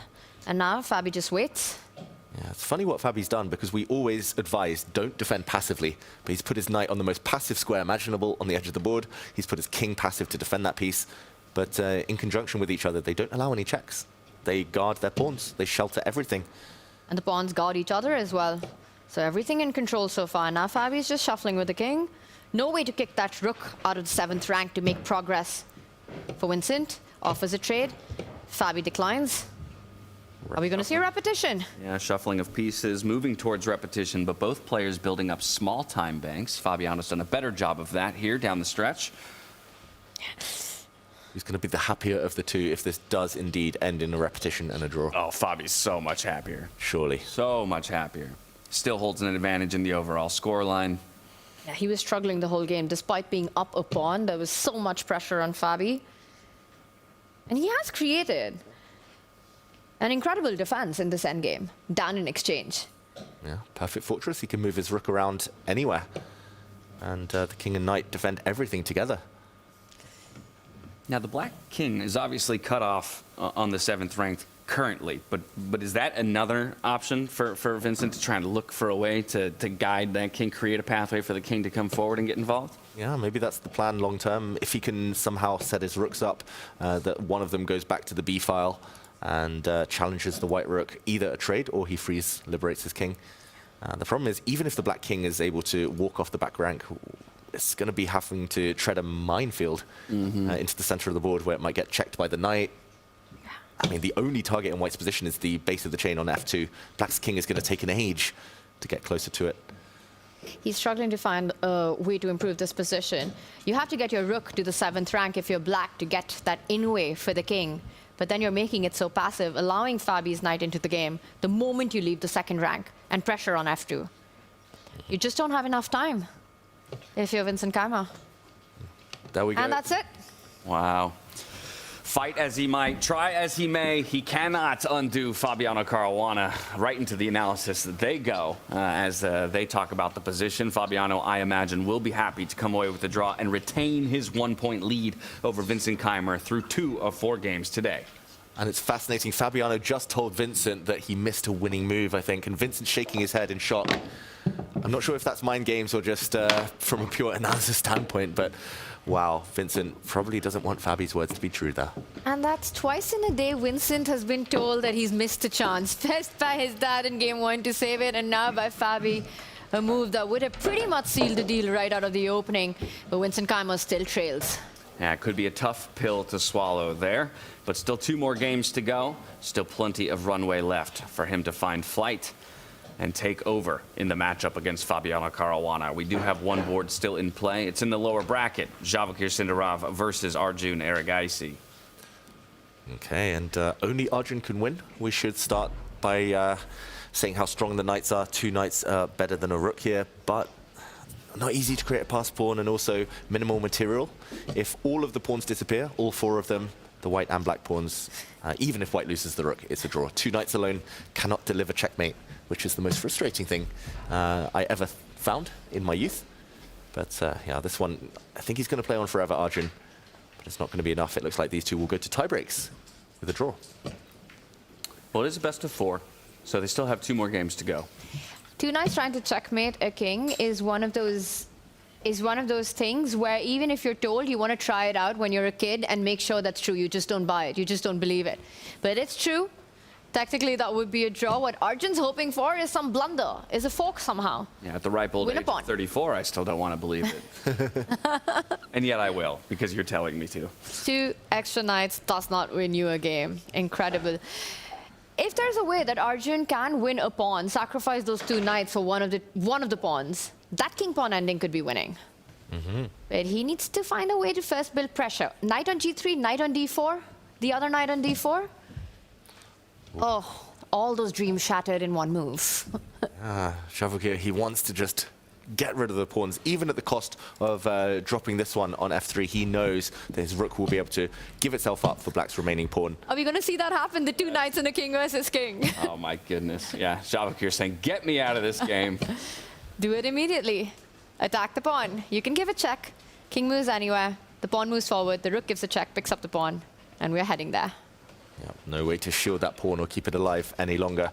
And ironically, if white did have a pawn, for example, on a2, b2, anywhere else, then black would have great winning chances, since there would be some, well, there will be no stalemate ideas to save yourself with the king versus the pure 2 knights. He's going to move the king far away, either to d2 or c2, comes back to one of the squares. And now you push the pawn forward, give a check, pick up the pawn. What do you think, they play on or handshakes? I don't know, on the chess.com server. Oh, it's got to be handshakes now, right? Oh, I'm not sure. Ooh, this one, Vachier smiling. Amazing. And look, they heard that I didn't believe, and so they're just going to prove the point. They're going to show you how really it's done, James. Yeah, they're going to just say, okay, we heard James is not a believer. I mean, technically there are checkmates you could blunder, but you have to... You'd have to play into it. Yeah, you have to walk into the corner, then you either go right or left. One way will be checkmate, one way will be safety. Gotcha. And it's just going to be, impossible. Unfortunately, stalemate is the savior here. Black can set up the net, but you never have time. You can't lose a move with knights. That's why you can't close the cage around the enemy king. The only way you lose this is walk into a checkmate in one. Not even in two, in one. Literally. Yeah, being on the edge of the board isn't even a concern here. This is going to be a draw. I have seen Arjun play out similar before. Okay, well, knowing that this will play out to a draw, I think we should go to Bibisara versus Alexander Kostyniuk, who are still in play here, and it looks like it has turned on a dime in the final moments. It's Alexander Kostyniuk looking to strike back after receiving a loss in round number 1 of their matchup, and now has a very solid advantage on the board. Yeah, it was a full rook blunder from Asalbayeva, as we now see that white has 2 rooks against none. Black has a knight and some very strong pawns, but really shouldn't be enough. I don't think she can fight on too much longer here. The king will likely sidestep, and the other rook will start chasing the pawns. Can't much forward. So let's roll it back just a little bit, because it was essentially an ill-advised pawn push that spells disaster here for Bibisara Asabayeva down the stretch. Yeah, this was the position just a few moves ago, half a dozen moves ago. She could have blockaded white's pawn, stopped it advancing any checks, and the black king just goes back where it came from. She allowed that pawn to push by pushing her own pawns. She allowed this check, and either white's going to make a new queen, or what we saw in the game, a rook capture, now a check, kicks the king away from the defense of its rook. If it steps up, a skewer. And that's how white emerged with 2 extra rooks. And if we catch up to the live position, here we go, check. Yeah, Kostyniuk is such an incredible fighter, trailing the match and then finding her chances in this one. But how trivial is this? Because yes, you've got those 2 rooks, but Bibisara has those 2 very dangerous-looking pawns as well. I think there's still work to be done, regardless of what the bar says here. Yeah, this last move, I think, very classy, bringing the king closer to the knight. Black's not quite quick enough to push the pawns, and without the knight to aid them forward. Tanya, I guess, impossible to resist too much longer. That was a nice touch, bringing in the final remaining piece. Yeah, not to mention the black king also kind of stuck in a position, needs to find an escape route, as it does, trying to get to g3 right now. But Bibisara continues to fight. She wants to get that king in, move the knight away, and then assist the f-pawn to move forward. Just don't go g3 and get checkmated on h6. Yeah, she doesn't look full of hope in this position. But, okay, rook takes pawn. Why not? One more falls. And now g3 would lose on the spot, just to make a point. So the king has to tuck itself in, hoping to get enough time to move the knight away and create some chances with the f-pawn. Do you just line up your rook on the g line, just tying down that black knight to hold that g4 pawn, and then just say, I'm advancing on the left side? Nice touch. Black can no longer make any progress. The knight can never, ever move. And there we go, it's a handshake. Bibisara resigns. He admits defeat in this one, and we have found equality in the score lines between Alexander Kostyniuk and Bibisara Asabayeva. 1 point apiece through 2 rounds, 2 more to go to determine who will come out on top on day 1 here between the 2 of them. And that means we can make it back to the other board. Arjun Erigaisi and Vachier-Lagrave for the instructive moment down the finish. It's still on, is what I'm going to say. It's still on. No handshakes. Arjun's going to play this out. This is the thing. You can corner the king, but you need one knight to hold the escape squares, the other knight to deliver the check. And unfortunately, if you ever use a knight to hold the escape squares, it's immediately stalemate. You can't do 2 things in 1 move. And here, the white king is showing that. Just no way for knights to lose moves. It's the most frustrating thing in chess, the most counterintuitive thing. But this is a draw. And again, you put that knight next to the king, it's a stalemate. You just don't have enough time. And Sindarov looks very relaxed. But Arjun... The knight is dancing in a triangle, basically. I'm impressed. He looks like he believes, Arjun. Like most of us, we know it's a draw, so we would lean back. We'd like make moves for the sake of making moves if we want to play on. It looks like he's still trying to set one final trap. Even Magnus laughing though, with his dad. Magnus and Henrik, both very amused. 2 of them sharing in this moment, yeah. Did Magnus just find an idea? Is a checkmate possible here? Trying to find ways to blunder with white. Need a lip reader in here. That's one of Arjun's biggest strengths. Yes, it won't work out in this game, but he's a fighter. He's a fighter. He believes that every position has chances. What do you make of Arjun? I mean, yesterday he was a bit unlucky. He was in the mix, fell in the final game. I mean, to my eyes, it looks like the confidence isn't quite at its peak. You know, it's been a tough year. What happened at Tata Steel as well. Just a tournament he doesn't want to remember. And then this field, incredibly strong. But yeah, the thing with Arjun is he's just always back at the board. You know, he'll find his form back in 2026. It hasn't started very well. He definitely wanted more at this tournament as well. Once more in this position, but it's not going to happen. Now, we joked about the weather helping Levon Aronian. I mean, Arjun, he struggled 3 years in a row in Tata Steel. It always feels like a tough start to the year for him. Every January, he seems to lose a bunch of rating points before just picking up his form throughout the rest of the year. And the crazy part is when he played the year before in B group in Tata Steel, he bulldozed that event. And then moving on to the Masters, he's just never had his run there. 3 years in a row, he's come last, then second to last, and third to last. It's been tough. But yeah, unfortunately, this game won't go according to plan, but still in the match, still on level footing. I think his biggest takeaway in this tournament, at least the one that he'll remember the most, is his win against Magnus in the round robin. That was a memorable one for him. I mean, and it's what set us up for that possible four-way tie. It gave him the opportunity to play Fabiano for a knockout ticket. Unfortunately, he would fall to Fabiano in that one, as we just discussed, and that's what lands him in this matchup against Sindarov. It's incredible that Arjun plays this position on, though. And there we go. And there that's it is. Finally admits that he cannot find the checkmate here, at least not without Vachier-Lagrav's help in that one. And Sindarov is not going to play nice in that regard. A draw between the two of them means they remain tied in the scoreline, 1 point apiece with 2 more games to go today. Again, both of these players playing for a best placement of 5th place in our field of 8.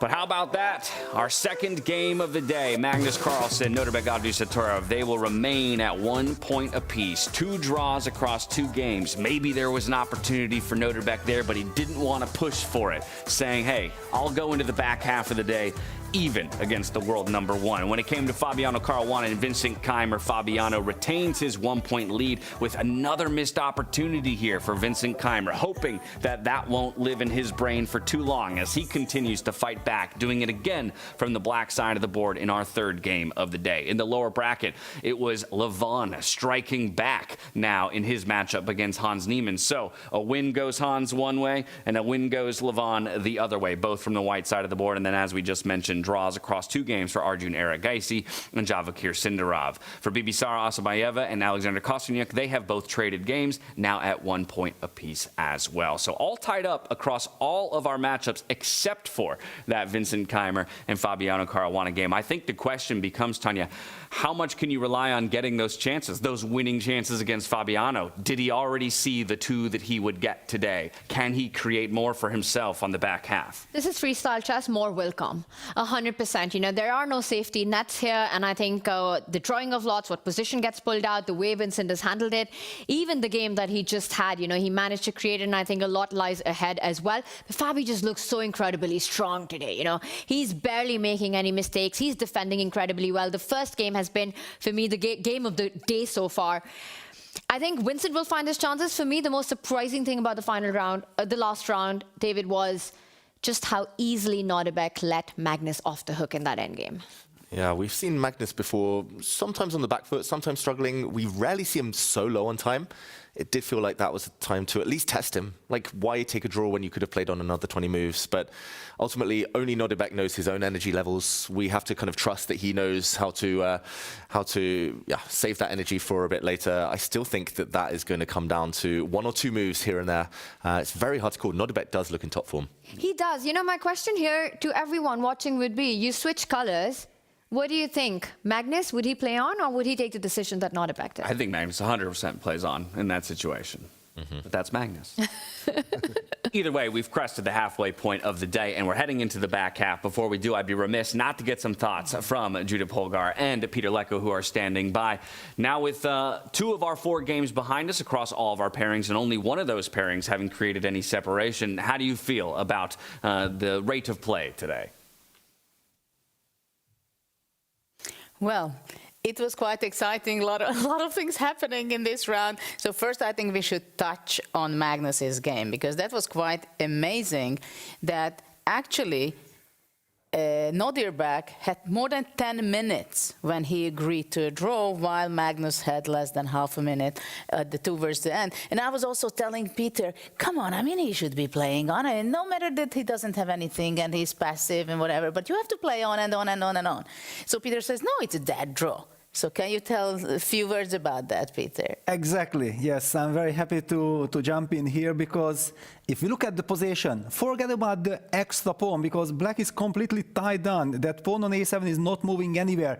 If black would be able to get rook to b6 and king to b7, that's a complete game changer. Then we talk about black being able to make progress, and then white will be in a lot of trouble. But for the moment, it's a horrible situation, because black is completely packed. I'm famous for cement, to highlight that white has this incredible, lovely pawn chain. The king is beautifully hidden. The knight is a monster knight sitting on d4, controlling everything. If black plays the move king b6, then white starts checking that king. You can't really go anywhere, and after king c7, white falls back with a rook to a1. You are just unable to make progress. I understand, of course, Nodirbek, if he would have felt like he has the tiniest of chances, he would have played on. But what do you do if you try to be impulsive and break in the center? Then after e5, FIDE, knight f3, it will be white who will be going after the e5 pawn and will collect. Let's not forget there are 10 seconds extra seconds per move, and if Magnus suddenly gets a chance, he has more than enough time to deal with it. So I'm defending Nodirbek, and I believe that the position was dead draw. Now, going to the other game, because we have seen there a lot of drama, and there was one moment that I want to pull up here at the end, because this was the critical moment in the endgame. And if we look at the evil bar, we see 0-0 equal. Yeah, it's a fortress, but the players are playing the game. And I'm pretty sure that Fabiano, if he would be sitting in the commentary, he would be a spectator, he would be telling you, with white you should just do nothing, just sit tight here, because the knight is lovely on d3, protecting the pawn on f2. And if, for example, let's just take a look, if white plays king g2, just sits and wait, rook dd1, rook b3, the only idea for black is to go after the h4 pawn, but whenever black does this rook h1 move, then white can switch to active defense with rook b7, and knight e5 is a crucial threat, so you have no time to pick up this pawn on h4, because after knight e5 you will not get winning chances, only you might lose the game, so you have to just sit tight and agree to a draw. Instead of this, Fabiano was afraid, also with ticking seconds, that wait a second, if I stay passive there is a danger, and he realized that he can drive his knight all the way to h3. He played this move, but it allowed Vincent to get a chance with rook g1 check, king f3, and now instead of rook f1, knight h3, when Fabi really set up the desired fortress and there was nothing to be done, Vincent could have and should have tried the move rook g4, targeting the pawn on h4, after which seemingly white has no good way to defend, because definitely you don't want to play the move knight g2 back, because then you are completely passive, then nothing moves, and who knows, if black's rook gets to g1 you will lose the game. So I somehow suspect, we had this feeling with Judith, that white was counting on some rook c7 idea, hitting the e6 pawn using the pin along the 7th rank, but then black can just play king f8, and after rook c8 check, king e7, rook c7 check, black plays king e8, and after rook c8 check there is king d7, so in fact black probably wins the game. And then it comes that after rook g4 white has to find this stunning computer move rook c4 with 15 seconds on the clock. Is it realistic that you find rook c4 with the idea that after rook takes h4, you go d5, you open up the 4th rank, and even here black has different ways of getting into some 4 versus, say for example after rook takes f4, white has to take e takes f4, and then black is even having an option of going e d5, and according to computer it's a dead draw, but humanly speaking we understand that this is quite tricky. Well, absolutely. So Vincent had many chances in this game, starting from an early stage at d5, which was winning. We saw Fabiano seeing that, and also he shared it with Vincent right after the game. But Vincent is there. He can come back, as he showed. He has his chances. He was just missing them. But let's see what's coming up in the next round. Take it away, James. Thank you so much, Judith and Peter, and couldn't agree more. You know, I asked it straight to you, Tanya. Will he get more chances? You said it's freestyle. freestyle chess. Of course, he's going to get more chances. Now it's just about capitalizing on at least one of them. So far, it's been a miss. So far, he's on the back foot. He's going to have to do it again from the black side of the board here in round number 3 before flipping back to the white side of the board. But let's get a reset on our standings and how things stand between all of our competitors here in Germany. Magnus Carlsen and Nodirbek Abdusatorov, they both have 1 point apiece in our upper bracket, the first of our semifinals. And then Vincent Keimer is chasing Fabiano Caruana down a full point currently as we move into the back half of the day. From here to the lower bracket, we'll check in on those score lines. It's Hans Niemann and Levon Aronian each trading a game to end up in equality at 1 point apiece, whereas it's been 2 draws in a row here between Arjun Erigaisi and Javokir Sindarov. In our matchup between Bibisar Asabayeva and Alexander Kostyanyuk, they as well have traded wins in both directions to end up at 1 point apiece.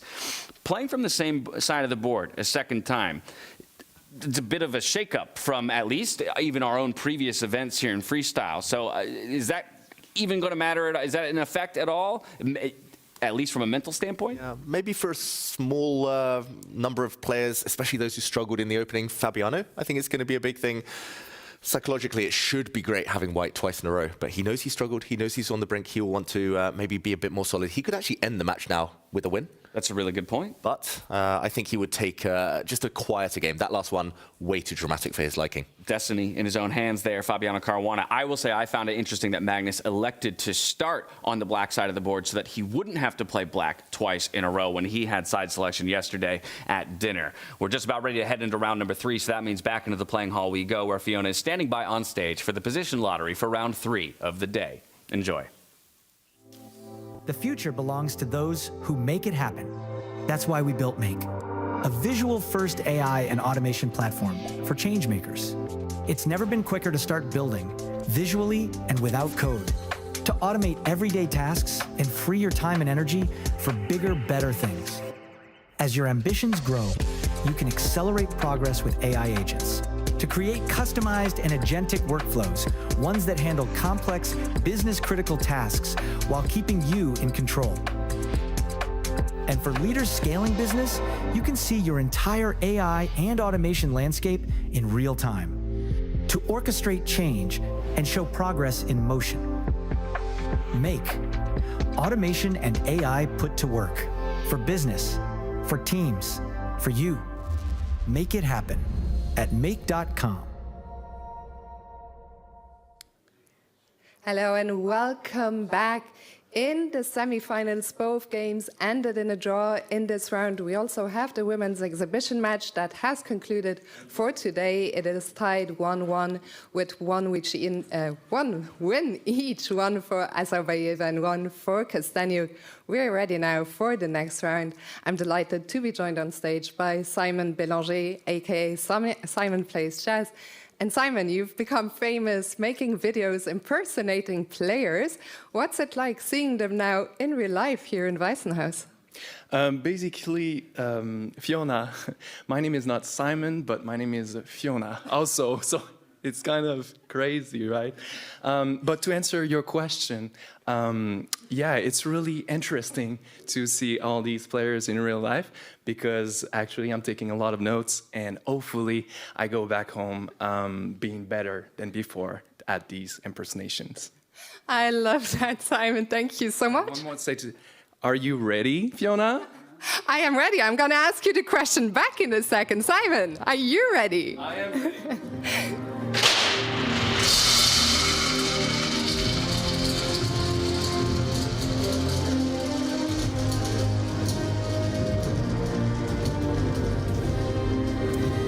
Okay, over to you. The next position is going to be number 133, position 133 players.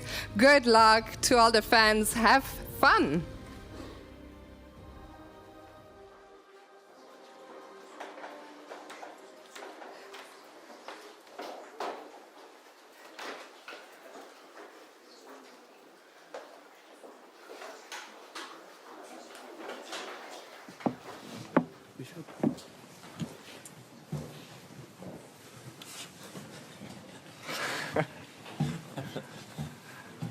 Again. I cannot play castle. These bishops are good. Yeah, these bishops are good.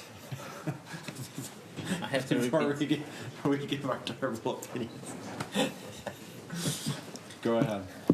So d4, e5? Yeah, probably. Before e5, d5? C4? Before e5, d5.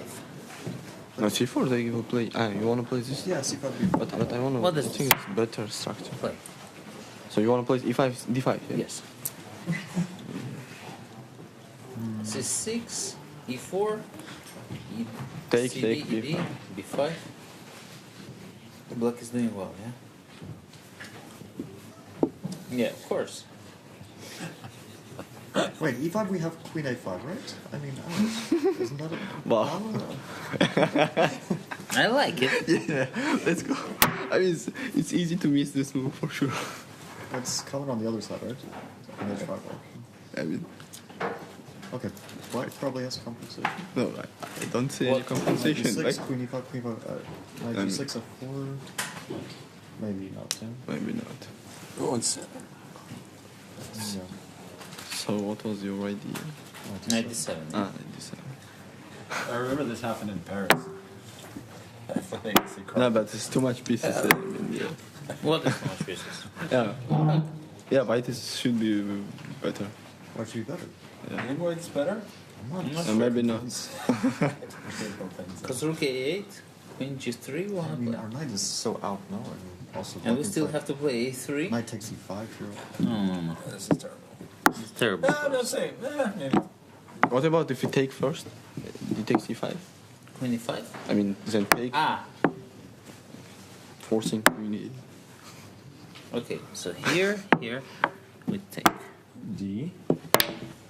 Oh, at least then we get to E3. Yeah. Clever. And we're happy. I mean, D should be like. We own nothing? Nice. D, so Knight D7, Queen E3, Knight B6, and... No, I mean, to Knight D7, even you can play E4, yeah, probably. Then go back to A3 and, I don't know, some plays. Aha, queen a4 is prepared. Very mean. Okay, so let's go back to E1. Oh, okay. No, No, we're looking at this now. Not working. No, wait, we have Bishop G5. Oh, but there's F6. Sorry. I was thinking Bishop G5. Yeah, but then C4. Yeah, maybe we use a die, or C3. They take on a2. Bishop B3? Wait, when take on A2? So takes queen a4.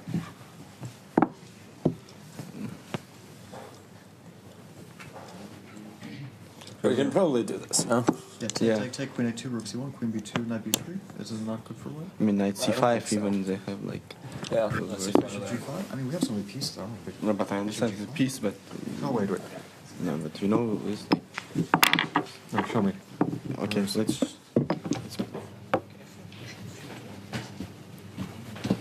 Then 4.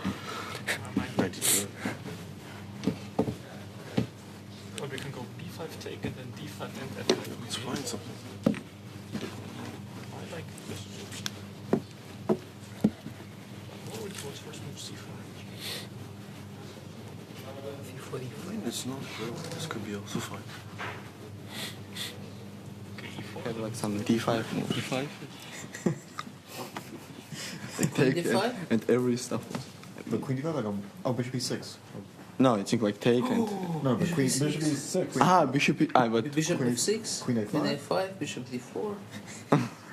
Knight B3, that one I actually don't believe for black. Yeah, that one's good. What about like here if I play? No, okay, this is too much. This is too much. No. Yeah. The D8 is hanging out, so. Yeah, yeah. D8 and then. Yeah. Knight B2. Sure. Okay. This is stupid. Okay, if they find D5, then it happens to be good.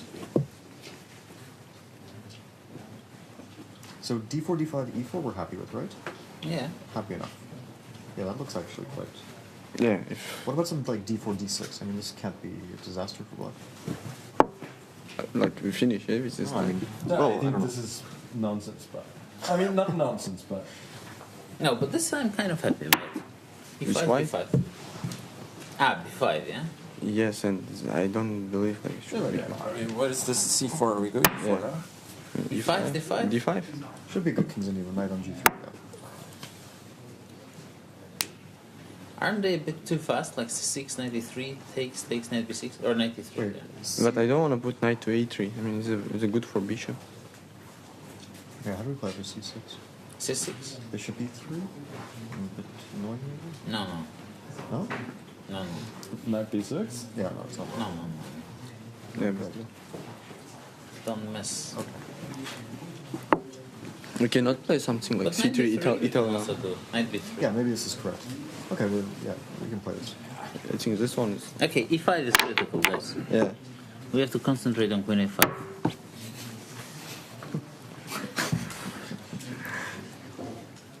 We've got to be serious. d6 is by far the most logical. Yeah, d6 is like most logical. This happened in pairs against Hikaru. Like he played e4, d5, queen h5, and e6. Yeah, So we're sure that this knight b6, queen e5 is good for white, huh? I'm not sure. Let's check it. Yeah. c4, no. Yeah, knight c4, knight g6, we have to play f4. No, knight c4, f4, I think that's a mistake for black because we just lose 10 b3 is coming. Yeah. c4. What are we looking at? Can you count? Develop.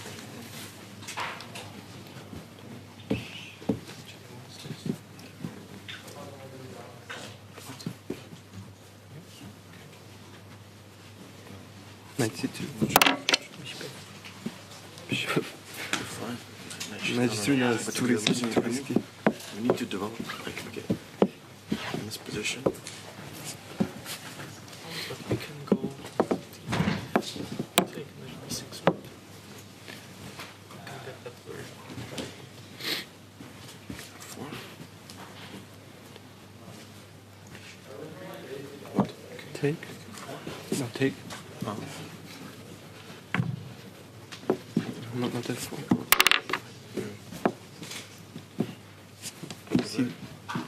CD, knight b6. I think best my test is to go e4, e5, and then e4 should be critical. Yeah. Take. And we're back for round number 3 of the day. It's position 133 for all of our players. And interestingly to me, it was Levon Aronian who's really pushing the idea of a5, that queen to a5 being critical to the position and something that they need to more closely look at least when it comes to our veteran side of the board. And so if that's what they've identified as critical, I wonder if our legends are in the same mindset as the likes of Levon Aronian. As I hand it over to Judith Polgar and Peter Lecko, what do you make of position 133? Well, this is round 3 of today, and it means that, okay, some players might be nervous, like Magnus, I think, with the 2 draws. It's not necessarily that this is what he wanted out of the first 2 games. On the board, it's interesting to see Magnus and Fabiano and only Sindarov being the very youngster. They are already standing up and going to the game. They were looking also this d4, d6, and what it was interesting for me, that after that they were not say c4 or e4. Like, I had the feeling that they're absolutely in balance, that really what is this opening going to be. Sometimes I feel that they are much clearer in their verdict by the time they stand up from the table. What do you think, Peter?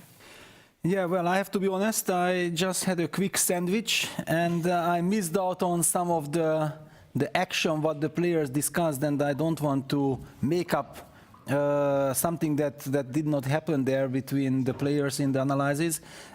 Somehow this d4, d6 surprised me, because d4, d6 and then I'm going to play e4. Isn't this, as an e4 player, the dream of all dreams, that we occupy the center? Let's also not forget that white's king position is safe, the queen on e1 is beautifully placed. If the knight develops from f1 somewhere like to g3, then white can just very comfortably make a short castle, just stay with the king on g1. I don't get it, so I believe that black should be fighting for the center. So maybe d4, e5, d takes e5, queen e5 is an idea. And we're just about the third game to start. Handshakes. Look at Nodirbek, how focused he is. Who will have more energy, more ideas? Let's see how Magnus will start. It is the last white game for Magnus, yes? So in fact, I understand, I perfectly agree with you, Judith, that there is a lot of tension on Magnus right now because we know that he wants to put pressure with the white pieces, and maybe this is exactly his type of position. Actually, I think he was late a few seconds, so he's getting into the zone. Of course, these Jadub moves always happens with every player. And we see already one C4 by Fabiano there against Vincent. They are repeating their colors compared to the previous game. Yeah, well, actually also to the first game, yeah, because it was the so-called bird with F4, D5, G4, knight C4, E5, B4, yeah, it's very funny. Clearly Vincent does not want to go along the symmetrical directions because he wants to create winning chances. Or I don't really believe about winning chances, but with black you try to go towards the direction where you feel that there will be more life. Yeah, you don't want to simplify things. In the previous round, you said you were quite upset what has happened with Vincent regarding the opening positions, that in game 1 and in game 2 what has happened. And because in game 2 it was kind of much easier to play it with white at first, we considered. But what do you think about game 3? Is it fortunate or unfortunate for Vincent again? Because he's 1 point behind. So it's time to win, right?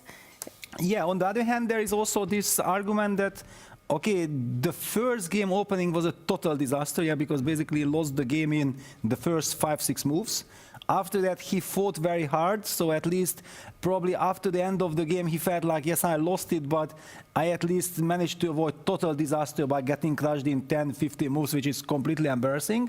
And then in the second game with the black pieces, before the game, maybe there was this danger that Fabi can win the second game with white, and then the match is basically over. Yeah, so by having had chances, yeah, missed opportunities, everything, maybe the self-confidence in Vincent is growing that now the match is going slowly in his direction. However, Fabi has the white pieces, and if Fabiano wins this game now in round 3, it means match is over. Then Vincent will not have the chance to use his second white game. But if this game ends in a draw, for example, then Vincent still will have the chance to play for a win with the white pieces. Yeah, it's interesting that we were also discussing that it was unfortunate that he picked playing with the white color first, right? Because of this system that he has after that twice the same color and only gets the same color in the game 4.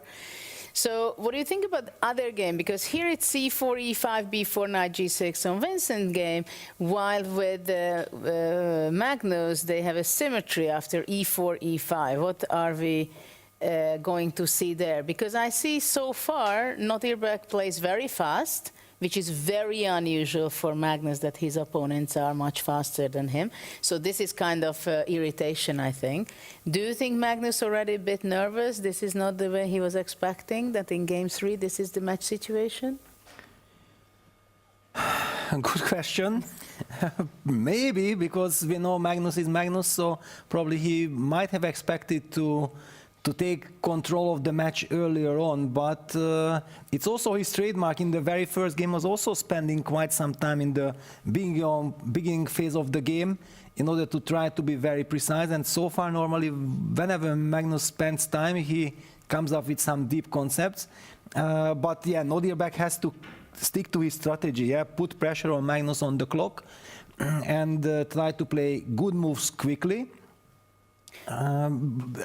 About yesterday, about picking this white color, I even feel guilty because when I already entered the restaurant at dinner, then already Vincent was almost finishing because our broadcast and everything lasted longer. And then he asked me, should I pick white? And I did not know at this moment when that there will be this shift that then you play black-black. Yeah, and I told him, well, I'm actually now not clever enough to say anything good because I'm starving. Let me have food and then we can talk. But while I was even looking for a free chair and whatever, which was impossible yesterday, they already decided on, he had to decide, and then he picked white.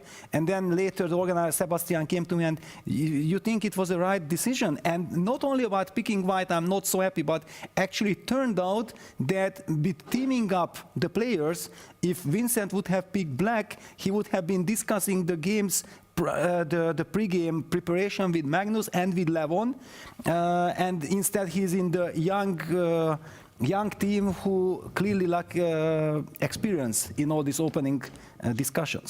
So what do you think? Let's dive in a bit between the game, Fabiano and Vincent, because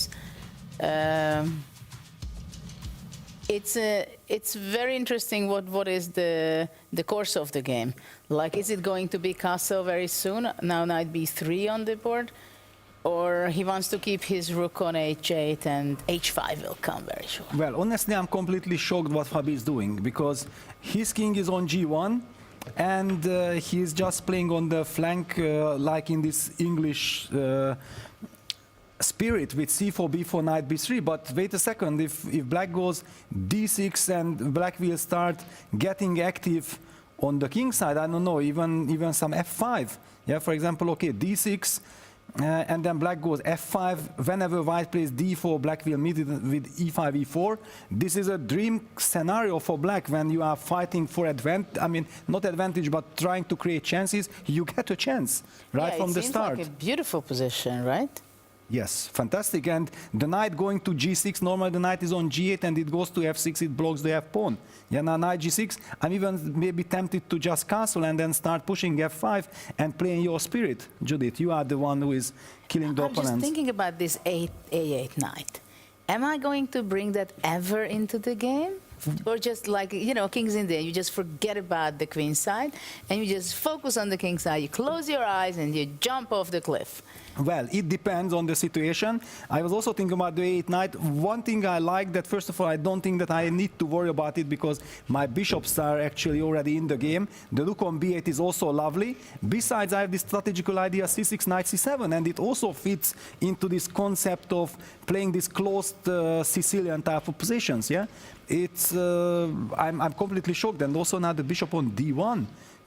Where is this bishop going? The knight on g3 has a problem finding a good square because knight g3 runs into f5, h5 from every angle. Is Fabio already in trouble? Now I feel like we took over here. And suddenly, after 3 moves, Fabi is already in big trouble. Vincent is taking over. We just push all the pawns of Vincent and we just win the game and equalize. Yeah, but I'm completely shocked, and I will be very happy to bring in David and Tanya and James to the discussion because I might be biased and I'm very happy seeing what's happening. Are they as excited as myself? They are very excited. Take it away. We are excited, but for perhaps a different reason than you're expecting as we do arrive back on Vincent Keimer and Caruana's board and hoping for a big fight out of Vincent Keimer in this one to strike back. I'm sorry, I've got to divorce us from this board immediately to go check in on Vachier-Lagrave Sindarov and Arjun Erigaisi because we had a double question mark blunder. The game is lost at this point for Arjun Erigaisi against Vachier-Lagrave Sindarov. Mere moves into the game. Move 4 even, David. Wow, we need to do an action replay here. It was actually that variation with a quick queen a5, quick queen sortie that Levon was joking about quite a lot. He was talking about it in the pre-game discussions, but this just hangs a rook. Arjun Erigaisi, he's going to try and trap the white queen. That's the only explanation. But, okay, let's go back to the start. This is just move 4. Dead loss for black already. d4, e5. This double attack, hitting the central pawn, hitting this one. And, okay, after the pawn stepped forward, a capture in the center, recapture. And, okay, you can defend your rook. Yes, you're a pawn down, but the white queen is going to lose several tempi. And black looks like he might get decent compensation here. The eval bar actually says dead level. Fascinating position. But to drop the rook, I don't quite understand yet. Queen takes rook. Is the idea to... I mean, the queen's got an exit here. It's just going to come back. It's going to run away. Is the idea to bring the black queen out? Try to trap the white rook in return? Unbelievable. Is this... That's what Arjun has found. No, it's not lost if you take the rook. And let me tell you what happened in the analysis, right? It was Vachier-Lagrave Sindarov, Magnus Carlsen, Fabiano Caruana, and Levon Aronian looking at this position. David, if you just put in d4, e5, it was Levon who spotted. Nobody else saw this idea of the queen coming out because it's just so unfamiliar patterns and all of that with a double attack. And Vachier was like, this is an easy miss for Black. And Black would just lose after this. He's gone into this line.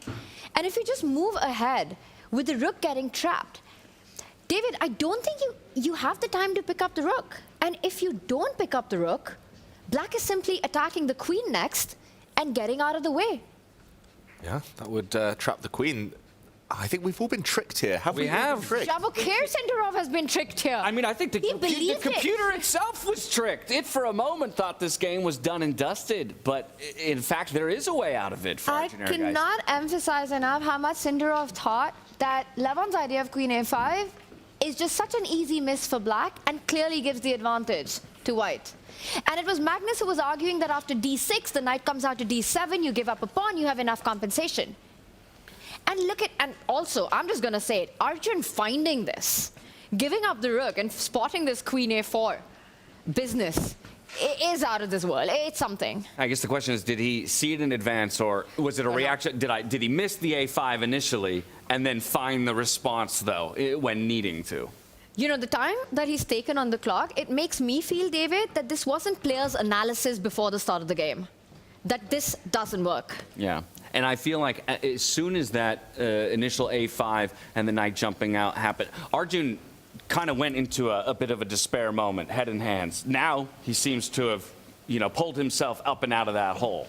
So impressive from Arjun. And yeah, I must kind of confess my sins here, plead guilty to the fact that I was looking at the computer evaluation. I just saw the double question mark. I thought, it's a rook. Yeah. And I think Sindarov thought so too. It's a rook. It's at the very least a pawn. But he has taken up the mantle. He has taken up the challenge here. The queen is just trapped. But can you start pursuing the black queen? Can you go b3, trying to find a way to get that queen out? Or do you just simply retreat all the way to a6 and say that's it? Or even a2? The rook's hanging knight d7 anyway. Like a mirror image of what White's just done, except for Black it's so much more effective because Black's queen still cuts the a-file, still this threat of trapping the White queen, and yeah, no way to continue chasing. Rook hits the queen, you can just keep gobbling up the pieces. And this is where Vachier realizes, all his confidence pre-game on the idea of queen a5, giving White an advantage, it's just fallen flat. It absolutely has, right? And I mean, it goes back to the conversation that Peter began to have, right, about the two different pods and both the benefits and the detriments to the different pods that you might be in, and which ideas you decide to steal or borrow from your co-conspirators, if you will. But as this one does appear to be a moment where Sindarov is going to give a good think about how he'll weasel his way out of a tricky situation that he put himself in, I'd like to go to the confessional booth where our first player has dove in here across our 3-day event. It's Magnus Carlsen who stepped in just a moment ago. So let's hear from him on the way to his board against Nodirbek.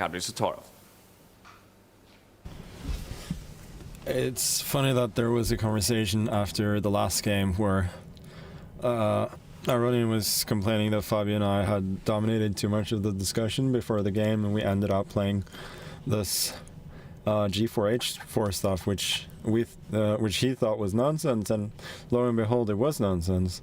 And now, for the next game, he goes ahead and suggests D4, E5, Queen A5, which is interesting enough. And then we just spent a lot of time analyzing that, which was fun, but ultimately not very useful. And so I decided to go in another direction with Queen E4. Yeah, I mean, I think the story is more interesting than the game, because the game is probably going to be quite symmetrical. Well, how kismet of a confessional booth right there. As we saw it play out on one board, Magnus calls it for what it is. He says, I think it was a bit of nonsense, admitting to the fact that maybe he and Fabi were the ones who were professing the nonsense in the previous round. Wow, and I'm not sure Magnus actually understands the drama that's been going on the Sindarov board. Otherwise, that story would have continued. He would have been going even harder on Levon Aronian. Wow, that's the element, right? It's a world championship, but the players are discussing. There's so many mind games. There's so many kind of meta things in the mix here.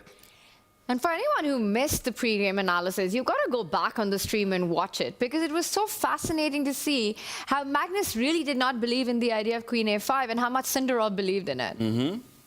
And we're seeing that being played out right now.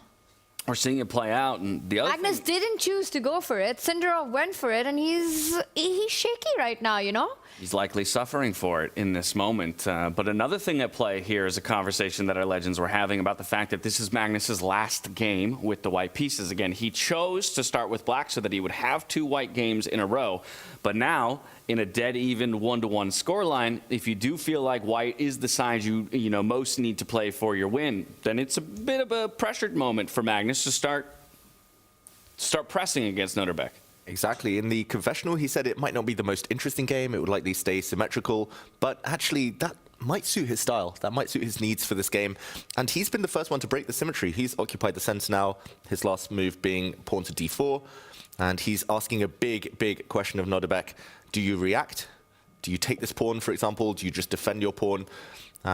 Big, big moment, because if white's able to gain more space, or if white's able to capture in the right moment, and, for example, capture and back it up with a quick pawn to f4, then we could see Magnus doing well. And look at that smile. Look at that smile. He's seeing the Sindarov board now. He's just spotted it. He's just seen what's happened to his teammate, analysis teammate right there. And he's smirking. I don't know if Sindarov will ever trust Levon again. Never again. Magnus is very amused with how today has played out.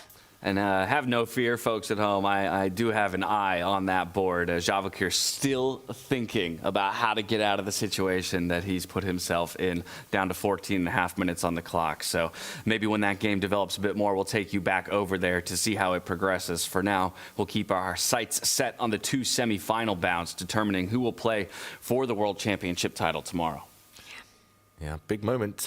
Tanya, we saw the first exchange of pawns on this board. And now Nodirbek challenging the center. It feels natural, right, to step forward. But what could be holding Magnus back now? What does Nodirbek have in store if that does happen? And the thing is, you're not only stepping forward with your e-pawn, you're going to follow it up with the f-pawn moving ahead as well. I would think that Nodirbek wants to get a quick castle in, get the rook into the game, and maybe strike on that central pawn with the f-pawn moving ahead, trying to break it. The question, is he going to be in time to get that? Because you give Magnus a few moves, e4, f4, f5, the queen coming out, starts to look pretty dangerous for black. I was going to show that on the board. I think Magnus is going to play this move. The one thing he will want to avoid is having an isolated pawn, so almost unthinkable that we'll see Magnus exchange off in the center, or even leave the pawn there in the middle to be taken. Surely he goes forward there and takes the space, takes the initiative, and hopes that Nodirbek isn't quite quick enough. He's reaching out for that e-pawn and that movement of the hand. I know you're the expert on that, David, but it looked like it wasn't going to be a capture. It's going to be a pawn push.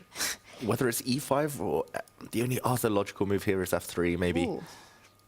It's very akin to a Caro-Kann fantasy variation if white does just plant the pawn in the center to support. But of course, Magnus takes the space. This is the most ambitious way forward. And James, I mean, you mentioned white pieces. He senses, he's been patient. This might be his moment. It's absolutely his moment to strike. And he's playing in the quintessential Magnus way. I mean, he talked about how, yeah, maybe there's going to be a lot of symmetry. I feel like that only bodes well for him, right? That I could play towards equality and symmetry for the majority of the game, and then I will find that one singular moment that I need. There is one argument, one plan that I could think of for Nodirbek, you know, because f4, f5, f4, queen g3, knight e3, f5, it just looks like white is flowing, right? Bishop comes to f3. All right, we have a decision. Wow, he went for an immediate f6. He doesn't even prepare it with a short castle. He strikes in the center and gets up and leaves, feeling pretty good about his position, Nodirbek is. Confessional, anyone? I would hope. I would hope. And the big difference here is if we compare the pawns, it is very symmetrical, apart from white having this very nice kind of forward advanced pawn here, potentially a protected pass pawn. Black in return has a backward pawn. And those two pawns kind of cancel each other out. Everything else looks equal. Maybe black has a slight lead in development. So Magnus here needs to somehow maintain his nice pawn structure, get his king castled, maybe bring out his knight, activate these minor pieces quickly if he can. And yeah, for Nodirbek, he's also trying to be super speedy. Like Tanya said, he's trying to break the head of the chain. He's going to get his rook across. He's the quicker one to castle. And yeah, this is going to be a fun one, I think. I don't see it being too slow. I can't see the queens coming off yet, at least in the near future. It's going to be a very tense battle. I'd imagine that Magnus leaves the tension between these pawns on the board and, yep, instead goes to develop another piece. He elects for the knight, jumping up to g3. Yeah, again, very instructive, not trading on the opponent's terms. Capture here would have allowed the black bishop to jump out with gain of time. So he says, okay, you can take me, but I'm going to replace it again by a very strong pawn. I like Magnus's chances, I think, here. Nodirbek doesn't look too enthused. Also, it's not his type of position to be slightly on the back foot and searching for random counter chances. Yeah, you talk about how, you know, Nodirbek has the option to castle faster, but all of Magnus's pieces are already pointing in that direction. So it seems scary to commit to that side of the board, knowing that the queen could slide up and then, you know, diagonally over. And just like that, it's quite an attack you've mounted. Exactly. White's queen is really flexible. She can go either way. Towards the center, towards the right. Magnus hasn't castled. Maybe he'll start throwing his h-pawn forward and activate the rook in that direction. Knight landing on f5. Oof, yeah. Knight on f5 will thrive. It doesn't look pleasant for black, I've got to admit. Especially the rook I can't see getting in the game anytime soon. The black bishop, the light squared bishop there. The only way it gets out is if the knight moves, but the knight is probably on its best square. This bishop can't yet get into the battle. Magnus has played a bit quicker than he started the other openings of the first two games. He was down 10 minutes, pretty much game one, game two in no time. Here it's almost level footing on the clock. And he's looking confident, I think, just enjoying watching that Sindarov battle. No, that's definitely, I think he's gotten up to go exactly there. Or maybe we're getting another confessional from Magnus talking about the Sindarov battle. I think I won't be surprised to see that happen. I am slightly surprised by Sindarov taking so much time right now with his next decision, and I wonder if he's actually finding alternative ways of developing that rook. Meanwhile, someone is down a rook, and Arjun has got that queen going up the board, trapping White's queen on b8, and he didn't rush. What happened, David? Backtrack. And also, do not trust this eval bar. I think it's trying to get us again, like it got us earlier. We've been tricked once. We will not be tricked twice here in the studio. Quick action replay, just the last two moves. We saw the black queen come out. Big threat, well, two threats. One of trapping the white queen, no way home there. And the other maybe of taking this pawn, trapping the white rook. Sindarov's solution was to sacrifice his bishop. Brilliant move there. That was actually the only move, apparently, to hold the balance. Although, again, we're not using the strongest computers here, so I say everything with a pinch of salt. And the whole idea is to distract the black bishop. One idea might be to go and take the white queen, but in return, white would have most likely given up the queen for one piece, given up the queen, and got a second piece. And if we do a quick count, rook and two pieces for a queen is a material advantage for white. I had to do a bit of quick math there, but queen takes pawn now has been allowed after the black bishop did get deflected away. The queen captures a pawn, hitting the white rook, and check this out. The rook sacrifices itself on an empty square. I'm still struggling to understand this. I'm trying to understand that as well. Bishop takes rook, I believe, will be met by the white knight saving itself, hitting the bishop. Ooh. Next move, regaining the knight. One of these two pieces will fall, and the dust is going to settle. It's going to be level material after all those little skirmishes. What a weird game. What a phenomenally weird game. Yeah, what a beautifully weird game. I mean, just the tactics all around, right? Pieces hanging, and Sindarov's usage of the clock tells you all you need to know, that when he got that queen out, this is not what he was aiming for. This battle was not what he was aiming for, but he's found the only moves to keep the balance. He's found the only moves, and this is a game that we'll keep coming back to. But legend alert, Judith Polgar and Peter Lecko, they've been keeping their eyes on Vincent Keimer and Fabiano Caruana as we were focused on Magnus Carlsen and Nodirbek Adusatoro. So I'm going to hand things over to them at the Make.com Deep Dive desk. Walk us through it. What have you seen in our other semifinal bout? Well, of course, Eric Gais's game is quite fascinating. In the meantime, we were analyzing still the Vincent game because it looked so great when we left it there. And it seems like move 3 was a decisive mistake for Vincent. Yeah, decisive in a sense that he missed his chance, because one thing that I also did not notice at that moment, just by accident, I suggested the move that, wow, we start with d6, and it makes such a huge difference, because what we have seen in the game after knight b3 Vincent castling, thinking that next I'm going to go d6 and f5, life is beautiful.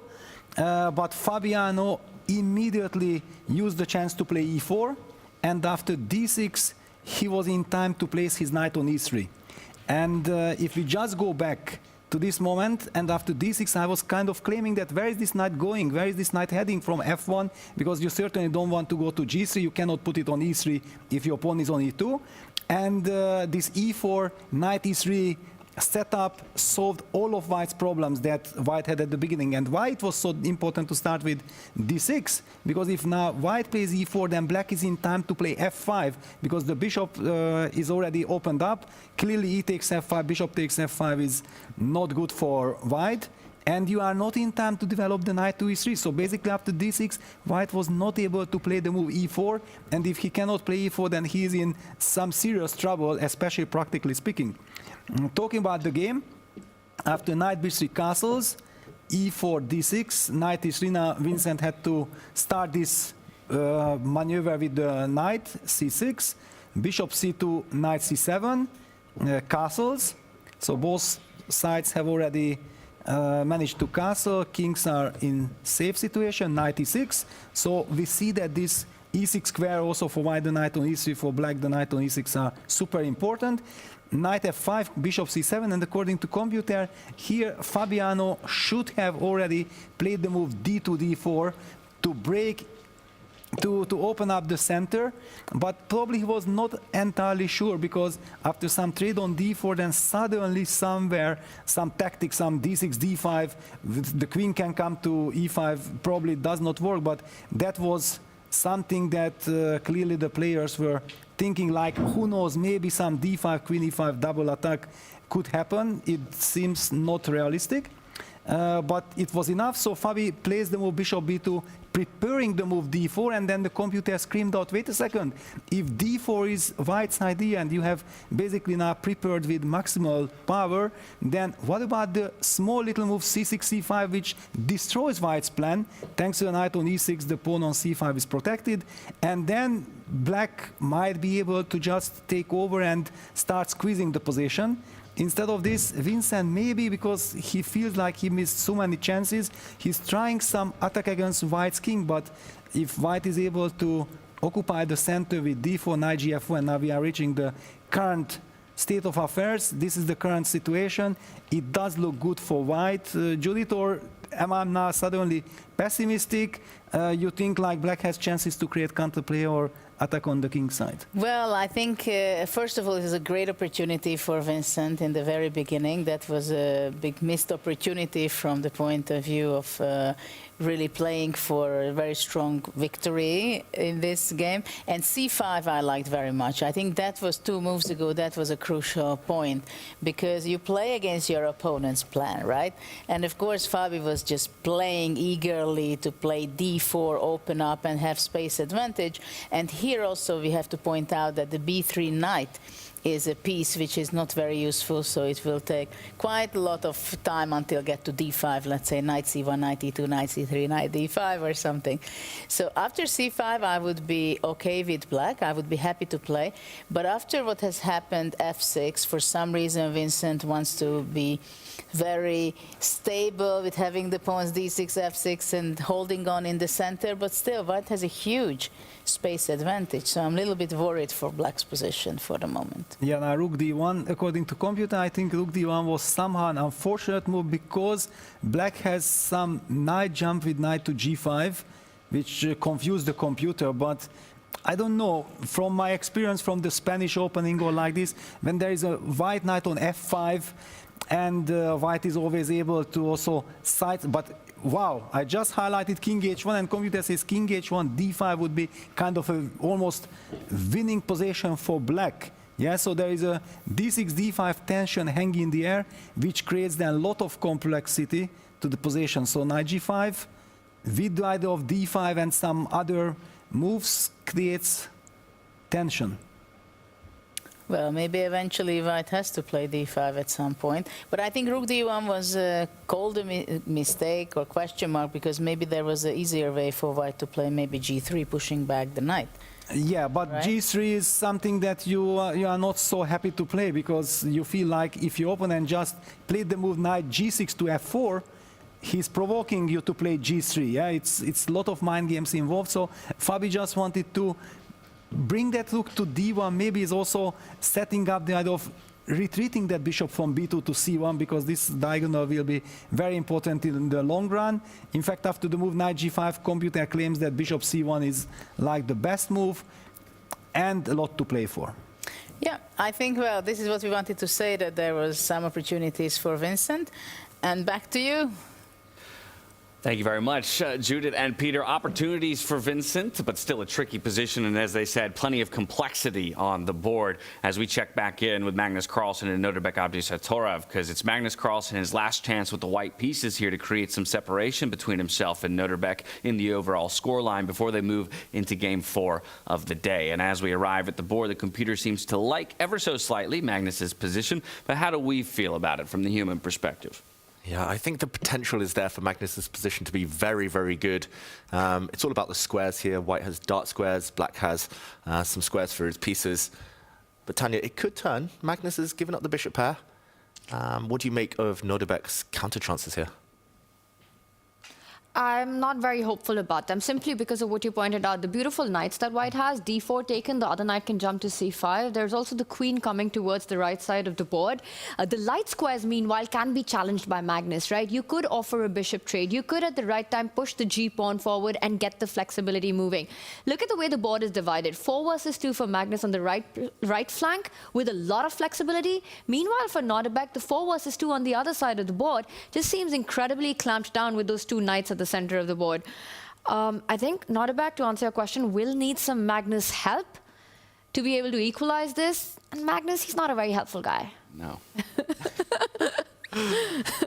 At least not to his opponent in this situation. He was trying his best to help everybody in the discussion, saying maybe we ignore that A5 nonsense that Levon is spouting. Yeah, this position, as Tanya said, it's about the knights right now. Black's knight looks beautiful. It's the best piece, but it's not really doing much. Not really hitting anything. It plugs the c-file. White's knight on d4 is glorious. Maybe one on c5 if it doesn't get traded off too early. But yeah, what to do with black if you don't have any good pawn breaks? The queen is eternally tied down to the backward c6 pawn. It does look very nice for white. And I was actually surprised a few moves ago with a bishop for knight exchange. Magnus willingly giving up his dart squared bishop for a knight. But maybe it's just about the fact that knights are stronger than bishops in this position.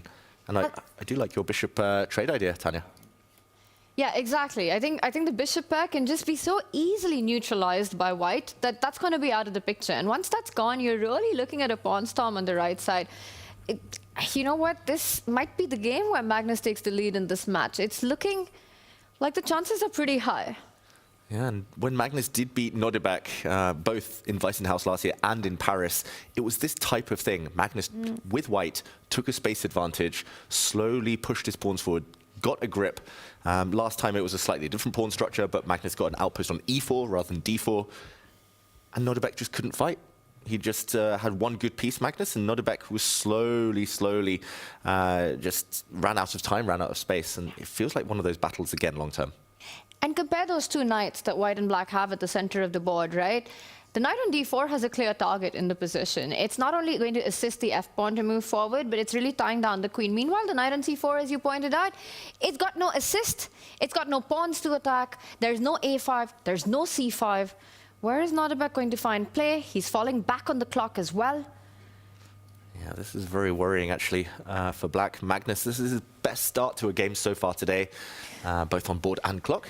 And off the board, he was pretty amused with everything that he's seeing happen around him as well. He's having a good time today, at least so far.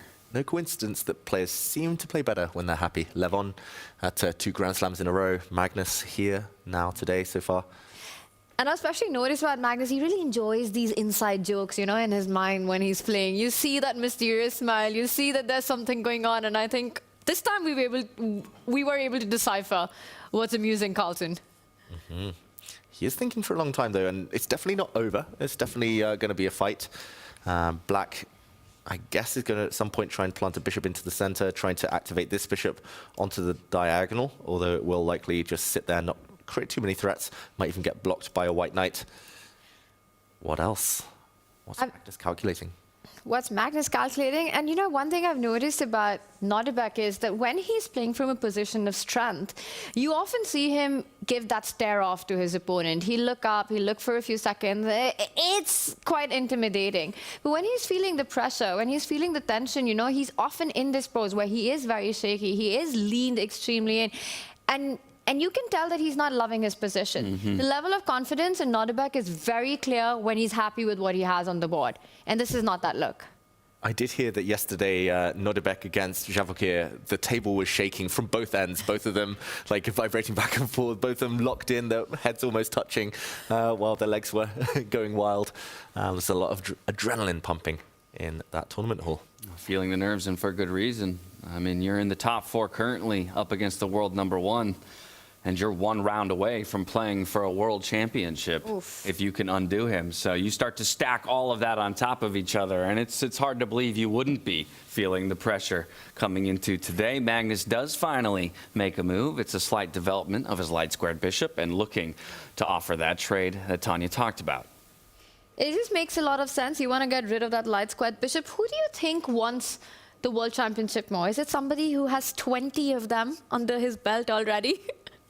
Or somebody who's yet to taste it? Well, Nodirbek has... It's a good question, because to a degree, Magnus's motivation is to just not let anyone surpass him, right? And it's kind of weighing that against, yeah, the person who's yet tasted the victory and the accomplishment of that. I will add that Nodirbek does have that One World Rapid Championship, but, you know, it's just one. And it was a while ago. Yeah, it's funny, I've had similar chats with Magnus about tennis, for example, with all these Grand Slams, how it tends to be dominated by certain players. Right now in tennis, it's Sinner and Alcaraz, and often the first final, that first title is the hardest. Once you get one, you start to go on a roll. We all thought Nodirbek, maybe at 17, he would go on a roll. He's become a super strong player, but yet to get that second one, once he does, maybe then it will be constant candidates, maybe he'll be a World Championship challenger, etc. But for now, he needs to break the monopoly of these giants. Bishop's off the board in the meantime. Yeah, bishop's off the board, but Nodirbek follows it up with that dark squared bishop move that you talked about, kind of planting it on that long diagonal, eyeing, of course, that knight and the king behind it, but will probably sit there for a fair bit of time. I think for Nodirbek, it's going to be key to break on the left side where you've got the majority. C5 is beautifully controlled by the knight and the pawn. I'm expecting him to go A5 the moment he gets an opportunity in this position. So at least try to get a potential target on B4 if Magnus tries to consolidate it somehow. He needs to make the most of the left side of the board because Magnus controls the other flank. Definitely. Magnus at some point would love to take a time out, put his king in the corner, but then the king might be facing some back rank checkmate issues long term. He slides his rook across, very logical. And the big question is what to do. If A5, does white take that pawn? The black knight could come back and recapture this pressure. I think he just has to go for this, Tanya. As you say, no other counterplay. It's his best option in the position. How quickly as white do you want to go E6 in this position? Ooh. Well, now you've got to consider that A5. A5 is in. And Magnus would love to play a move like pawn to A3, but that pawn would be hanging. And the reason is normally you want to just connect your pawns, not change the structure too much. He can take on this square, but knight takes. The white knight on B3 is overworked. Justify it for me then, A3. Yeah, I was hoping you wouldn't ask that question. Well, I'm sorry. Pawn to A3. This is a variation, not our moves. Knight takes pawn. Now the black knight would be driven away. I was going to say from this pawn, and the bishop would have to drop back, but suddenly black has 3 connected passed pawns. This is not obvious at all. I think we're looking at the wrong side of the board. Magnus's last move, lining up the queen and the rook, overprotecting the E5 pawn, I think his focus is on the other flank. I won't be surprised if he decides to give up the left side and just push F5, E6, or F5, F6, and just blow open the lines on the right side towards the black king. It's committal. F5, pawn takes pawn. Do you recapture or not? But it would get really fun. Oh, not so good, apparently. Get really fun. I mean, this is all in from Magnus. If he goes for this, if he lets his whole queenside fall, he's suddenly down 4-1 on the queenside. But he's going for the black king, which doesn't have any real defense around it. Minimal pawn shelter, as you say, Tanya. I quite like this idea, but I don't know if it's Magnus's style. To just gamble like that. He wants the strategic grip. How to keep it? Pawn to A3. Knight takes pawn. Oh, apparently then. You just push F5. Now F5. So your idea, Tanya, just with the black knight slightly further away, And apparently this is a strong attack, but this is far from obvious. Right, because you're also dropping the B pawn. Yeah. You're saying, okay, you can have my B pawn as well, just for me to get this pawn all the way up to F6. Yeah, because 4-1 isn't good enough. You need 4-0 for the attack to work. Yeah. Distraction! I mean, you send the suicide squad off to the left-hand side while you get the work done on the right. This is so instructive, but so difficult. And like, if the black knight comes back, I don't even see an immediate knockout. The other black rook will slide and defend. White might have to take a timeout and play a move like king into the corner. Moment of truth. What has Magnus done? He's taken that pawn. Given a question mark, a shake of the head as well. He's not happy about it. Yeah, it was one of those things, right, where you look at the clock and you're like, I need to take a decision. The one you take, it's not the one you want to make. And this doesn't win a pawn. It's worth noting, knight takes pawn is possible. Losing a knight just for one move, as the white knight on b3 would get distracted. And it's all about getting rid of the central knight. Nodirbek's back in it. Yeah. Okay. But it was hard because F5, F6, and it's still impossible to find. It is very hard to find a follow-up into that attack, sacrificing all of your other side. Either you're checkmating or you're lost. Yeah, it's a stylistic thing. I think out of the current field, maybe Levon would have found it. Arjun, maybe. Maybe Arjun. But Magnus, he wants the long-term fight. He wants the he wants the positional trumps up his sleeve for later. Okay, I'm expecting knight takes pawn now, and white's not got the stability he earlier did. Yeah, because suddenly there is flexibility on the flank in which Abdusattorov has that position of strength, right?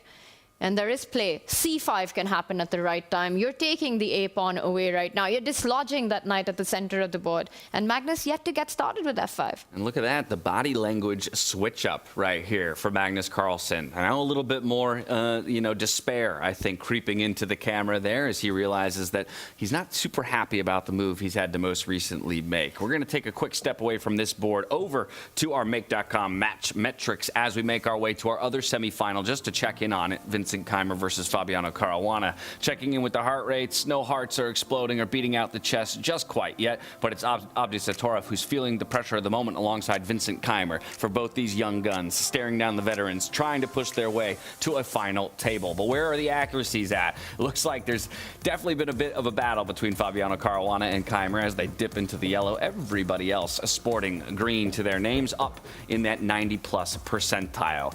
Out of this, we'll arrive at Fabiano Caruana and Vincent Keimer's board to see how the game has progressed since the last time we left it. Some fighting chances here for Vincent Keimer, it looks like. There was a lot of complexity the last time we were here. Pawns have fallen off, at least one apiece, I think, since the last time we checked in. Yeah, very quick action replay since we were last here when Peter and Judith were breaking things down. Rook to d1 wasn't the computer-approved move. And instead of the knight coming to g5, as Peter was showing a bit earlier, the black queen came out, also very logical. Some tactics in the air, maybe some knight checks as well. And here, pawn to f3, trying to consolidate an exchange in the center, just to rule out white steamrollering forward here. A capture. The white knight went back from f5. That's a step in the wrong direction, surely. And, okay, the black queen lines up against the white king. A capture in the center. And now h5, when in doubt, push the h-pawn. Big threat on the board, hitting the white knight. And that black knight on f4 is hard to remove. White has to be very, very careful here. I don't see an obvious reply to this this attack, Tanya. Yeah, it comes back to the point what we were discussing, chances will come. You can't even put that queen on f2 because the attack still follows through. You push that knight away, suddenly there's a check on h3 that would be forking the king and the queen. So not easy to fight against this. Oh, you were even checkmating the white king. I love it. Vincent Keimer, he's managed to once again find an opening to create a game for himself in this one. How are you fighting h4 right now? One almost gets the feeling that at some point you might have to draw back with your bishop to c1 to pin that knight on f4 and hope that you can create some tactics against it. It will be difficult at some point. You can trade off a set of knights, but the black bishop is going to come out with gain of tempo, hitting a undefended pawn as well. Fabiano's not comfortable. Look at the body language, under 4 minutes. Ooh. This might be another golden opportunity for Vincent, who's played very natural moves. I'm really shocked that Fabi's walked into this attack because Black's last few moves have been quite natural. He must have seen the h-pawn coming. But I have to say that this attack to come to fruition is still a few moves away. Meanwhile, Magnus has managed to get those pawns rolling even further up the board. And I think we should go back to that one. Your wish is my command. It's insane what's happening. All right, over to Magnus Carlsen, Nodirbek Aldusatorov then, while Fabiano continues to think about a sticky situation that maybe he allowed Vincent Keimer to put him in. Vincent looking to strike back, but this one all equal in terms of the score line. But Magnus on the roll. Wow, whose pawns are stronger? Black has two fantastic pawns with a lot of potential also marching. White's pawns strong, but blockaded for now. Just a very quick action replay of the last few moves. I was expecting knight takes pawn, trying to trade off the knights, keeping Black's very powerful bishop. He actually willingly traded off that piece with a check just to get his pawn storm rolling a bit quicker. The white knight went back, and this is how we got here. I could easily see this turning, though. Like, one more move, and Black's taking over. I want to point out, though, that White right now currently has an extra pawn and could potentially have two passed pawns on the 6th rank by pushing that pawn to a6. And for Nodirbek, middle of the middle game also has a passer on the 3rd rank. That is absolutely insane. a6, d3, God alone knows what's happening. Oof, yeah, I mean, this knight landing as well. The question is whether White has to sacrifice the rook just to eliminate that knight, just take it off the board, or whether there's something better. He drops back his knight, Magnus, and the bar slides down. Big error, apparently. Your move, right? Now you really jump in with that knight. You're hitting the rook, you're hitting the pawn. Is Magnus going to sacrifice in exchange? Oh, and look at the change in body language from Nodirbek. He leaned forward, he frowned, he pushes his pawn. Oh, big question. I think if the knight had landed, Magnus was ready and willing to sacrifice his rook for that knight. He'd get a pawn in return. Who knows who would have been better? Eval Bar says Black, but White's chance is still alive. Now, what to do with this rook? And where does it go? Wherever you go, you just snap the knight out, go c4, go c3, and suddenly it looks like Nodirbek's pawns might be the stronger one, and the faster ones. I'll just show that if the rook moves up, maybe the most natural move on the board, then knight trade, and the knights would come off, and oof, I think I would take Black. Connect 3 after all. Stronger than connect 2. Exactly. White's pawns are easily blockaded for now. This is really anyone's game. I think a draw is by far the least likely result here somehow. Is there a better square than e4 for the knight or for the rook then? There's only 2 safe squares. He slides across. So he goes for f2, at least doubles him up. And he's going for f6. He's setting that move up. That's what Magnus Carlsen's relying on, to open up the king side. Is this the moment that Nodirbek trades and anyway starts pushing his own pawns? Yeah, speed is key. I think you have to exchange. No time to mess around and go grabbing this pawn, for example. He does exchange those knights. The pawns are rolling. It's coming. c4 next. Is Magnus in time to anyway break open with f6? Will be the question. Oh, Magnus doesn't like these imbalanced positions. He wants control. There's no control. Nodirbek's done a great job. Up on time again. Yes. Up on time, up on the heart rate, Nodirbek is. Rightfully so. He's now looking at the potential of taking down Magnus Carlsen with the black pieces of all things and then taking the white pieces into the 4th and final game of the bout. But Magnus is pausing. He's not immediately making that hand capture of picking up the knight with the queen, which for me is the most natural move right now. So the only other option is the rook, though. But you just move the rook to f2. It feels so odd to me that you... Is f6 incredibly crazy here? David hates it. I mean, I would reluctantly calculate it in classical chess. In rapid chess, I don't think I would You'd even entertain it, yeah. I mean... Fair point. The question is what would happen if Black just, for example, takes a couple of times. Does White really have enough ammunition to launch an attack? Not even looking at it. Yeah, if White still had the knight, I would definitely look at it, because then a knight could jump in with some attacks, but the Black King, even if it gets opened up, will slide into the corner pretty safely. Okay, he captures with the rook. Captures with the rook. Instant c4, plants the queen to the center. Something Magnus loves to do is centralize his queen. Oh, but the computer hates this decision from Magnus Carlsen. The bar is becoming very black right now. You can't push your pawns yet, because stuff is hanging. Mm-hmm. How to make progress. You need to defend that d pawn if you want the c pawn to move ahead. Bring a rook to that file. Makes a lot of sense. Magnus has lost total control. I think it was that a3 decision. So difficult to spot earlier. We saw that pawn sacrifice that the computer highlighted, but yeah, unless you're creative genius, unless you're in the mindset of just going all in an attack, it's impossible to find. And Almost a 2.5-minute advantage on the clock in a very critical moment where there are going to be a lot of tactics coming up as well. You also have certain checks that you have to watch out for with the a5 pawn falling. But right now, it's all about getting the c pawn moving for Nodirbek Abdusattorov. Still not easy. Not easy. Oh, this one is so tense. This one could be hugely important for the match.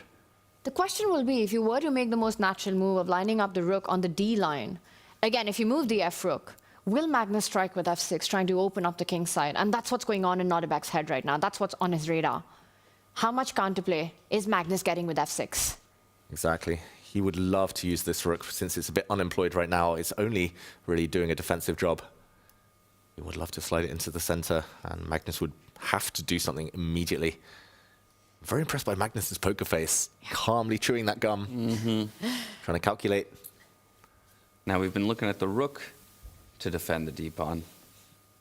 There is one other option, of course, the queen could come to d6. How are you pushing c3 after that? That's what I'm thinking, because the d3 pawn is still under fire. Yeah, it's not so easy. Maybe that's just the way to start, and you kind of leave white guessing before then deciding which rook to plant in the center. But yeah, I would say a rook move is the most natural right now. Yeah, I could see maybe some checks, maybe this diagonal, maybe this square. But you know what? It's so important for Nodirbek to take a decision quickly because he has to play on the clock and the board both. If he wants his winning chances, if you have to put pressure against Magnus, you need to move fast.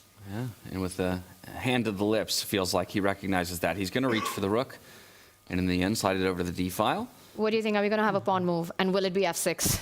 Ooh, f6. The question is, what next if that happens? h1. Shuffle it over first. The king instead. He's waiting. He's going to wait till the black queen moves, breaks the blockade, and then he's going to start throwing his pawns forward, Magnus. He's saying, you shall not pass yet. Pawn c3, he'll take...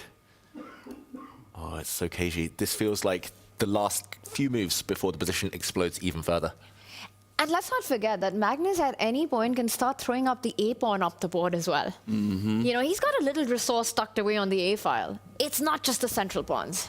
I'm looking at something. We've been talking about queen to d6, which obviously lines up on that d3 pawn immediately. What if we take a slightly longer route? What if we queen to f6, then to d4? Oh, I like it. All right, so we can delay the f6 pawn coming forward, the f pawn coming forward for one more turn, then come down and also offer the queen trade at the same time. Yeah, queen's off the board. Despite the fact Magnus is a pawn up, I think that is almost a winning advantage for black. White's pawns can be easily stopped, even by the black king, if the queens disappear. White's pawns are never going to be, the black pawns are never going to be stopped. But just by going right instead of left, right? We prevent that f-pawn from taking advantage of the queen's misplacement for that one moment, that one tempi. I think he's reaching for the queen, and I love that idea.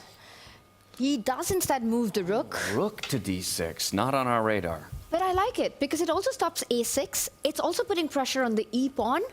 It's a really nice square for the rook to laterally defend everything. And maybe, David, he's going to go double up on the d-file and then push the c-pawn, not giving up anything. Exactly. Multi-purpose move. Magnus probably missed that one. Calculating. He keeps glancing at the clock, Magnus, and they're rushing to give his king some breathing space, some luft. Just continued waiting moves, right? He's just kind of sitting and simmering. Ooh, but threat now on the board. The black rooks have doubled up over defense of this pawn now, and c3's coming. Got to be prevented. You have to stop that. Whatever it takes, you can't allow c3. Either slide your rook or put your queen at the center of the board and take control of that square. Queen e5 will be met by b4, only reinforcing the idea of c3. Ooh, that is a tough one to stop. This is really difficult now for Magnus Carlsen. He's just got to go into real passive mode. I think his attack has just dried up. Magnus is not getting to the black king anytime soon. f6 is just going to be met by a capture with no minor pieces left. The black king relatively safe. f6 just never landed in the game. Never. It could have done, but he missed his moment. Now how to stop the mirror image move, c3. It's one of these two pawn pushes, but black's getting there first. Missed that earlier window. Now that window is shut. And you really don't want to put that rook from the f line all the way to the c line just to defend against this threat, because then you're giving away any hope of an attack on the right side. Yeah, and these players, they're taught from a young age not to defend passively unless it's the only way forward, unless it's the last resort, unless you see nothing else. So does Magnus see any other way forward? He's under 2 minutes. I was going to say, he needs to take another look at his clock. He was checking in on it earlier, but now he's spent about 1.5 minutes already here on this move. And this isn't the final question of the game that he'd have to answer. Many lie ahead. Peter was saying earlier that the previous game between them, when Nodirbek had black extra pawn, Magnus had 10 seconds or 20, 30 seconds, but easy to defend because obvious moves. There's no obvious moves here. And I think it might be blunder territory for any human, let alone Magnus Carlsen. What to do next? Nodirbek has to be sensing his chances, right? I mean, look, he's got that full lean in. He's right back in, knowing that there's blood in the water. He can smell it. He's checking in with Magnus as well. He did it. Yeah. He gave the look. That was... There you go. The chair's shaking. The arena might be shaking as well.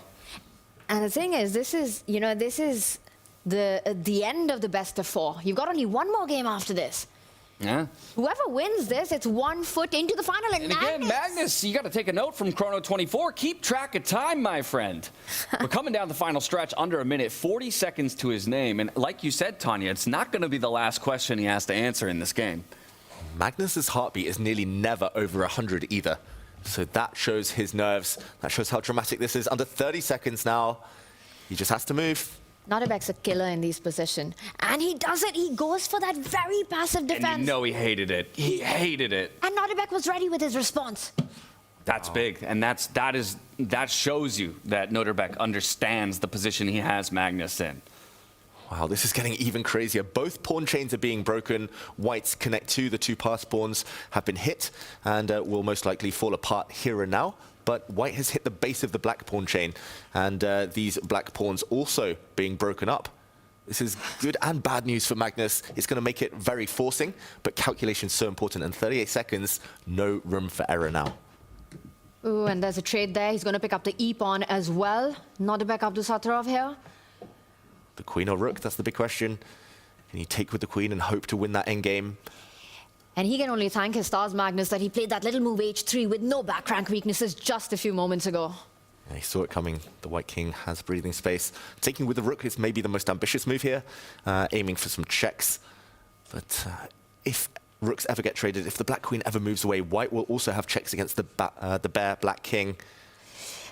The one move that I would be hesitant to make is pawn takes pawn, giving away that c-pawn away. Because then you're really separating your entire structure, your formation, and creating weaknesses. The white rook stepping up into the attack as well. Yeah, he cannot let that white rook to activate.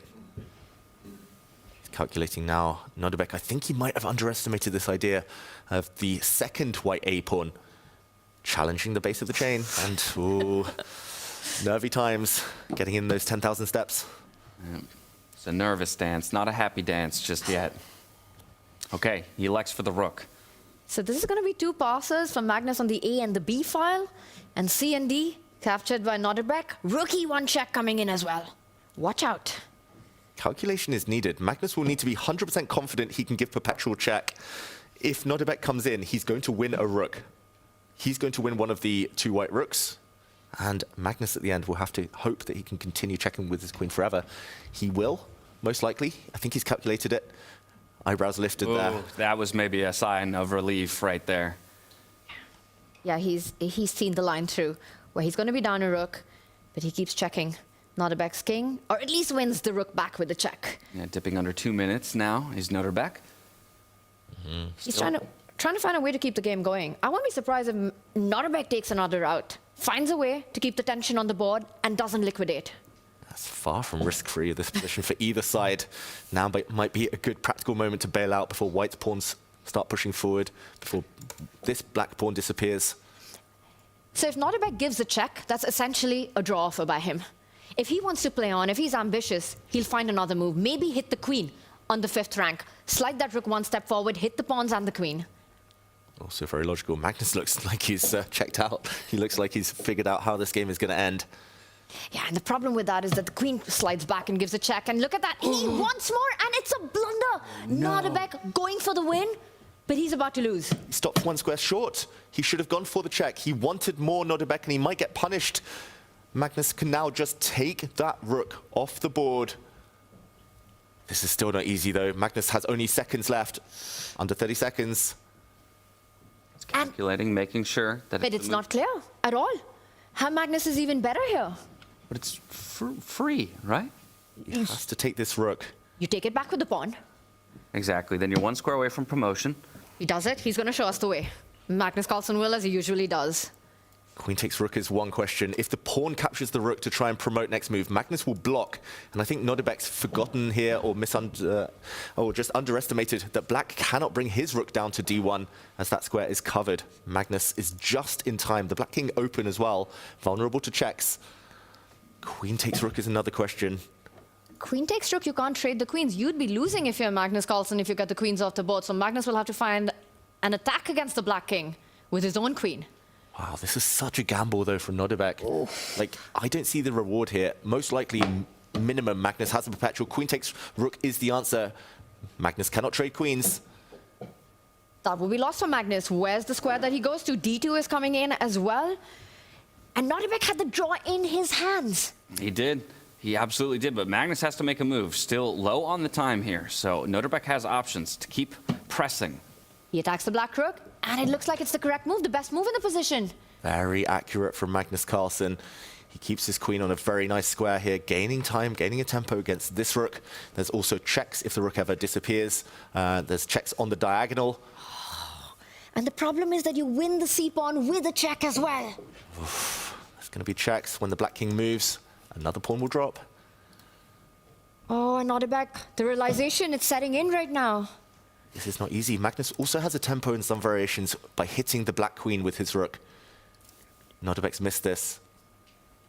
13 seconds against 25.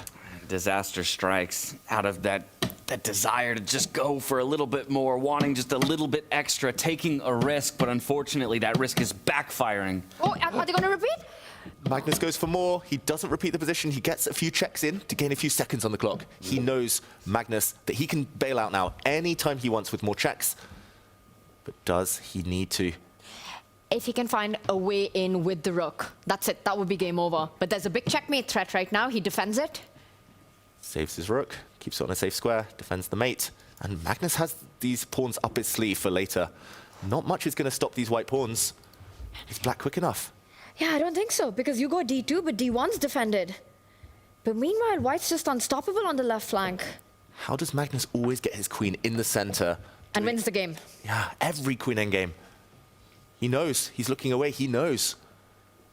Black has no threats. Black can do nothing. The rook is pinned. Powerless. And this was just gifted by Nodirbek. We would have gone into game 4 with a level score. Nodirbek would have won the rook. Magnus would have been forced to repeat the position.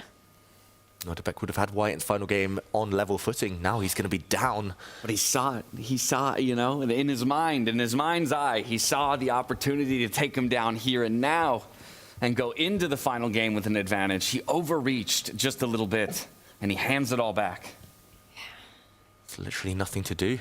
Like the white pawns, you can pre-move almost, pushing these pawns forward. You just got the feeling Magnus Carlsen is just, no matter what the position, it's inevitable with him. And you can see the difficulty here. Single digits now under 5 here for Nodirbek. He's going to make a move. He's going to push that d-pawn forward, trying to get it to the promotion square. But there's no way forward from here. That's it. And he's going to keep pushing with the rook pinned. Wow. There's no c3. There's no d1. b7, b8. It's about to happen. Oh, he moves his king across out into the open. He's trying to liberate his rook. But no real threats. The only trick is that the white pawn stepping forward might get captured by the black rook. So instead you push the a-pawn forward, right? Just ladder your way up. 2 connected pawns together work so well on the outside of the board. Give it the assist. Could also give checks with your queen, drive the black king out into the open. But looks more logical, looks safer to push that a-pawn. Magnus just double checking the lines. 20 seconds left. Feels like an eternity in this position for Magnus. He's working it out. He gives a check. Ooh, all the way to d8, forcing the king, and now goes b7. Magnus Carlsen about to win. That is touchdown. The b-pawn, it will be a second queen for him. The promotion square for black, covered by 2 pieces. The white queens will swoop back. No more tricks. 8 seconds, but he could have an hour on his clock right now, Nodirbek. This is gone. Searching for answers. No answers will be found. Dives in as a last resource here with the rook. Oh, but look at that double attack. That check will end the game. The queen can pick up the rook on the next move. There will be some exchanges, but white will end up with extra material. He's just going to take it off with his rook. See 4 queens on the board. That b-pawn one step away. That's the safest way for Magnus Carlsen. Is it to trade queens and then queen?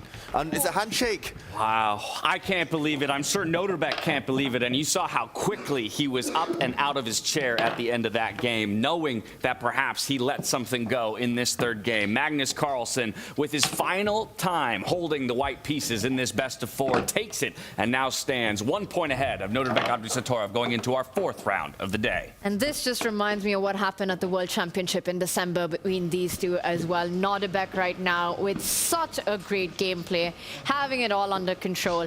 And that one winning attempt by him is potentially going to just cost him the whole match and the World Championship title. And so while Nodirbek has a brief moment to catch his breath and maybe resettle his mind going into round 4, we have no time to catch our breath, because as we arrive at Vincent Keimer versus Fabiano Caruana, it looks like Vincent Keimer has got Fabi up against the ropes and staring down the barrel of a victory and equalizing the score at 1.5 apiece. All under control. This is a way better chance than the earlier games where we talked about these one-off moves here and there. This is just a winning endgame. As long as he stabilizes, his next move is going to be to bring his rook across, defend the knight, cut off the white king. Then it should be one-way traffic. The pawns are simply going to mobilize, march forward. I think Fabiano has to just try to grab the black A pawn, create some counterplay with his own pass pawn, but it's so slow. No way that that's going to be quick enough, sufficient to make a draw here. Yeah, what a game 3 this has been in the semifinals. Complete turnaround of destinies here, with Vincent about to equalize the match and Magnus taking the lead out of nowhere. Magnus watching on with a lot of interest. Great decision from Vincent Keimer there to keep his pawn intact. And now it's just a pawn show. It's been all about passed pawns this round in the semi-finals. Magnus, Nodirbek throwing their pawns forward with abandon. And now the GNF pawns will connect and march for Vincent. See the same kind of nerves, though, coursing through Keimer's veins. He's got 10 seconds on the clock to make a move, and similar to Nodirbek, he knows that he's got to press if he wants to take the victory here and equalize. A better position, of course, than Nodirbek had on the board, so should ideally be an easier pathway forward, but it's not exactly obvious. Queen's off the board, the king's moving forward, no big checks, no big checkmating ideas here. I don't see Vincent messing this up. This is his to take. He can just keep going up the board with his own king, assist the pawns to move forward. He can even move it to f4 to build a bridge with his rook when required, if kept checking. The one thing to avoid is allowing white to give up the bishop for both of black's remaining pawns, but it's never going to happen. A bishop can give itself up for one, not both. Levon looking relaxed there, watching on the games. Another check. Yeah, unfortunately, Levon fell down to Hans Niemann, so they've been trading blows back and forth, all decisive games between the two of them through 3, but it's now Hans Niemann who leads 2-1 in the scoreline, with Levon looking to strike back in our 4th and final round. And Vincent's doing this perfectly. He's going to use the pawns to block the check. Right now, attacked. He has to defend it first. Defense with his king. There is a check here, but the king will sidestep that. He's still in control, but definitely the nerves. That's the one thing that can hold him back now. Vincent should be winning. He will win this 99 times out of 100. Will this be the exception? Not here, not today. I think he does this because this is really the opportunity you don't miss. This is the position that at this level you have to convert. He is getting a bit nervous here, though. He's calculating whether he can block with his rook to stop all the annoying checks, and just calculating the endgame. If the rook trade happens, the white king takes a pawn, the race. But black's pawns are so far advanced. Black's pawns are surely just quicker. It feels like it should work. But again, you can't go on feeling in this, right? This is not the moment to rely on feelings. But the clock, Vincent. Take a decision, all right? A bit of a repetition there with the king. Okay, now he can hide. And any lateral checks he can block with his own pawns. There we go. Beautiful. Keeping his king off of the light squares as well. Very important. No way for the white rook and bishop to coordinate. Might be the clincher. Pawns are coming in. They're coming forward. No stopping them now. Fabi attacks one of them. Push it.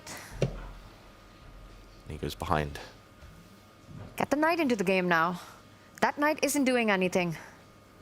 Yeah, that knight should mobilize. Vincent's really efficient. Yeah, likes that idea. Jumps it forward. Great technique. It can keep moving forward. Doesn't need to stop there. And he will do just that. Nodirbek trying to calm himself. You have to feel for him. Heart's breaking. And Fabiano, in the meantime, not defending this position. Vincent, his heart rate's rising. It's been rising steadily as he gets closer to the finishing line. He gives a check. He's going to go back with his knight. And go back around now. He moves forward with the king, dislodging the bishop, defending his pawn to push the g pawn forward. But just be a little careful. g4 right now, rook g8, and you're giving counterplay. Yeah, keeping your pawns protected is the key. So maybe the knight will come into the center or go back. It's going to support the advances of the pawns. Ooh, check, and he's going to fork the white rook and bishop here. That's going to be the game end. There it is. Vincent Keimer gets it done with the black pieces against Fabiano Caruana. He felt the pressure of the moment, but he lived up to the moment as he pushes the scoreline to dead even at 1.5 points apiece. He'll be playing with the white pieces in the final round of the day, hoping to push himself to a final table. And what a comeback win this was, right? You lose the first game, the way he lost it and creates chances in the second one, but not enough. And this one, just the moment that he got, he seized it, and then a flawless convert in the endgame, keeping the nerves. Fantastic play by Keimer. And it has to feel extra good in the face of maybe some of the missed opportunities from games 1 and game 2. To be able to rebound like this against Fabiano Caruana sets himself up brilliantly for the 4th round of the day. It was a very different story, though, on the other semi-final board between Magnus Carlsen and Nodirbek Abdusattorov, where Nodirbek, he goes for it. He takes a slight risk in the end game, but it was a risk you didn't want to take against Magnus Carlsen, who flipped the script on him just like that, and you can see the emotions on his face as he runs from his chair. One more opportunity for Nodirbek to get back into it, while Fabiano and Vincent Keimer both now have their destiny in their own hands. Wow, that was the definition of nail biter. It could have gone either way, that Magnus versus Nodirbek semi-final. But yeah, Vincent fighting back. It looks like maybe the momentum is on his side now. Maybe he's the more likely finalist. Whew, I don't know about y'all, but I need a breather after watching the conclusion of those 2 games. So I think we should hand it over to our legends. We'll take a breath. We'll listen to your brilliant analysis. Judith Polgar, Peter Lecko, get in here. How about that finish? Ooh, that was quite sweating, especially sitting next to Peter. It was like, you know, he didn't win the game yet, but I mean, how can you have better winning position than he had in the last 20 moves, right? But it was so amazing to see also Magnus Nodirbek. What did he do to himself, right? And this is the problem when you make a mistake, how to forgive it to yourself. But we were covering that, you were covering that, so let's go for Vincent game, because there were so many things happening since we left there in the middle game. Peter? Yeah, absolutely. There were some crazy moments. And we start here with Queen H5 because some very interesting things happened after the move F3. E takes D4. Suddenly, White is in a lot of trouble, practically speaking. If you look at the engine says White is better, but only with the move which a super grandmaster or a good grandmaster would never ever in his life play or even consider, namely to give up the dark squared bishop with bishop takes D4. This is a move that normally you just say that no, you should stop playing chess because you can't give the soul of the possession. That's the reason why Fabi hasn't played it, because knight takes d4, knight b takes d4, and all of a sudden, just because of some crazy harmony with these knights and concrete lines, White is able to play like this. In long terms, normally Black should be having all the drums with this bishop on c7. But after ed4, Fabian opted for knight g3, which is a mistake according to the computer. Now, queen g5, knight takes d4 clear. Fabi wanted to take back with the knight, but all of a sudden h5 comes, and h4 is a very powerful threat. So rook d2, was played, trying to protect the G2 pawn, but things are out of control. Time is ticking down, very difficult to be white here. And Vincent is taking over already. In the last move, after H5, it's clearly taking over. I had resembling my match against Pesky, with having my queen on G5, knight on F4. Yes, you were telling me, and I was very happy here. H4, white is kind of forced, humanly speaking, to play knight F5 because the knight is hanging, and you cannot hide the knight on H1 because of knight H3 checkmate. You cannot go with the knight to E2 because you get checkmated on G2. So what you have, you play the move knight F5. And now after bishop F5, E takes F5, Vincent had like 5.5 minutes and he spent 3.5 minutes. He felt like this is very close to victory. He played the move rook F8, and after queen D1, he played the move D5, which was the wrong direction. My heart was screaming out that just play bishop B6 and you win the game automatically, because if you trade the dark square bishops, and the problem is with Judith, we were trying to make C5 work for white, but takes, bishop A5 hits the rook, and actually white's position falls apart. He needs to resign on the spot. So bishop B6, white would have had to capture on B6, and play this horrible position where we see that the knight is way too dominant versus white's bishop. The queen on G5 is brilliant, and black is just doubling on the E file, and the position plays itself, especially with 2-3 minutes on the clock. This is what you need. However, he wanted to win on the spot with D5, and then Fabi started some incredible defense. CD, knight takes D5, bishop B3, all dependent on queen F4, which seemingly winning the game. Then white has suddenly G3 defense, protecting, because there was no other way to protect than to sacrifice and open up the rook on the second to protect against checkmate. So takes, rook G2, queen F4, bishop D5, CD, bishop takes F6, bishop B6 check, rook FF2 with almost flat equality according to computer. Okay, with 1 minute on the clock or 1.5, how can you even decide on this? But clearly Vincent felt like this is too crazy. He wanted to keep control with rook BD8, very nice, protecting and increasing the pressure. Now Fabi find the only defensive move, bishop F2. He has to get ready to meet queen F4 with G3. Now queen F4, G3, queen takes F5, happened then B5. So now the dust has settled, black is a pawn up, black is pushing, but actually white has stabilized the king side and has very good drawing chances, and we know that Vincent needs to win the game. And then where all craziness started to happen was when both players got down to 10 seconds in this position. Forget about question marks, I will just head right to this position. After rook e7, f4, queen h5, king g1, queen h3. That apparently here rook d3 was the only move to keep on the fight, but rook h2 happened. Gets a double question mark. What is this rook h2? Well, probably played with 1 second on the clock. Queen take g3 check, king h1, and now another double question mark now from black because queen d3 according to computer was winning. Thank you very much. With 2 seconds on the clock, Vincent goes g6, and okay, my heart couldn't take it anymore. I thought like I will just explode.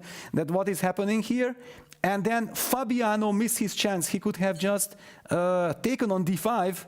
And after rook d5, rook h8 check, king g7, queen takes e7, king h8, this should have led to some kind of a perpetual check, but okay, it's never easy to calculate all these things. Instead, he took on c6, and after queen d3, black took over, and Vincent went on to win the game, like we saw at the end game. Yeah, absolutely. It was ups and downs, but finally, when Vincent got a chance, he grabbed it, and now you should grab it, James.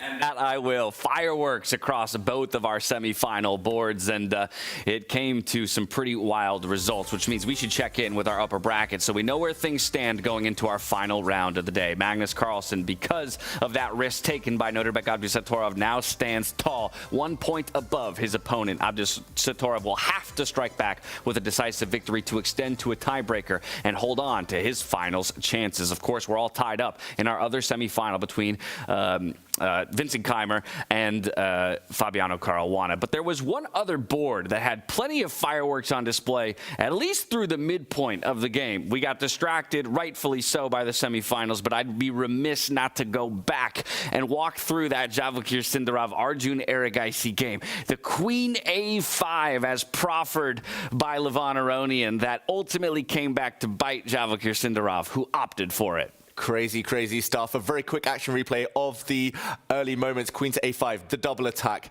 met eventually by a full rook sacrifice, knight out to b6, allowing the rook to drop. Crazy stuff here. Just as it looked like the white queen was getting trapped, she managed to escape. And when the dust settled, we saw a position that looked level. Lots of tactics here. I recommend everyone to play through this a bit later. But this position looked level, equal material, everything. But if we fast forward, one cool final blow from Arjun Erigaisi to turn it in his favor a bit later, just in this position where it looks like white is putting pressure on the bishop, some pressure on the 7th rank, a sacrifice ending it, a brilliant move, rook into d8, threatening and reminding white of the back rank. If the bishop had been taken, this game would have ended in a nice checkmate. The knight in the corner never really participating, and the final position was this one, where again, the knight trapped, the white king in mortal danger, Erigaisi taking the win in a crazy game. Simply hard to believe that we saw all of that play out on the stage today. But either way, that does mean that Arjun Erigaisi himself has a 1-point advantage over Vachier Sindarov in that lower bracket, as does Hans Niemann against Levon Aronian. So pressure is on 3 of our 8 players to strike back if they want to force tiebreakers. And of course, both players in our semifinal between Vincent Keimer and Fabiano Caruana have their destiny in their hands. Heading into the 4th round, we're back into the playing hall where Fiona is standing by for the position lottery. Enjoy. Thank you so much, James. Welcome back. We just saw a tremendously exciting round.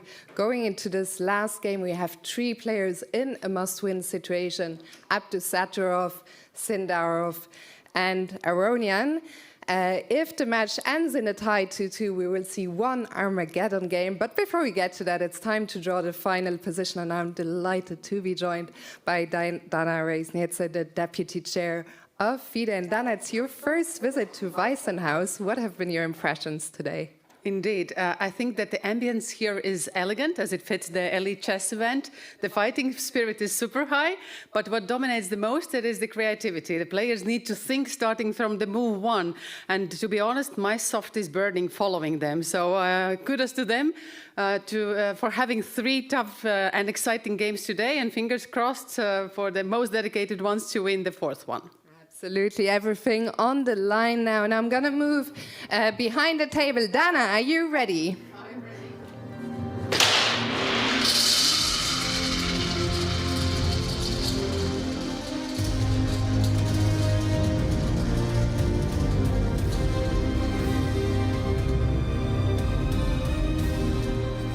Okay, we are ready. And the position is going to be number 545, 545 players. Good luck, and to all the fans watching, have fun.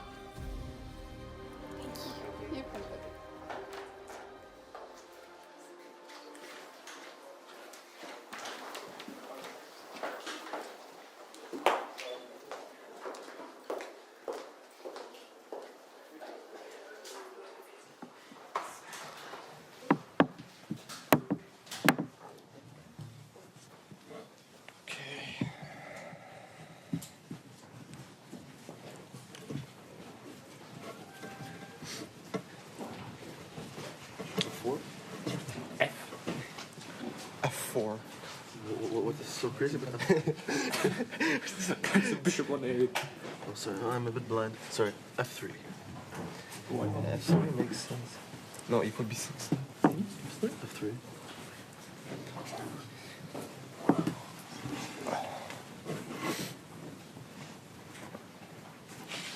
F6. And D4. D4. D5. Take. Take queen. D3. Sorry. Yeah, no, why not? Why not D4? This is good, yeah. For white? This. No, yeah, just much worse. It's bishop, yeah. Queen. Twist. No. What? Also, we have knight d3 actually, yeah. Should be too long cast. Okay. I mean, c5 is only move. Yeah.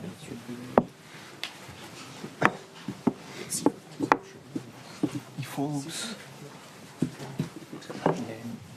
So what's E4, E5? So you can start with F3 actually, right? Then d5. Bishop b4, yeah? This is typical. But then knight d3, I don't know. You will take? Take and maybe playable, yeah? Yeah, I mean, they're... I mean, especially for you guys, if you can get that structure. But yeah, I think rook b2? c6 and... Yeah. Black is never worse there. Some rook b2 there? Yeah, but e6, knight g6, knight e7, like everything's... Yeah, I think black can just play e6 here, f5. Okay, but So this is nonsense. Like, So you think it's c4, f6? But c4 looks like a good move. not to me.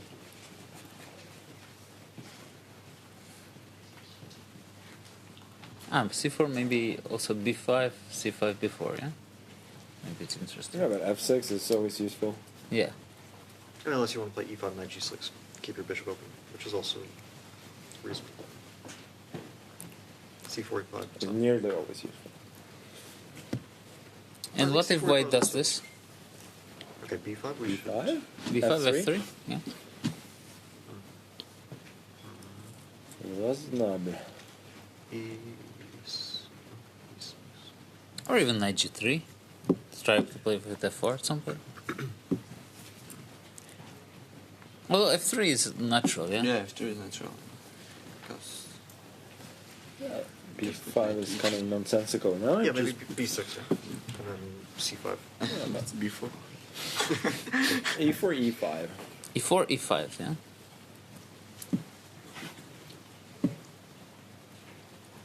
It's not for us with Vachier. Okay, you can play b6 first, then f3, e5. More balanced. f3 looks logical. c4, you're afraid of b5? But I mean, e4 is incredibly logical. I don't think we should be afraid of f5. You want to go e5 or? Okay, so I want to see this. We hope that they will not play like that, yeah? But what about e5? Feels wrong. g5. What? What? It's bishop again? I'm going to go knight g6, e6. No, it's great for black. No, g5, knight e6, knight g6. I don't like this one. Okay, please. It's better, but explain to me. Bishop e2. Take or e6. Okay, take. It's very active for black.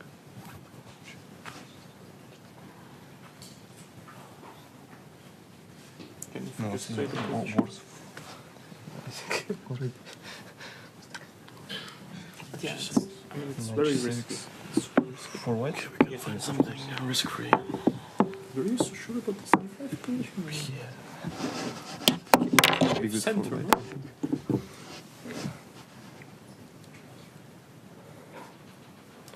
Okay, let's not stop.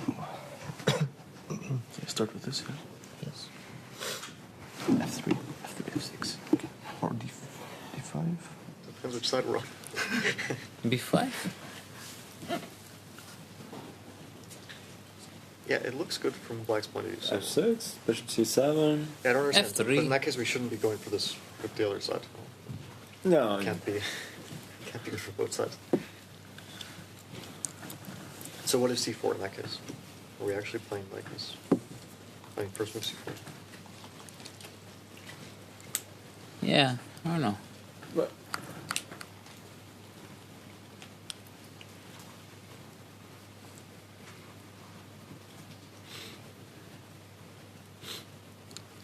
So e4, b5 is wrong because of f3, I yeah? don't know, like...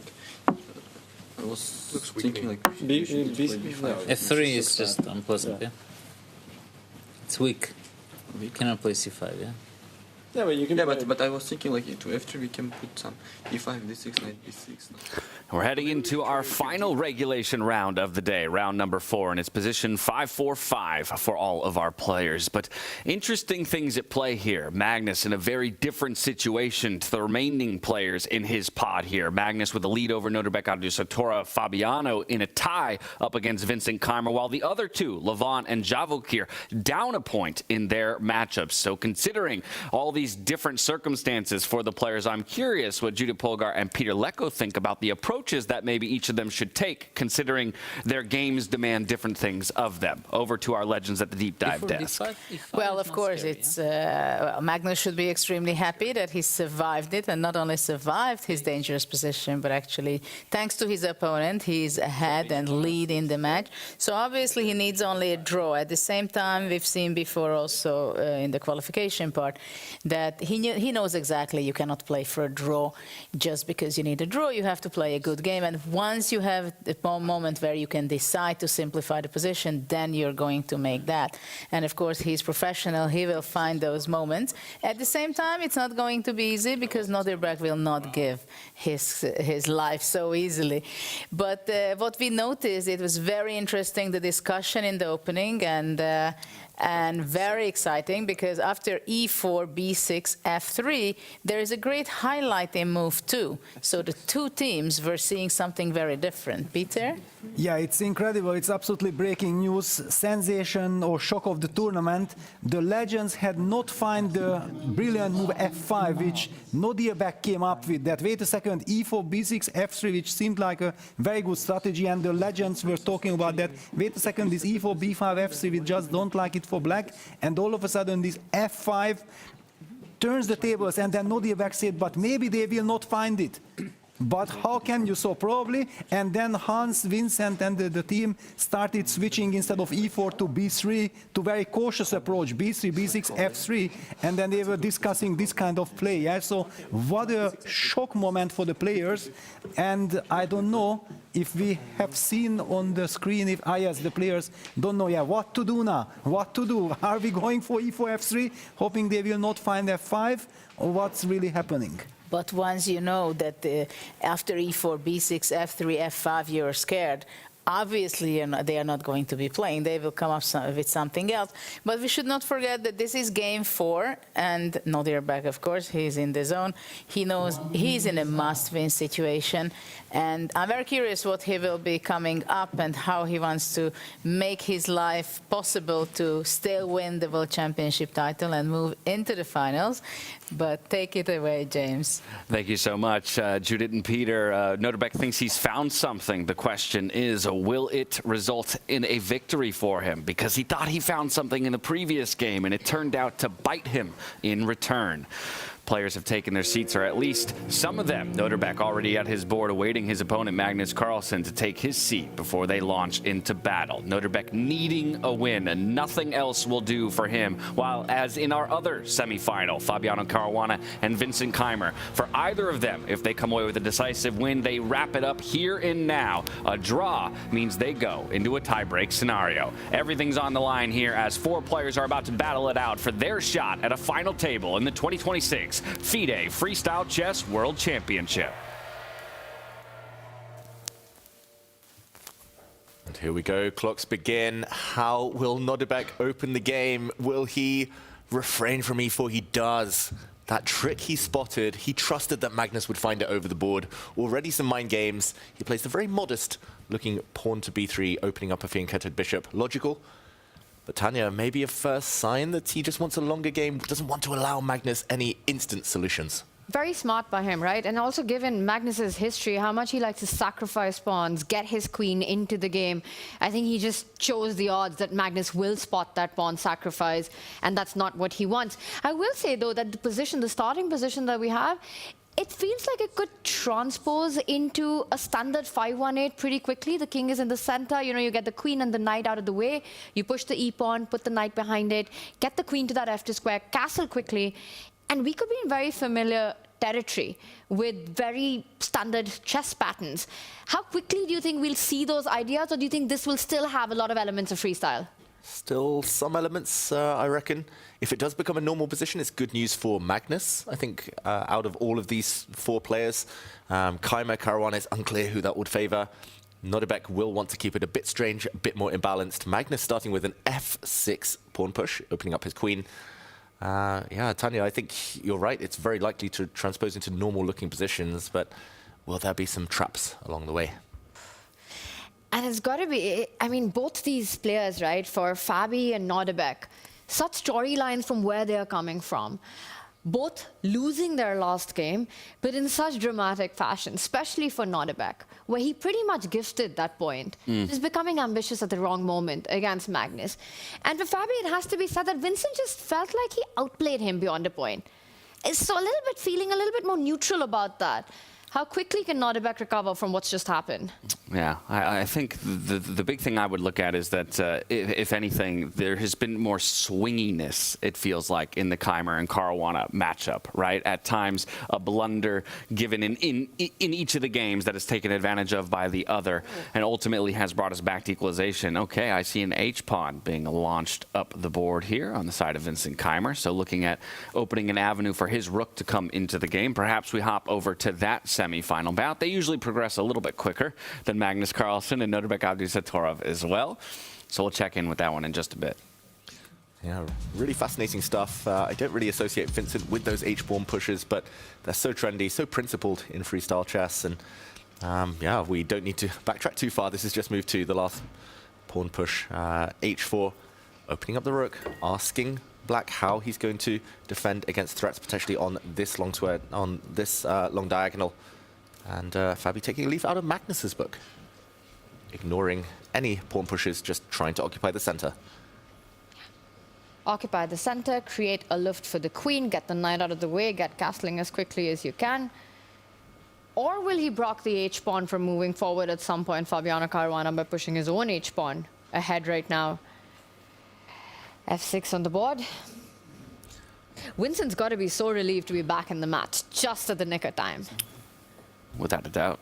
And again, with the momentum in his favor, having been the one to take the win more recently, and now piloting the white pieces, should feel confident coming into this one. Yeah, so far, only Black has won in this mini-match. Fabiano winning with Black in the first game. Then a draw. Yeah, then a draw. Vincent could have won that one as well. True. Then he did strike eventually with Black. It feels like the colors having the white pieces normally an advantage, not necessarily so in this mini-match. Yeah, both these players have been on their A game. You know, the first match, right out of the opening, Vincent got into trouble. But the second match, you know, creating chances, Fabi holding it in equal ground. The third one, a roller coaster at some point. Eventually, Vincent taking it. Just incredible play. I think this is going to be very close, and I will not be disappointed if you have an Armageddon to decide this. I wouldn't be either, and I'm sure fans at home would echo those sentiments. Vincent Keimer, though, taking a pause here early on move 3. One of our players who's known to take the most time at the beginning of a game to chart his way forward. Exactly. It shows trust and confidence in himself. Vincent, he knows he can handle middle games if he gets an advantage early on, especially with white. He was especially strong with white last year in Weissenhaus. I would say the most logical moves would be to continue advancing that pawn, take away some squares from the black knight, for example, cramp the black rook in the corner, maybe at some point to bring the white queen out. I guess that's another reason for pushing the h-pawn to develop and put pressure on this diagonal. Maybe as well to push one of these two pawns to open up white's light squared bishop. But lots of choice means lots of time burnt off the clock, and he does push that c-pawn forward. Something very similar to what happened in the other semi-final, in a question mark appearing for the first time. Not a blunder, not a bad move. No. There was just something slightly better.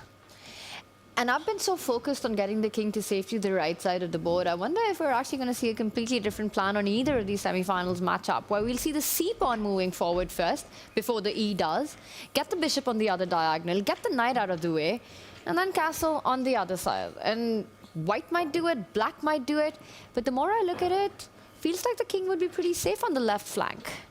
Yeah, early days, but that does look like the case. And the question for Fabiano is how he wants to set up. He can go for symmetry if he wants to play it a bit safer, or he can break the symmetry, go for a English opening Sicilian-esque type of pawn structure, pushing this pawn forward. That would be maybe more consistent, blunting the bishop in the corner. No, he goes for the symmetrical structure. And yeah, solid start to this game for both players. So with that symmetry and that solid start for both players, let's go back over to Nodirbek Abdusattorov versus Magnus Carlsen, because you mentioned that that c-pawn push was something we saw come out into play on that board. However, it was a bit of a different look overall in terms of the board state and how Magnus ultimately responded, because that c-pawn push came a little bit earlier. Wow, big call from Magnus early on. Taking a small risk, I would say, or at least losing a bit of time. His rook is already out. And the fact that it can't get attacked by pieces is the reason Magnus feels he can get away with this. Quick action replay. We also saw b3 to start this game. Magnus going slightly different, starting with pawn to f6. And unlike Fabiano, who committed to pushing the b-pawn 1 square on move 1, Magnus realized he could save it up and push 2 squares to break the head of White's pawn chain. A capture. And as mentioned, the rook cannot move. I don't think he's going to do a Hans Niemann and bring his rook across the board. He'll just get hit very quickly on those types of squares. Instead, the white queen opens up, and Magnus takes the center. If he gets 2 or 3 more moves, as Tanya pointed out, like the knight coming out, queen out, castled, Magnus is in great shape. And we should also point out that, one of the reasons that Magnus has done this, gotten his rook out so early, is because, yes, it looks vulnerable but can't be attacked. The way the white knight is placed on c1, it's not jumping to c3. The bishop on d1 instead of f1, there's no attack on the diagonal either. So the rook, relatively safe on that square. Already a rook left, a good way to develop. The knight's coming out as well, now eyeing that f4 spot. Everything's coming to fruition for a castle to the right-hand side for the player with the black pieces. Both sides likely to get castled in the near future. And it's funny because this type of strategy, as we see both players get castled or prepare to castle, is something that Magnus is known to do. He did this exact strategy in game 1 of their match today. Again, it's the big pawn island. Here it's the 6+1 versus the 2 slightly smaller pawn islands. It's the 5+2. And it might not sound like much, but in endgames, he really fancies his chances. Yes, it's an isolated pawn, but if he can maybe come and swap them off later, he's just got one fantastic island, all the pawns connected versus some isolated pawns. It's a strategy he likes, a structure he likes. It also feels like the kind of position where black's going to be more mobile in the center, where you're going to get d5, c5 in faster than white is able to gain control of those squares. Faster pawn moves for black, but it feels like the pieces are threatening the right-hand side of the board a little bit quicker for white, developing that light-squared bishop, already targeting the right-hand side. The moment you castle, I could jump my knight forward to that f5 square. That opens a slot for my queen to come out. Magnus doing Magnus things. He doesn't like to castle first. He likes to wait until his opponent is committed, just in case, as you say. Suddenly, black castles and white doesn't even bother wasting a tempo and starts going for the attack. Now, why does he get to do that? I was told in my chess principles to get my king castled, and he doesn't have to? When you're 2,800, James, I'll let you off. All right. Bet. I'll hold you to that. Oh, Nodirbek looking up at the other boards. I think most of us, like, to be fair, anyone other than Magnus would be castled. But Magnus likes to wait, and there we go. c5. He's clamping down on the dart squares. Just as you said, Tanya, those pawn moves, nice and quick here for Magnus. I like it. And white doesn't really have the flexibility here for Nodirbek to go e4. You'd shut down your own bishop. You'd give complete control on those dark squares that you pointed out. Not to mention Magnus eventually, at the right moment, will strike with d5 anyway. So instead, a more cautious approach here by Nodirbek. He moves that 1 step forward to create a square for his knight to come into the game. Yep, the knight can now activate, and the black knight, most importantly, cannot jump into the center. There were also some tricks, potentially, on the diagonal if white had castled instantly. So just shutting things down there for Nodirbek. It is a bit passive for white, so unless he is able to generate some kind of attack once black castles, it's hard to know what else he's going to do. In a must-win game, not loving Nodirbek's position right now. Ooh, and all of the pawns are up the board. And I wonder how much of this cautious approach is a result of what happened last game, right? Now feeling like, well, maybe I shouldn't be taking as many risks when this would be perhaps the time to have done so. Yeah, there tend to be 2 strategies in these must-win situations. Either you go all out, burn your bridges early, straight for the king, or you just do something like this. Just keep all the pieces on the board, a bit timid, provoke your opponents to come forward, say, come at me, advance, advance, advance, and then counterattack later when the clocks are low. It just looks so incredibly healthy, the position for black right now. 1 step away from castling, complete control of the center of the board. The knight beautifully placed behind the pawn. The other knight about to jump in to do the same on that d6 square as well. Don't think it's gone according to plan for white. Looks really, really tough already for Nodirbek. But does Magnus finally castle? Does he feel there's more productive stuff to be done? In the meantime, it's just instructive. I learned so much watching these players. Like, the patterns do recur, but it feels like they're just so consistent. They're so good at spotting how to develop their pieces to healthy squares. If I'm building towards any strike, any break for Nodirbek here, where are my best options? Obviously, I'm still looking to maybe develop my dark squared bishop up to b2, but then the rooks, right? Where are they lining up to support that ultimate pawn break? Yeah, it's a good question with the rooks. I mean, especially if white castles, I would say it becomes more attractive to push a pawn to f4 to try and crack open the diagonal for this bishop. A white rook, if castles does happen, also would love a semi-open line here. Maybe the c-file would stare down at a pawn. At least white has no pawns of his own blocking that line. It has to be surely f4, d4, something to blow open the black center. You normally want to chip away at your opponent's control here. But it is difficult. It takes some time to prep.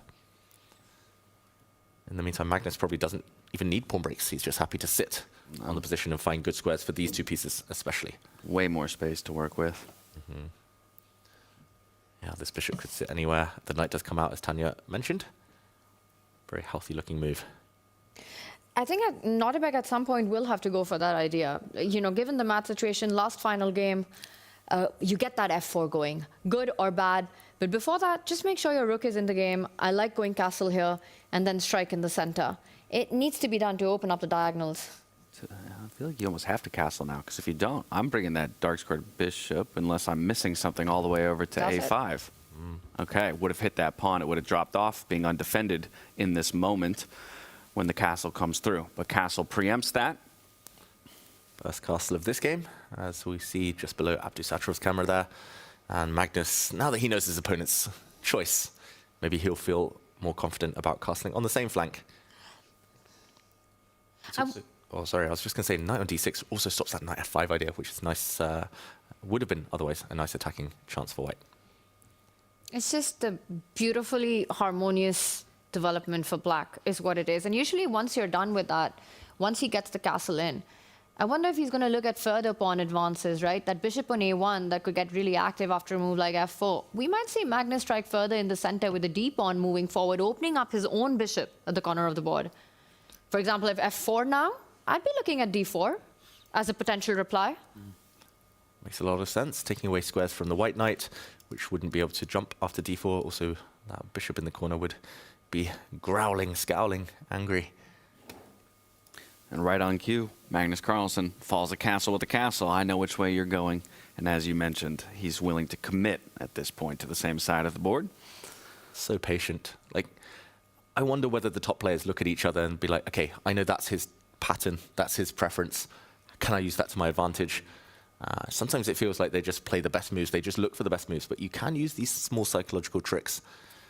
And now, surely it's the moment for some kind of break. Whether it is d4, we mentioned earlier, very, very concrete line there, or whether it is f4 to try and open up all of the white pieces, he has to decide. Nodirbek. Well, we spent a lot of time over here on the Nodirbek Abdusatorov versus Magnus Carlsen board, but legend alert, they have been keeping their eyes on Vincent Keimer versus Fabiano Caruana. Again, anyone's game over there as they are tied up 1.5 to 1.5. So as I hand things over to Judith Polgar and Pierre Lecco, what are you seeing? Is anybody making out better through the opening?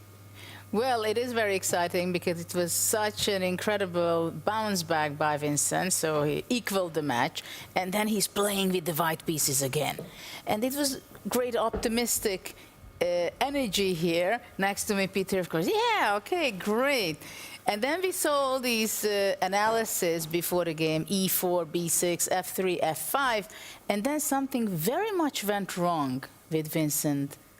Mind idea how to make the opening. And not only his, but also with Nodirbek. Yeah, it's when I'm looking now at the semi-final matchups and I see what's happening, I feel like the two youngsters are throwing away the game because of this second move f5 find in the analysis. Yeah, it just drives me crazy that basically by finding a brilliant idea in the pre-game analysis, they lost the confidence because e4 looked like the natural move, and then out of panic, okay, we will play something, yes, some b3, b6, and because they are ambitious, they don't want to follow it up with the logical way of, okay, then we play b3, b6, then we take it slow, and we play f3. We wait for our opponents to show his cards. Then most probably the players, the legends, the experienced super players would have played f6, and then we take it from there. White is slightly better and put some pressure, and we go slowly. Well, what did Vincent do? What Nodirbek has done, we have already seen. Yeah, he is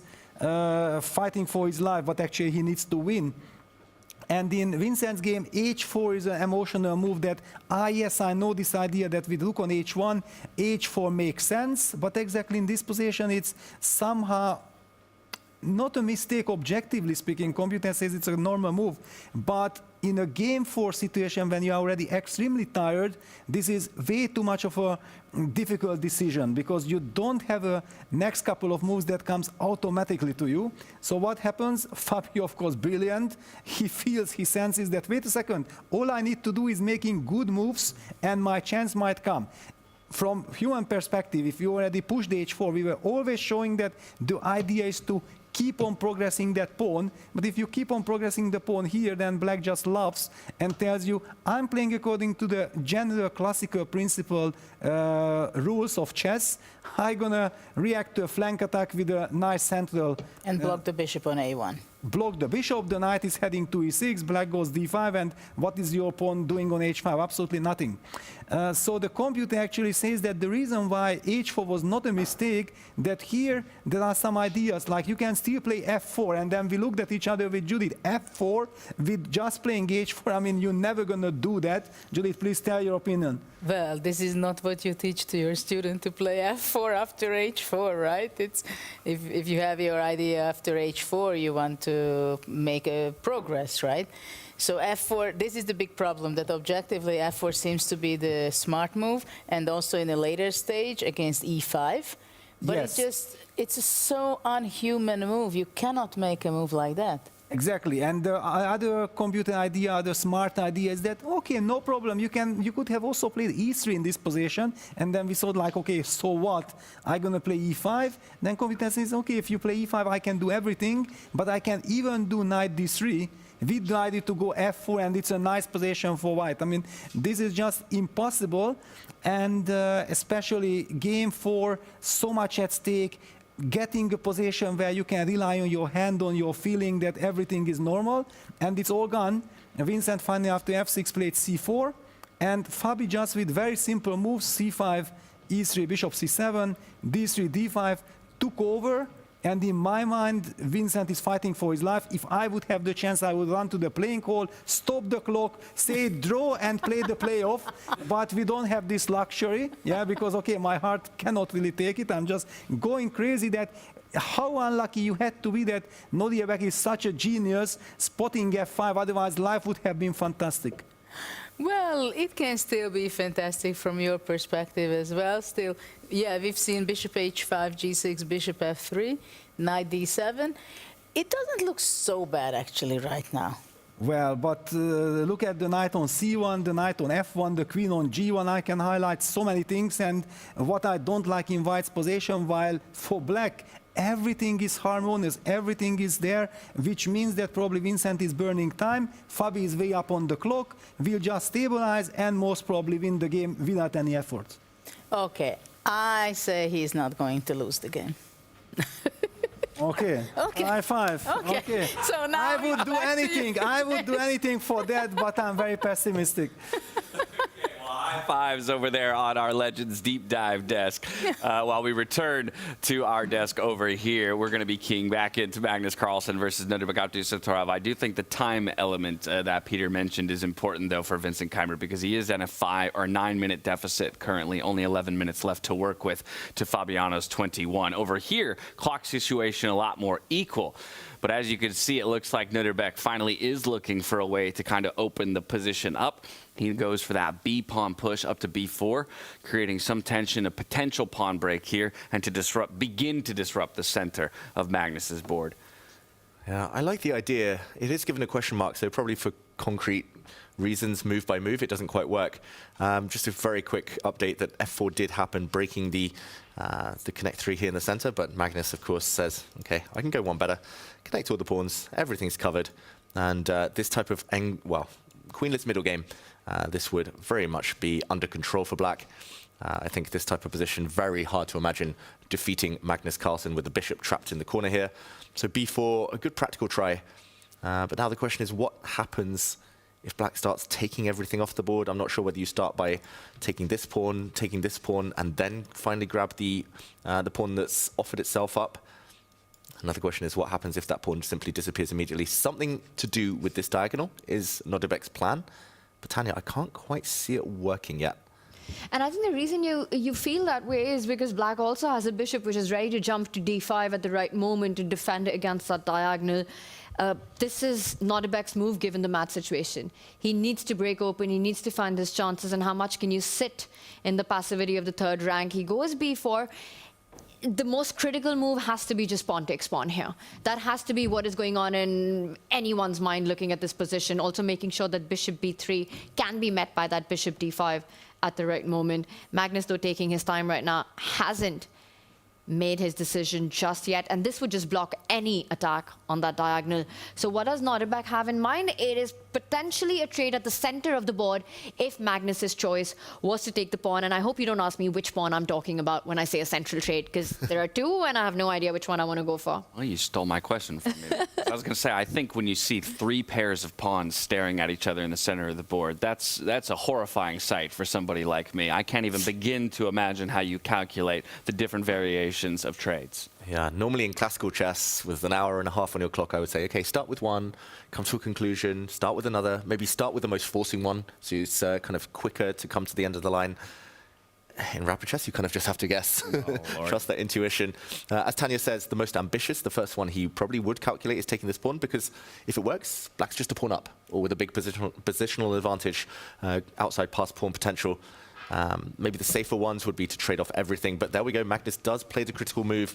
Perhaps Nodirbek missing, as Tanya pointed out, that black's bishop can challenge this diagonal. Otherwise, there would be some serious threats on the black pieces lined up on the light squares. It's not exactly a pawn sacrifice, though, I want to point out, because if you want, you can win the pawn back immediately with the arrow that you're pointing out, right? You have enough pieces attacking it. And I'd be inclined to leave that pawn right there and, in fact, trade the other one, because the d4 pawn blocks the bishop on a1, and d4, d2, the pawn structure, who even cares about that? And just strategically, even with material balance, this looks really pretty for black. Plant that bishop on d5 once you defend that knight, and you're a happy camper.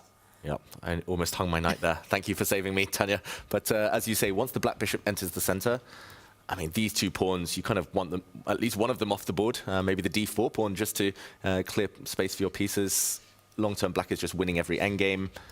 I don't see any attack for white right now. Maybe you still have to go hunting somehow for some surprise threats. But yeah, if you take the other pawn, then it's just a queen exchange, and there's no way that you're going to defeat Magnus Carlsen in that type of position. So I would probably angle towards taking here, but it does look desperate already, positionally worse, if not material down. And I want to just check one thing in that line, that if you even do go into that endgame, and even if at the end of it, David, if we just show all the trades that happen, and then you restore material balance by taking on d4, I think you still just push the e-pawn forward.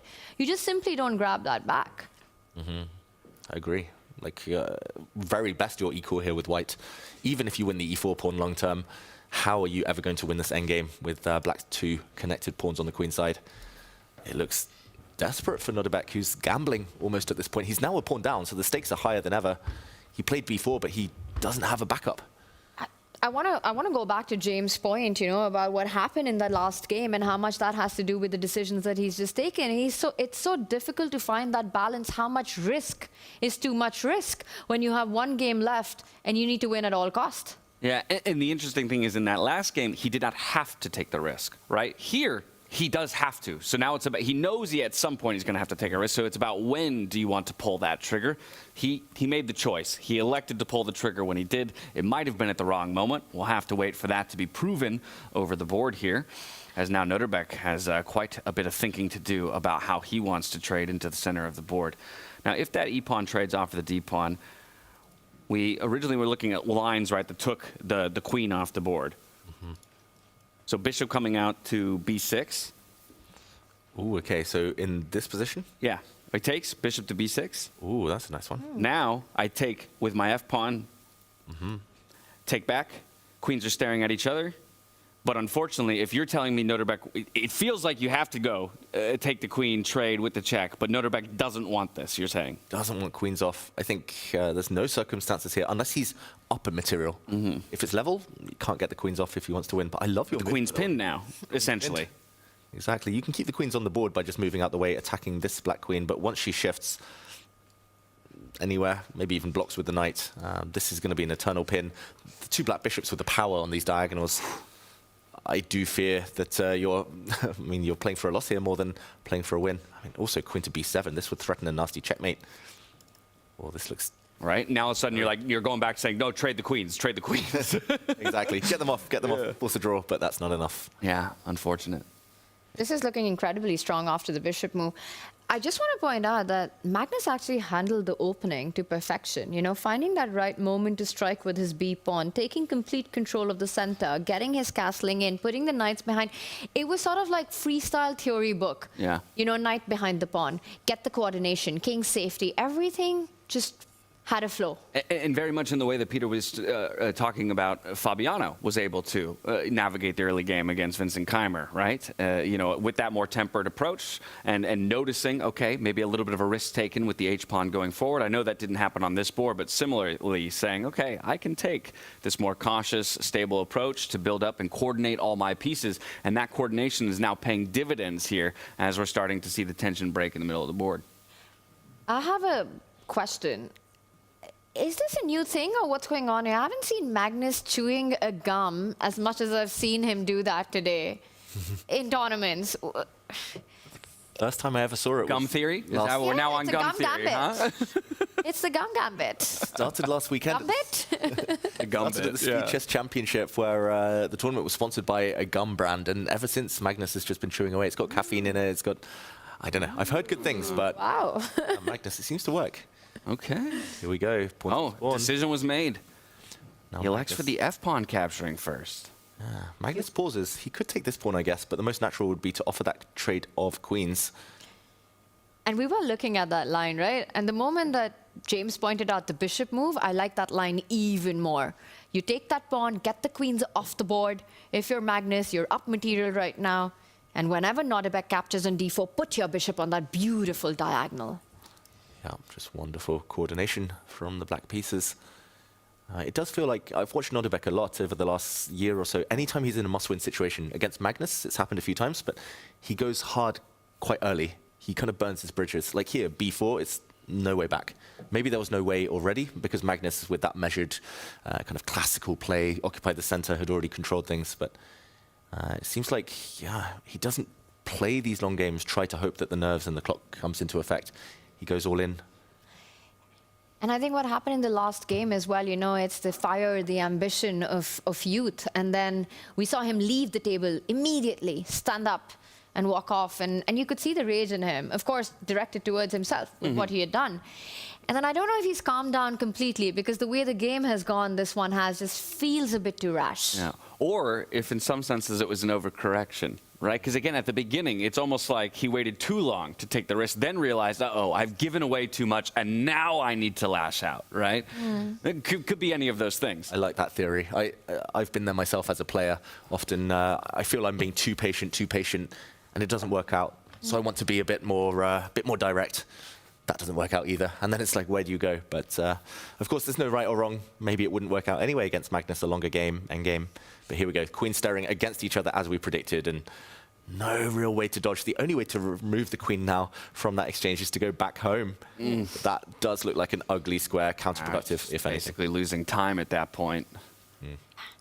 And black could also do the same, right? Just sidestep the attack on the queen on a nice square. And I don't really think it helps Nodirbek in his claim to try to win, to put that queen on the square you're pointing out right now.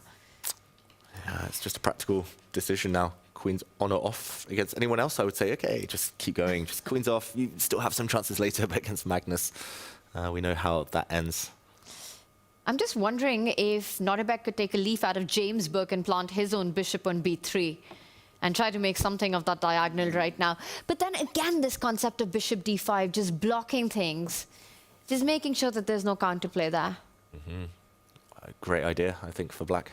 I have a feeling when he played b4, which was only after around a minute of thought, that he just missed this idea of Magnus taking and blocking the line. Yeah.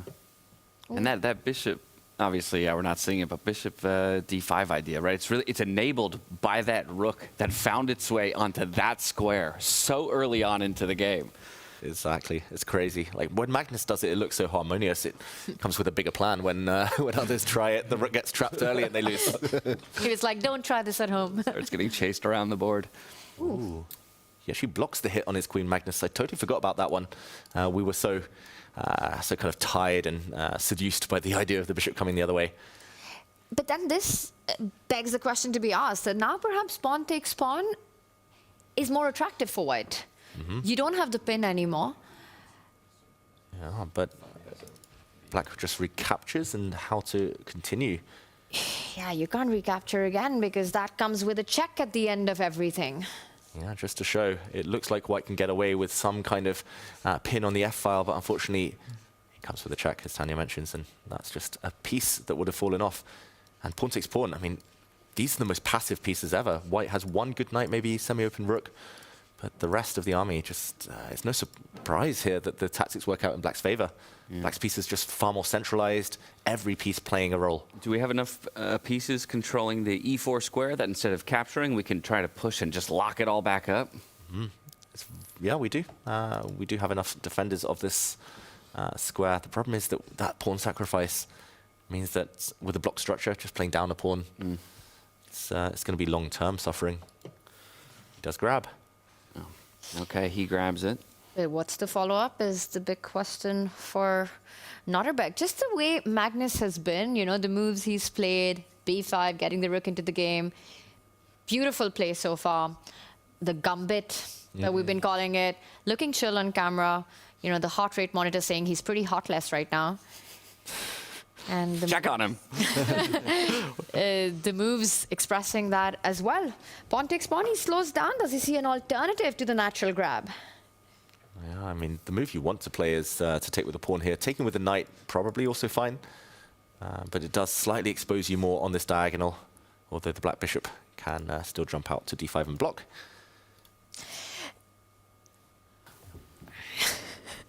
And critical moment, Magnus spending some time advantage, pawn advantage likely, but still very tense. Still enough pieces left for Nodirbek to potentially cause some trouble a bit later. Okay. Well, as we're waiting for Magnus to make a decision on the move order in which he wants to execute this trade, I'm getting frantically waved at by our legends over at the Deep Dive desk. So on our way there, we are going to quickly stop in on the Make.com match metrics just to see how everyone's holding up in the heart rates and the accuracies. As we get here, you can see, don't worry, Magnus is very much alive with an 87, a cool 87 in the heart rate. But again, it's Nodirbek Satorov who's feeling the pressure of the moment down in the matchup and needing a win, if anything, to extend to a tiebreaker. Fabiano as well, calm, cool, and collected. He's got a better accuracy as well. So immediately I want to come out of this accuracy and over to Judah Polgar and Peter Leko as they break it down for us. What's been happening on Fabiano and Vincent's board? Well, Vincent does not have to win, but he's fighting for his life because what has just happened in the last move, Peter, let's show us. I know it's painful for you.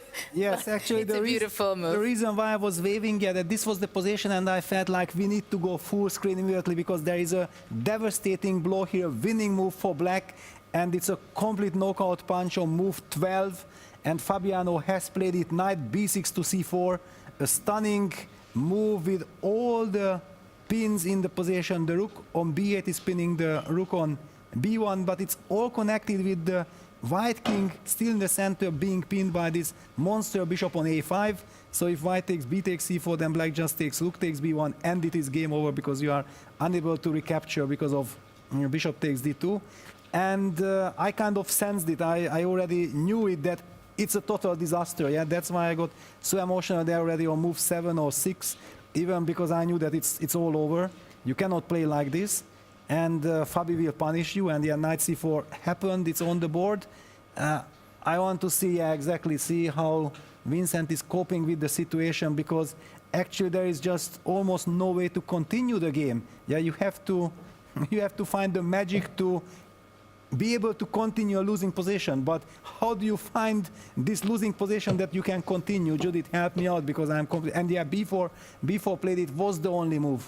Yeah, it seems like B4 is the only move to fight longer in the game. But we've seen before Vincent saving and creating an opportunity. What kind of opportunity he created for himself in game 1? He was a rook down and he managed to almost save the game. Well, here he will need his magic in the future after rook b4, probably rook b4, bishop b4, knight b3. For the moment, white is not losing a piece, but so-called sacrifice the pawn. So knight b6 and the d5 pawn easily will be falling off. Not very promising right now for Vincent. Yes. It seems like Fabi is halfway into the final. Yeah, not at all. And what is really heartbreaking for me that Vincent played a brilliant match with the black pieces when he just played normal chess. And when he wanted to be over smart with white, he just lost both games in 5 moves. This is the real heartbreak. Yeah, that, okay, just play a normal game. Just don't try to be so smart because, okay, these guys are just super clever. They know exactly, you want to do something in the position where you should actually be playing normal chess. They counter it. By the way, let me just highlight this wonderful move because this was the moment that we have seen, and I was very critical that no, Vincent will not survive this, and Fabi immediately used the chance with b5. He did not give Vincent the chance to be in time to stabilize. According to computer, it's not a disaster. Vincent could have played c takes d5 and after bishop a5 check, just maybe even put the king on e2 or play, yeah, king e2 is also horrible. No, play knight d2 here. No, okay, knight d2, this is not an improvement. Basically, b5 was the move. Why everything that happened later was happening. Kudos to Fabi, brilliant play. I think this is very much in András Adorján's spirit. The black is okay, that you just, if your opponent does something crazy, you just counter punch it immediately and you punish. Well, you see also how harmoniously Fabi is playing and how much he's using the starting position setup of the pieces, right? The bishop on a8 supports and the g8 supports the d5 central pawn by playing f6 so early as move 2 in the game, and he was able to play b5 because that rook is on b8 and it was supported, while white was doing b3 only, and also this h4 is a painful time loss which he had in the opening. Yes, absolutely. This is one of the things also that is so dangerous and risky in modern chess. Yeah, that you work with computer, for example, and then the computer, and you can play h4, you can do this, but those things, if you learn chess like this, that computer thinks that I can do this, it's very dangerous and very risky. Yeah, that the good old method that they tell you, you know, you play h4 when there is a purpose behind that move, just not randomly, because if you play randomly, you will get punished, and this is what we are seeing here. I remember when I was here on my first Grand Slam event, Weissenhaus, and I was learning myself what are the patterns, and it was so regular that when you have your rook on h1, you go h4, and shortly after, you might show up with your rook on h3, right? So it's so difficult to figure out of 960 different positions when h4 is so good and when I have to play f3 so fast, so to block the a8 bishop. And actually what we were looking in the beginning, e4, b6, f3, f5, actually it is very frightening, but objectively you can play something nice with white. It's so difficult. If you already brought it up, then let us just tell everyone that what we discovered after f5, there is this incredible move b3, just sacrificing the pawn on e4. Computer says that you can do that because, in fact, taking the pawn would open up white's pieces and it would be very dangerous. Computer saying that black has to find this stunning move e6 to keep the balance. That's a completely different kind of discussion. But since already we mentioned this f5, I wanted to add this. Yeah, for me it's very surprising that in freestyle at this level it can be after move 2 that you are very upset already. And we've seen this in every event which we were witnessing and playing. And actually, Vincent is really good, generally speaking, spending time.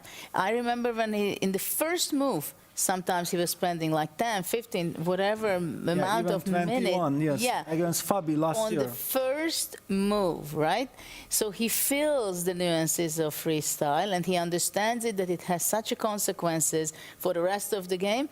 But here somehow, okay, it's 25 game 4. minutes. It's game 4. They have 25 minutes only for the game. It's not so easy. And after all, he plays against Fabiano Caruana, who is an excellent, one of the top person who understands the best freestyle and how the pieces get into harmony.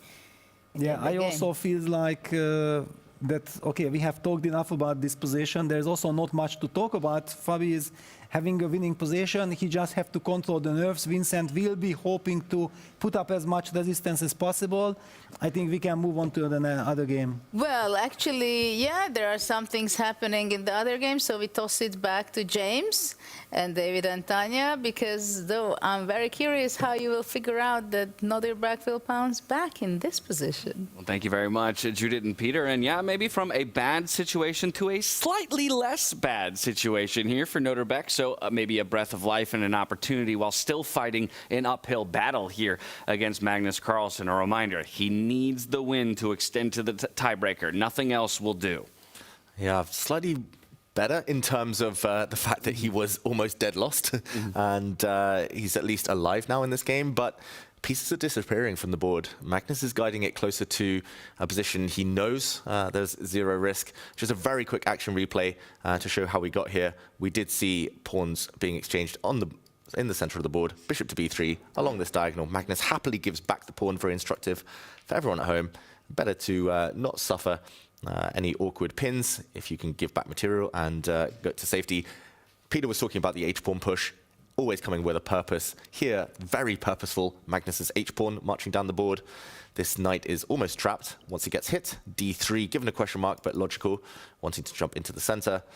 And Magnus may have had some stronger moves, especially in this position where it was better to go for the white king immediately.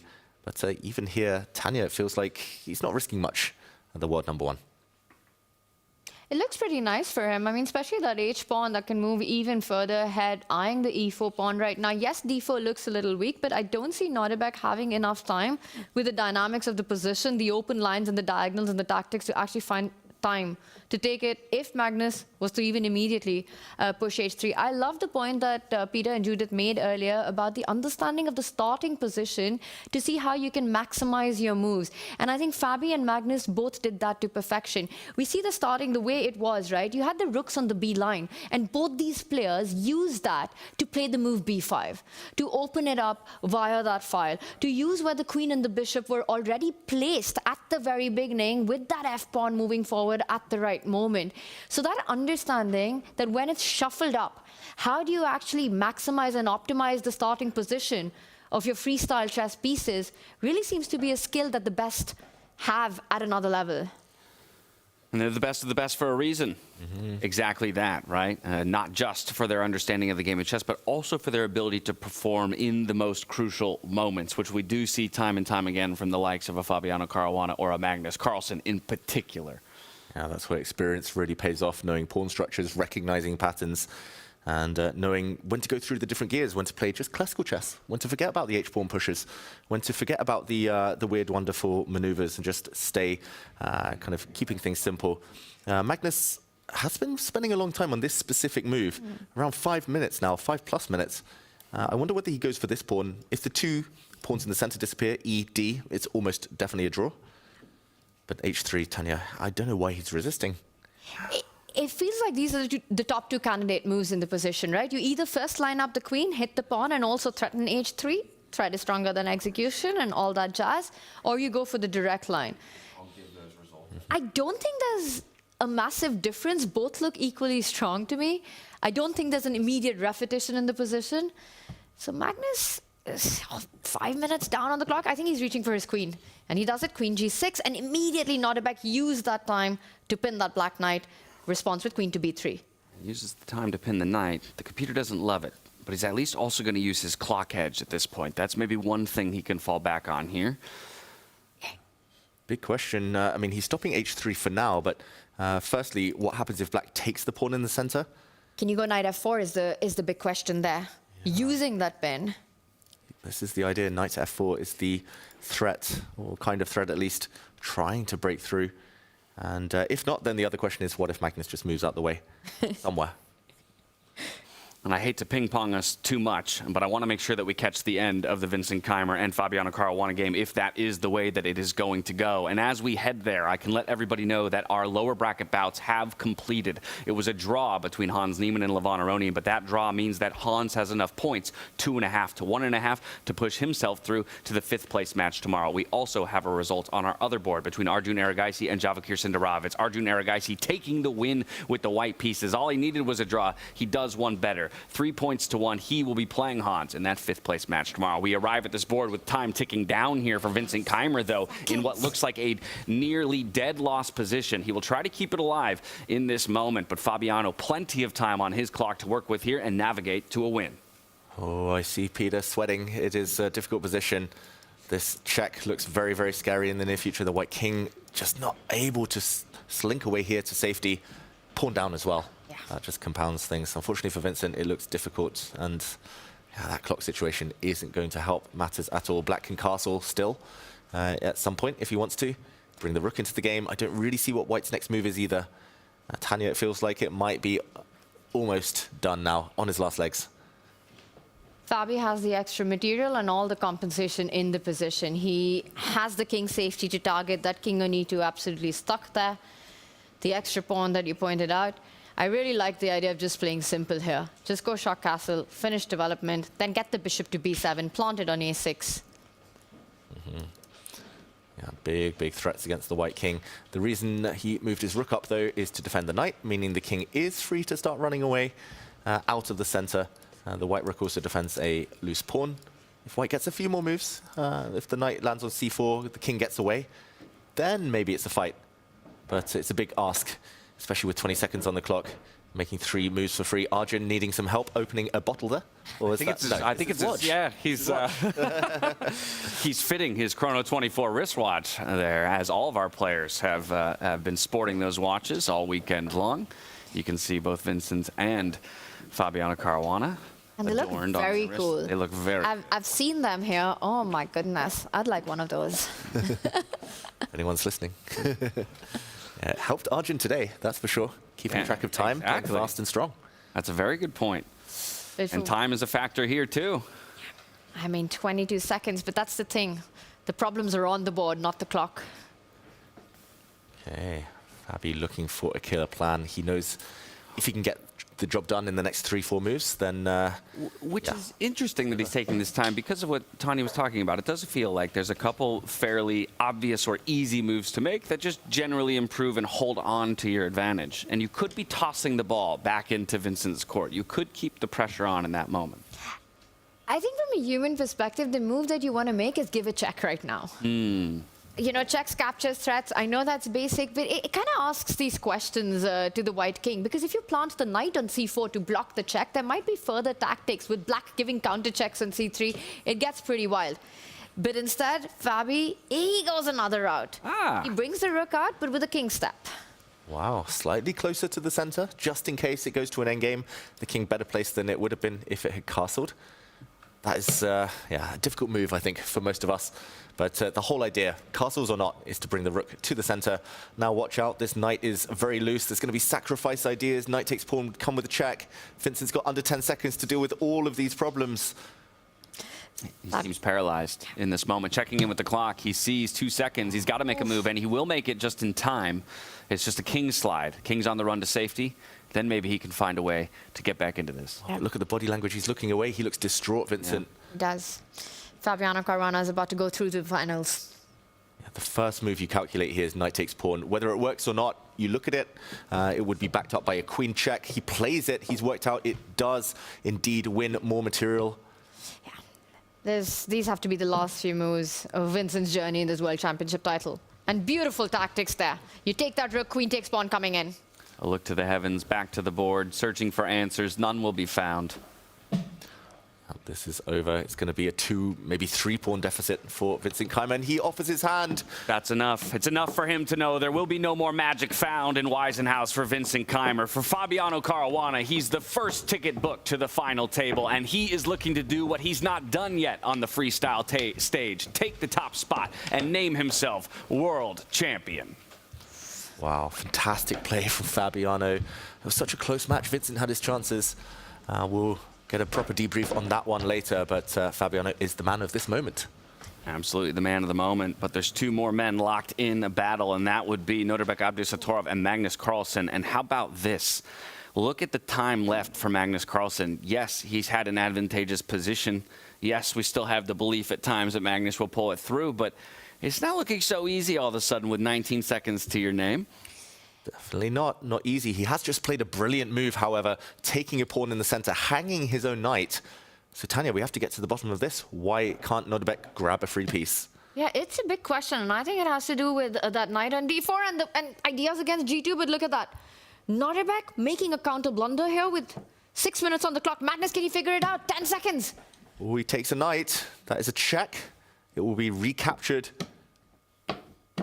Now another check. The White King's out in the open. That's looking very scary for the White King. The Queen and the Rook lined up as well. Is there a knockout here?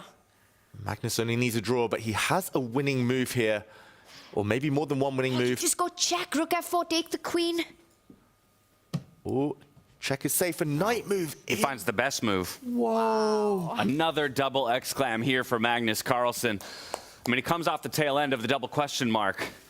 But that's the mark of a champion right there, capitalizing. What a move. Queen takes knight. He would give a rook check, get his rook out of the way, and win the White Queen. Maybe there's even better there. Other rook checks in the air as well. Mate on the board. And with 6 minutes on the clock, how do you fight this? You've got no moves. You fall back with the bishop, trying to defend that e1 square. Is that something that could keep the game going for Nodirbek? Although Magnus looks like he's seen this through to the end. He knows he's going to the finals. It's going to be Magnus versus Fabi is the feeling you get looking at him. Experience counts. Experience pays off. Bishop to f2 would destroy the mating threat, but knight takes bishop, and White will lose material no matter what. That is game over. Nodirbek had 6 minutes. He always tries to rush Magnus on the clock, and that's where his own blunders have come. Yeah. It's experience against Magnus, and Magnus knows it. Look at that. Oh, he knows. He knows he was a bit slow, Magnus. He could have got the job done maybe more efficiently, but when it mattered, he found the moves. Hey, one just feels it's been gifted to Magnus in these last 2 games, you know, by Nodirbek. But that's the thing, right? You know, in order to take down the world #1, at some point you're going to have to take a risk. You've got to throw a pretty heavy punch, a knockout blow. And the couple of times that Nodirbek does it, it's either an ill-advised moment or he doesn't take the time that is afforded to him to think it through entirely. It'll come back to bite him in this case. Magnus is staring down a Fabiano matchup in the finals. And once again going to be experiencing triumphing over youth here in Weisenhaus as Magnus and Fabi will fight for the World Championship title. Wow, handshake any second, surely. Queen takes knight would be met by that rook check, discovered attack on the White Queen. Just no way to keep this game going. It's over, almost on the spot. Nodirbek just coming to terms with things now. I'm trying to find ways to fight against the checkmate. G3 just feels like you're delaying the inevitable. Lots of options to win there. You could even just take the pawn. You could block the king further. You could give a check first. Bishop falling back does not help. Yeah, Nodirbek knows this is over. Your best option is a bad option, which is that bishop falling back to f2. And as we've discussed, it's already a losing situation here. So we're burning the time that perhaps we should have burned a moment ago. Or perhaps in the last game. The problem with bishop to f2 for everyone at home, knight takes bishop. The queen has to stay protecting its rook, so the White King would have to step forward, and the Black Queen would drop back to f7 with a check, also winning the White Rook. I know there's a lot of arrows, but this is it. It's a piece down, guaranteed minimum now for Nodirbek. Beautiful geometry, and it always seems to work out for Magnus. His pieces always seem to land at the right spot to make the tactics flow. He covers the center. Like his queen is always nearby, his rook, his knights, they're always controlling the central squares, and that gives them more ability to go to either flank. Same for king as well. Yeah, just everything playing out to perfection somehow for the world #1 every single time. in the hunt for that 21st World Championship is Magnus Carlsen, and he is poised for one final match to earn it. He's almost amused right now. Where is he looking? This is the only game remaining in the arena. No other games on screen. Maybe thinking back. And that rook move, that blunder by Nodirbek, you know, there were still chances, James. Absolutely. It could have still gone on with Magnus playing on those final seconds. And even before that, and maybe something we can look at near the end of the day, it was not the cleanest game by either player down the stretch. Obviously cleaner for Magnus than Nodirbek. What's the cleanest way? Magnus will show us, and that's it. Wow. And just like that, Magnus Carlsen, the world #1, chasing his 21st World Championship title. He gets it done over Nodirbek Abdusattorov, and he will move on to our championship table tomorrow against Fabiano Caruana. And fantastic. And David, I think it was just mate was inevitable with that last move. The king would have moved up, the pawn would have moved up, Magnus Carlsen moves up to the finals. And this feels like we're reliving everything in Weissenhaus. Started in 2024 with the GOAT Chess Challenge. It was Magnus versus Fabi, and that is the finals for the World Championship.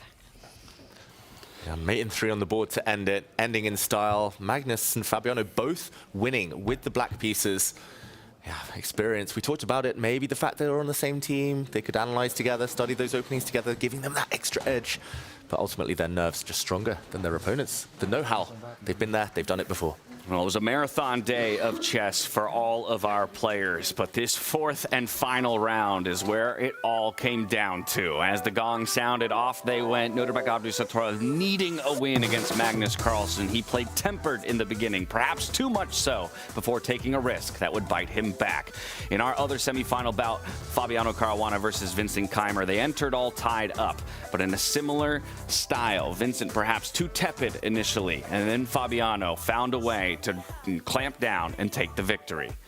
In our other matchup semifinals, those each wound their way to decisive ends, with Hans Niemann and Arjun Erigaisi booking their ticket into the 5th place matchup. But this is your upper bracket picture right here. It's Carlsen and Caruana, both of them sitting at the final table alone tomorrow. That means we turn our attention to the lower bracket, where Nodirbek Abdusattorov and Vincent Keimer will fall into that matchup for 3rd place. Hans Niemann, Erigaisi, they're fighting for 5th, and Aroni and Sindarov, they will be duking it out for 7th and 8th place overall.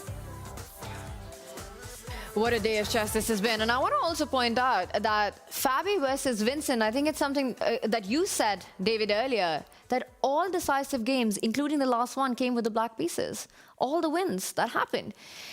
And what a way it was for Fabiano. I mean, just simply the way he did it in round robin and his phenomenal play today. I think both these players, Magnus, Fabi, definitely the one who've been on their A game. And we're in for an absolute thriller of a final. What do we say about Fabiano? Mr. Consistent. Whether he wins or not tomorrow, he's made it to another final. He's always in the mix.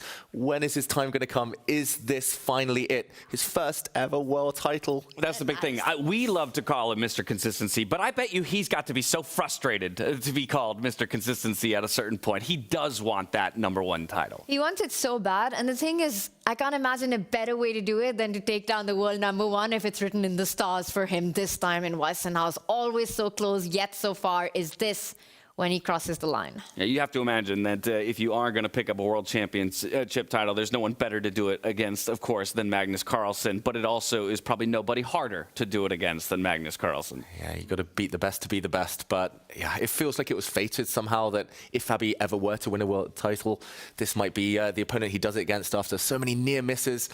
Of course, Classical World Championship in 2018, but also throughout the years, so many matches. I think the format suits him, though. 4 games, slightly longer, 25-minute time control. I think it's brought out his best so far. And I also want to just add to that, just the quality of play that we've been seeing by Fabi. It really feels like if ever there was a time for him to take this, by taking down Magnus, it's now. How impressive was he today in his match against Vincent? Incredible gameplay, not the scoreline, but just simply the quality. And so high. Couple that with his group stage, which by no means did he blow the whole field away, but it was a better start to a group stage than he typically has. We'll call him a slow starter, somebody who ramps up and eventually finds form. It seems like he's found it much earlier on, and even more important, in a truncated format, 3-day event. Most of our events in the past have been quite longer. Exactly. And especially in the crunch moments, Fabi stood up tall. Yesterday, there was that blip in the group stage, lost 2 in a row, but came up with some incredible tactics in the final game. And same again today. He got pegged back by Vincent. He upped his game in the final one. With so much on the line, you know, Fabi's been that one player here who's always had those fun nights, you know. He's out at dinner, game nights on till pretty late in the night, having fun, playing snooker, playing board games. With what's on the line tomorrow, do you think Fabi's going to continue the tradition, or? He was playing games last night. And he got the win today. Don't fix what ain't broke. The old classic, stick with the system. Me and James are around tonight, Fabi, if you need any... yeah, also, we would really love to play games. So, Fabi, please play games with us tonight. Now, normally, it's David's responsibility to pick a move of the day, but I got good news for you, my friend. I'm going to take that responsibility away from you. I'm going to toss it over to our legends at the Deep Dive desk. First, they're going to break down their thoughts around all of the games of the day, and then maybe pick one final move that they feel like eclipsed the rest. Judah Polgar, Peter Lecko, take it away.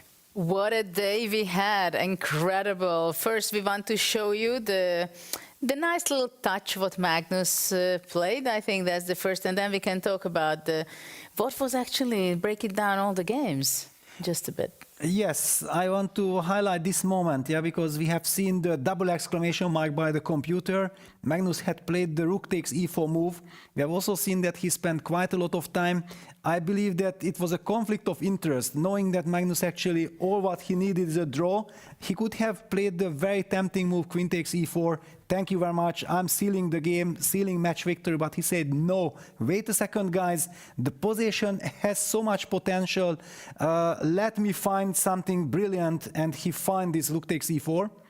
The whole point is that actually the knight on c5 is hanging, and after queen takes c5, the very clinical winning move is this bishop retreat to e7. It is so easy to miss this kind of moves, especially because there was so much tension on the long diagonal that when this bishop takes d4 will win or not, but in fact here you can include h3, g3 and then do bishop e7 or do bishop e7 right away, and then all of a sudden white's pieces are overloaded, the rook is hanging, white will have trouble after rook takes f1. So for example, if white tries to hang on to that rook, then you can just take rook f1, king takes f1, and now you can do whatever you want, but let's just show that, for example, bishop takes b4, queen takes b4, and there is no way that the queen and the rook combo is not finishing the game. Rook f4 check is winning, king g1, h3, g3 and queen e4.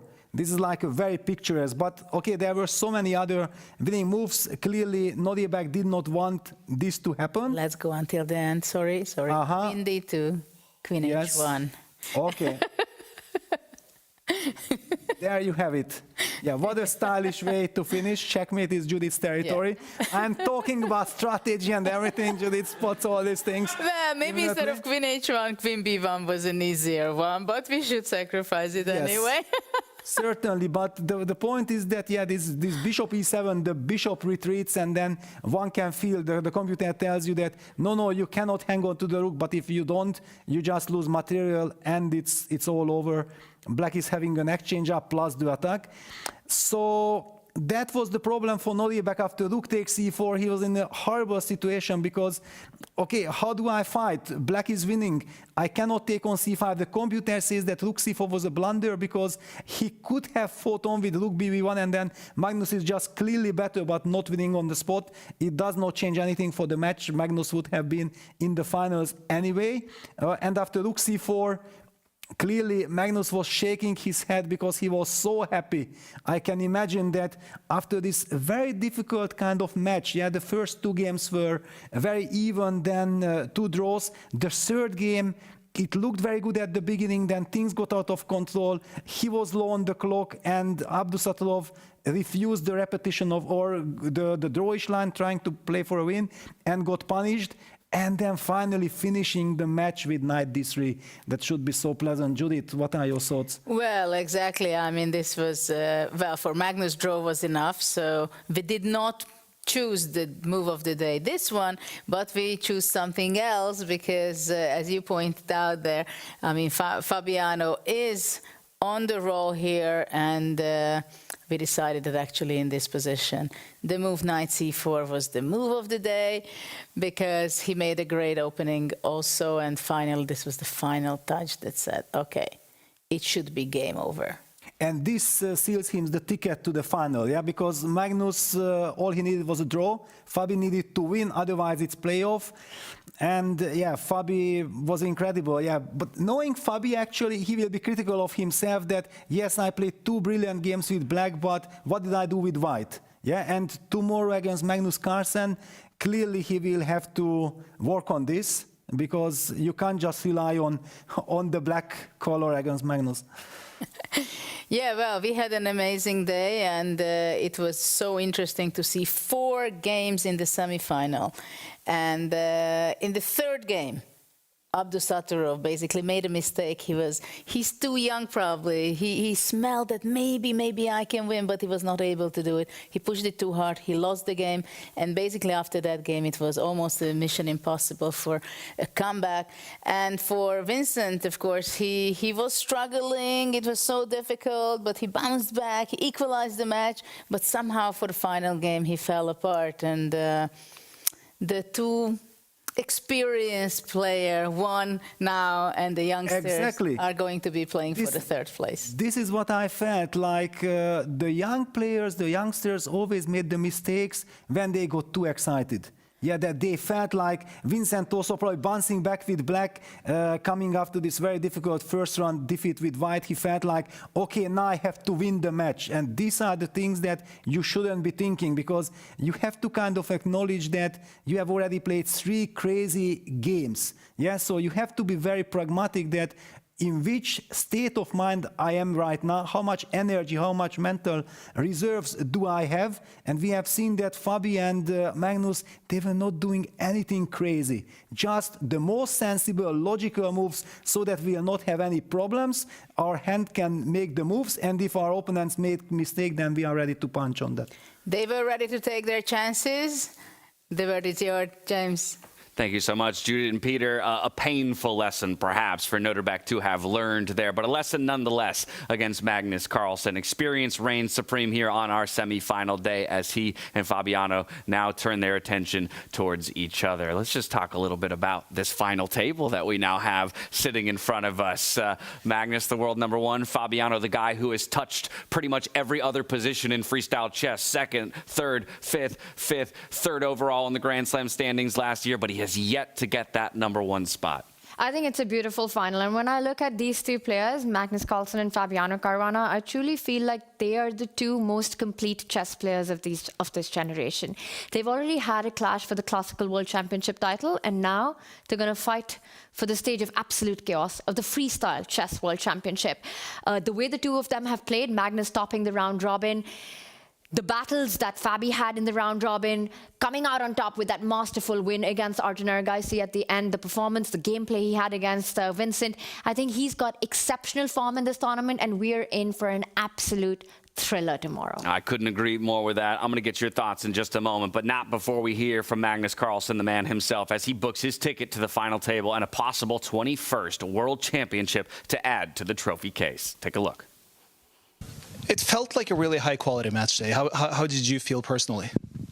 Yeah, it was definitely a very tough match against somebody who I feel gets stronger and stronger every time I play him.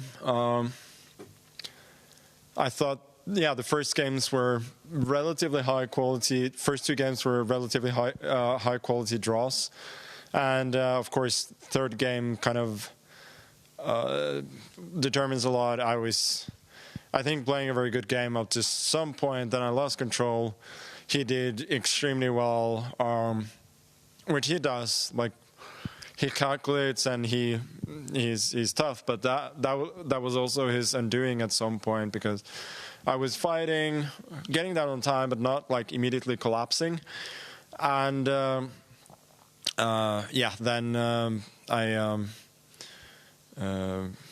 managed to sort of stay afloat, and he clearly needed to make a draw. And when he didn't, I was thinking, okay, maybe I have a chance now. And then fortunately, I managed to calm down, calculate, and find the win. The last game, I thought I had decent control over. There were a lot of complications at some point, but it felt like it should always kind of favor me to some degree, or at least be safe. But then for some reason, I was just hesitating, trying to find the cleanest way, and I just spent all my time. It really annoyed me because once I'd spent all that time, I realized this is actually quite easy. But now if I get surprised at some point, what am I going to do? I have 15 seconds or something.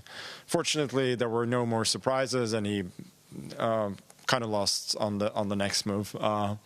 So I guess I was always like on the board, kind of in control, but yeah, getting down that much on time feels a bit silly. You mentioned the clock, and it did seem, even though Nodirbek is a fast player, it did seem like he was actively trying to use the clock against you throughout this whole match. Is that almost provoking when they're sitting on the other side? No, I wouldn't say so. I think it's good strategy as long as you don't overdo it. And he plays with a lot of energy, a lot of confidence, and yeah, it's just part of what he does. Tomorrow you're going to face Fabiano. You mentioned before the tournament that you do see Caruana as the biggest threat for the world champion title here in freestyle. Do you still hold by that, and do you think it's going to be a more difficult match? I think it's going to be. I think it's going to be a very tough match. Honestly, today I think, except for my time usage, I played all right. So it just goes to show that there are some very, very good players here, and it seemed to me from what I saw that Fabi was generally had the upper hand today, and also from looking at different positions, analyzing a little bit with him, he seems to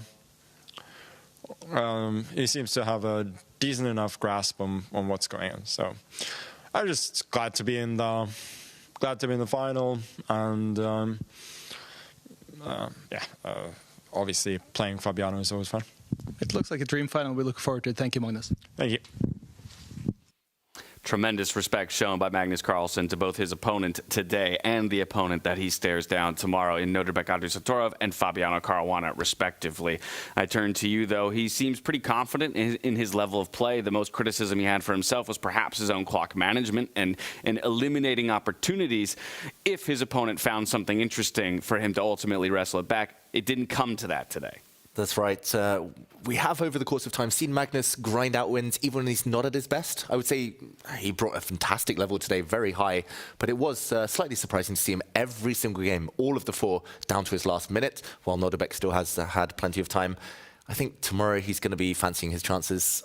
Although every game between Fabi and Magnus seems to be close, all of the big matches, it's been one-sided, the result, ultimately. Fabi has never laid a punch on Magnus in one of the big title matches yet. And speaking of title matches, it's really interesting because Magnus Carlsen, yes, he's won 20 World Championships, but not a single Fischer Random one. In 2019, it was Wesley So who beat him in the finals. In 22, Magnus Carlsen got knocked out in the semifinals by Jan Nepomniachtchi. So he's still hungry to complete that trophy cabinet by getting the Freestyle World Championship in for Fabiano. Will this be his first World Championship? To think that there's something Magnus hasn't accomplished in the world of chess is already something to behold. But you mentioned that it could be Fabiano Caruana, the person to keep him from finding a title in this very format. And Fabiano as well stopped by for a word with us at the conclusion of his day and as he books his ticket to the finals. Take a look. Fabiano, that was a very convincing last game today. How would you summarize this day as a whole? Well, a bit of a roller coaster, but I think Vincent just maybe after all the tension of the previous game just couldn't adjust, and it wasn't a good game from his side. Already got a comfortable position out of the opening, and then he was missing, he missed this knight c4. I mean, I think after I played b5, he can trade pawns in the center. It's maybe a bit worse for white, maybe equal, but instead he went for this, just missing this tactic knight c4, and things just completely fall apart for him, and then it was game over. How do you reset from that third game going into a final fourth? I mean, it must be hard mentally to enter that one. Yeah, luckily I wasn't too upset. I don't know. I still felt like I would get chances in the match. So I wasn't really upset. But yeah, of course, it's not great to lose when you're in the lead. I'm just presuming, as we're doing this interview, it's very soon before Magnus seems to finish his match. But if Magnus ends up being the opponent, how do you beat him tomorrow? Oh, not easy. I mean, definitely the toughest opponent you can play against, and seems to be in pretty good shape. But yeah, I'll do my best and hopefully can win the match. Magnus did say before this tournament that the one player that he was the most scared about was you. Is that something you use to your advantage anyway? Well, I don't think. I mean, I'm sure he considers me a tough opponent, but you know, I don't see how I can use that to my advantage in particular. It's not like he's intimidated. He's probably just speaking from his personal point of view. But certainly, I'm not the only tough opponent for him here. I don't know how much you watched the other games today, but it did seem like Nodirbek, he had a plan to really try to use the clock against Magnus in those games. Is that something that... Do you have any particular plans for how to beat him, like using the clock actively or anything like that? Well, I think Nodirbek in general will try to put pressure on the clock. It's his style to play very quickly, sometimes sacrificing quality a bit. I mean, it's a trade-off. Magnus is a player who I mean, he can play quickly. He does try to avoid massive time trouble, but he also is ready to like spend a lot of time if he can't find something he's comfortable with. So it's a bit of contrasting styles. I think Magnus tries to approach the game a bit more objectively, and you know puts. I mean, he's a practical player as well, but he tries to like first solve the position rather than just take a decision and hope for the best. We look forward to it. Thank you, Fabi. Thank you. Fabiano Caruana, your second finalist, taking on the world #1, Magnus Carlsen. A more tempered interview there. Feels like he understands, Tanya, the gargantuan task that sits in front of him tomorrow. A best of 4 against Magnus. I mean, it's two giants, one title. It's going to be one heck of a match. And you know, huge Magnus fan, huge Fabi fan, both incredible chess players. And I just hope this one really goes down to the wire, that we get a full-blown fight and may the best player win tomorrow. It's going to be awesome. So everyone should just get great rest. And whatever you do, clear out your calendars. Tomorrow's going to be Championship Sunday. I mean, you really couldn't have asked for maybe 2 better representatives to end up in the finals for the 2026 and first ever official FIDE Freestyle Chess World Championship. Final thoughts from you, David Howell, before we head to dinner and reset for tomorrow's epic matchup. I'll keep it short and sweet. I just can't wait. I've known them both since they were young. Like, they're both just lovely people. It's going to be the first Fischer Random or Freestyle world title for either of them. And yeah, Fabi, huge underdog.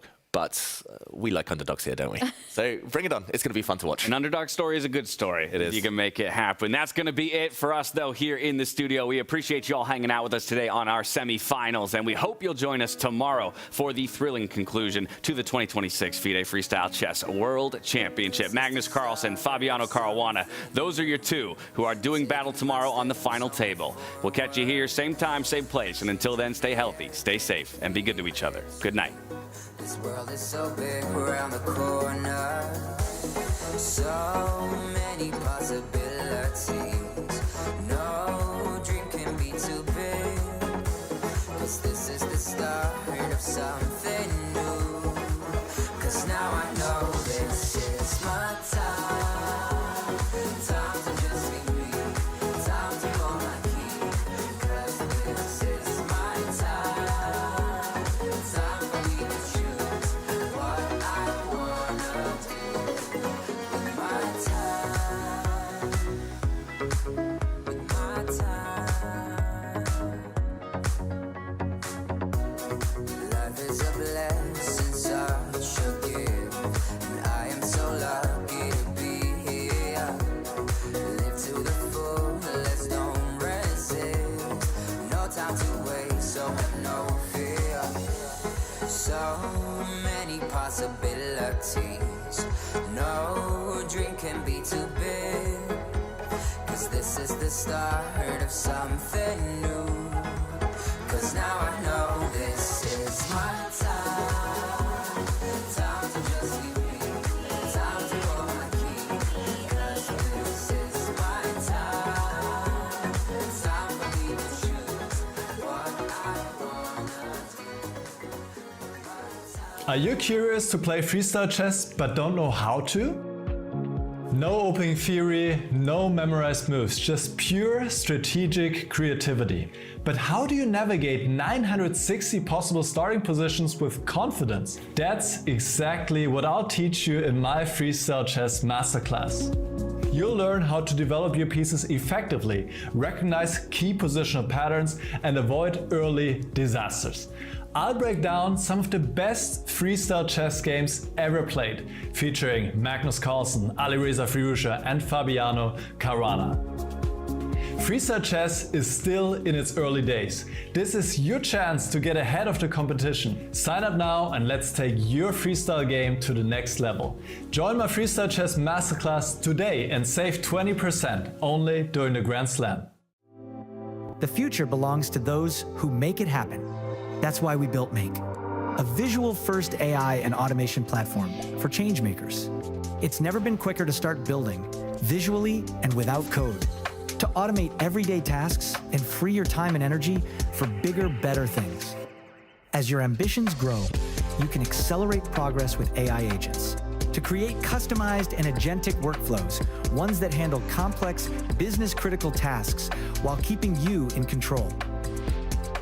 And for leaders scaling business, you can see your entire AI and automation landscape in real time to orchestrate change and show progress in motion. Make automation and AI put to work for business, for teams, for you. Make it happen at make.com.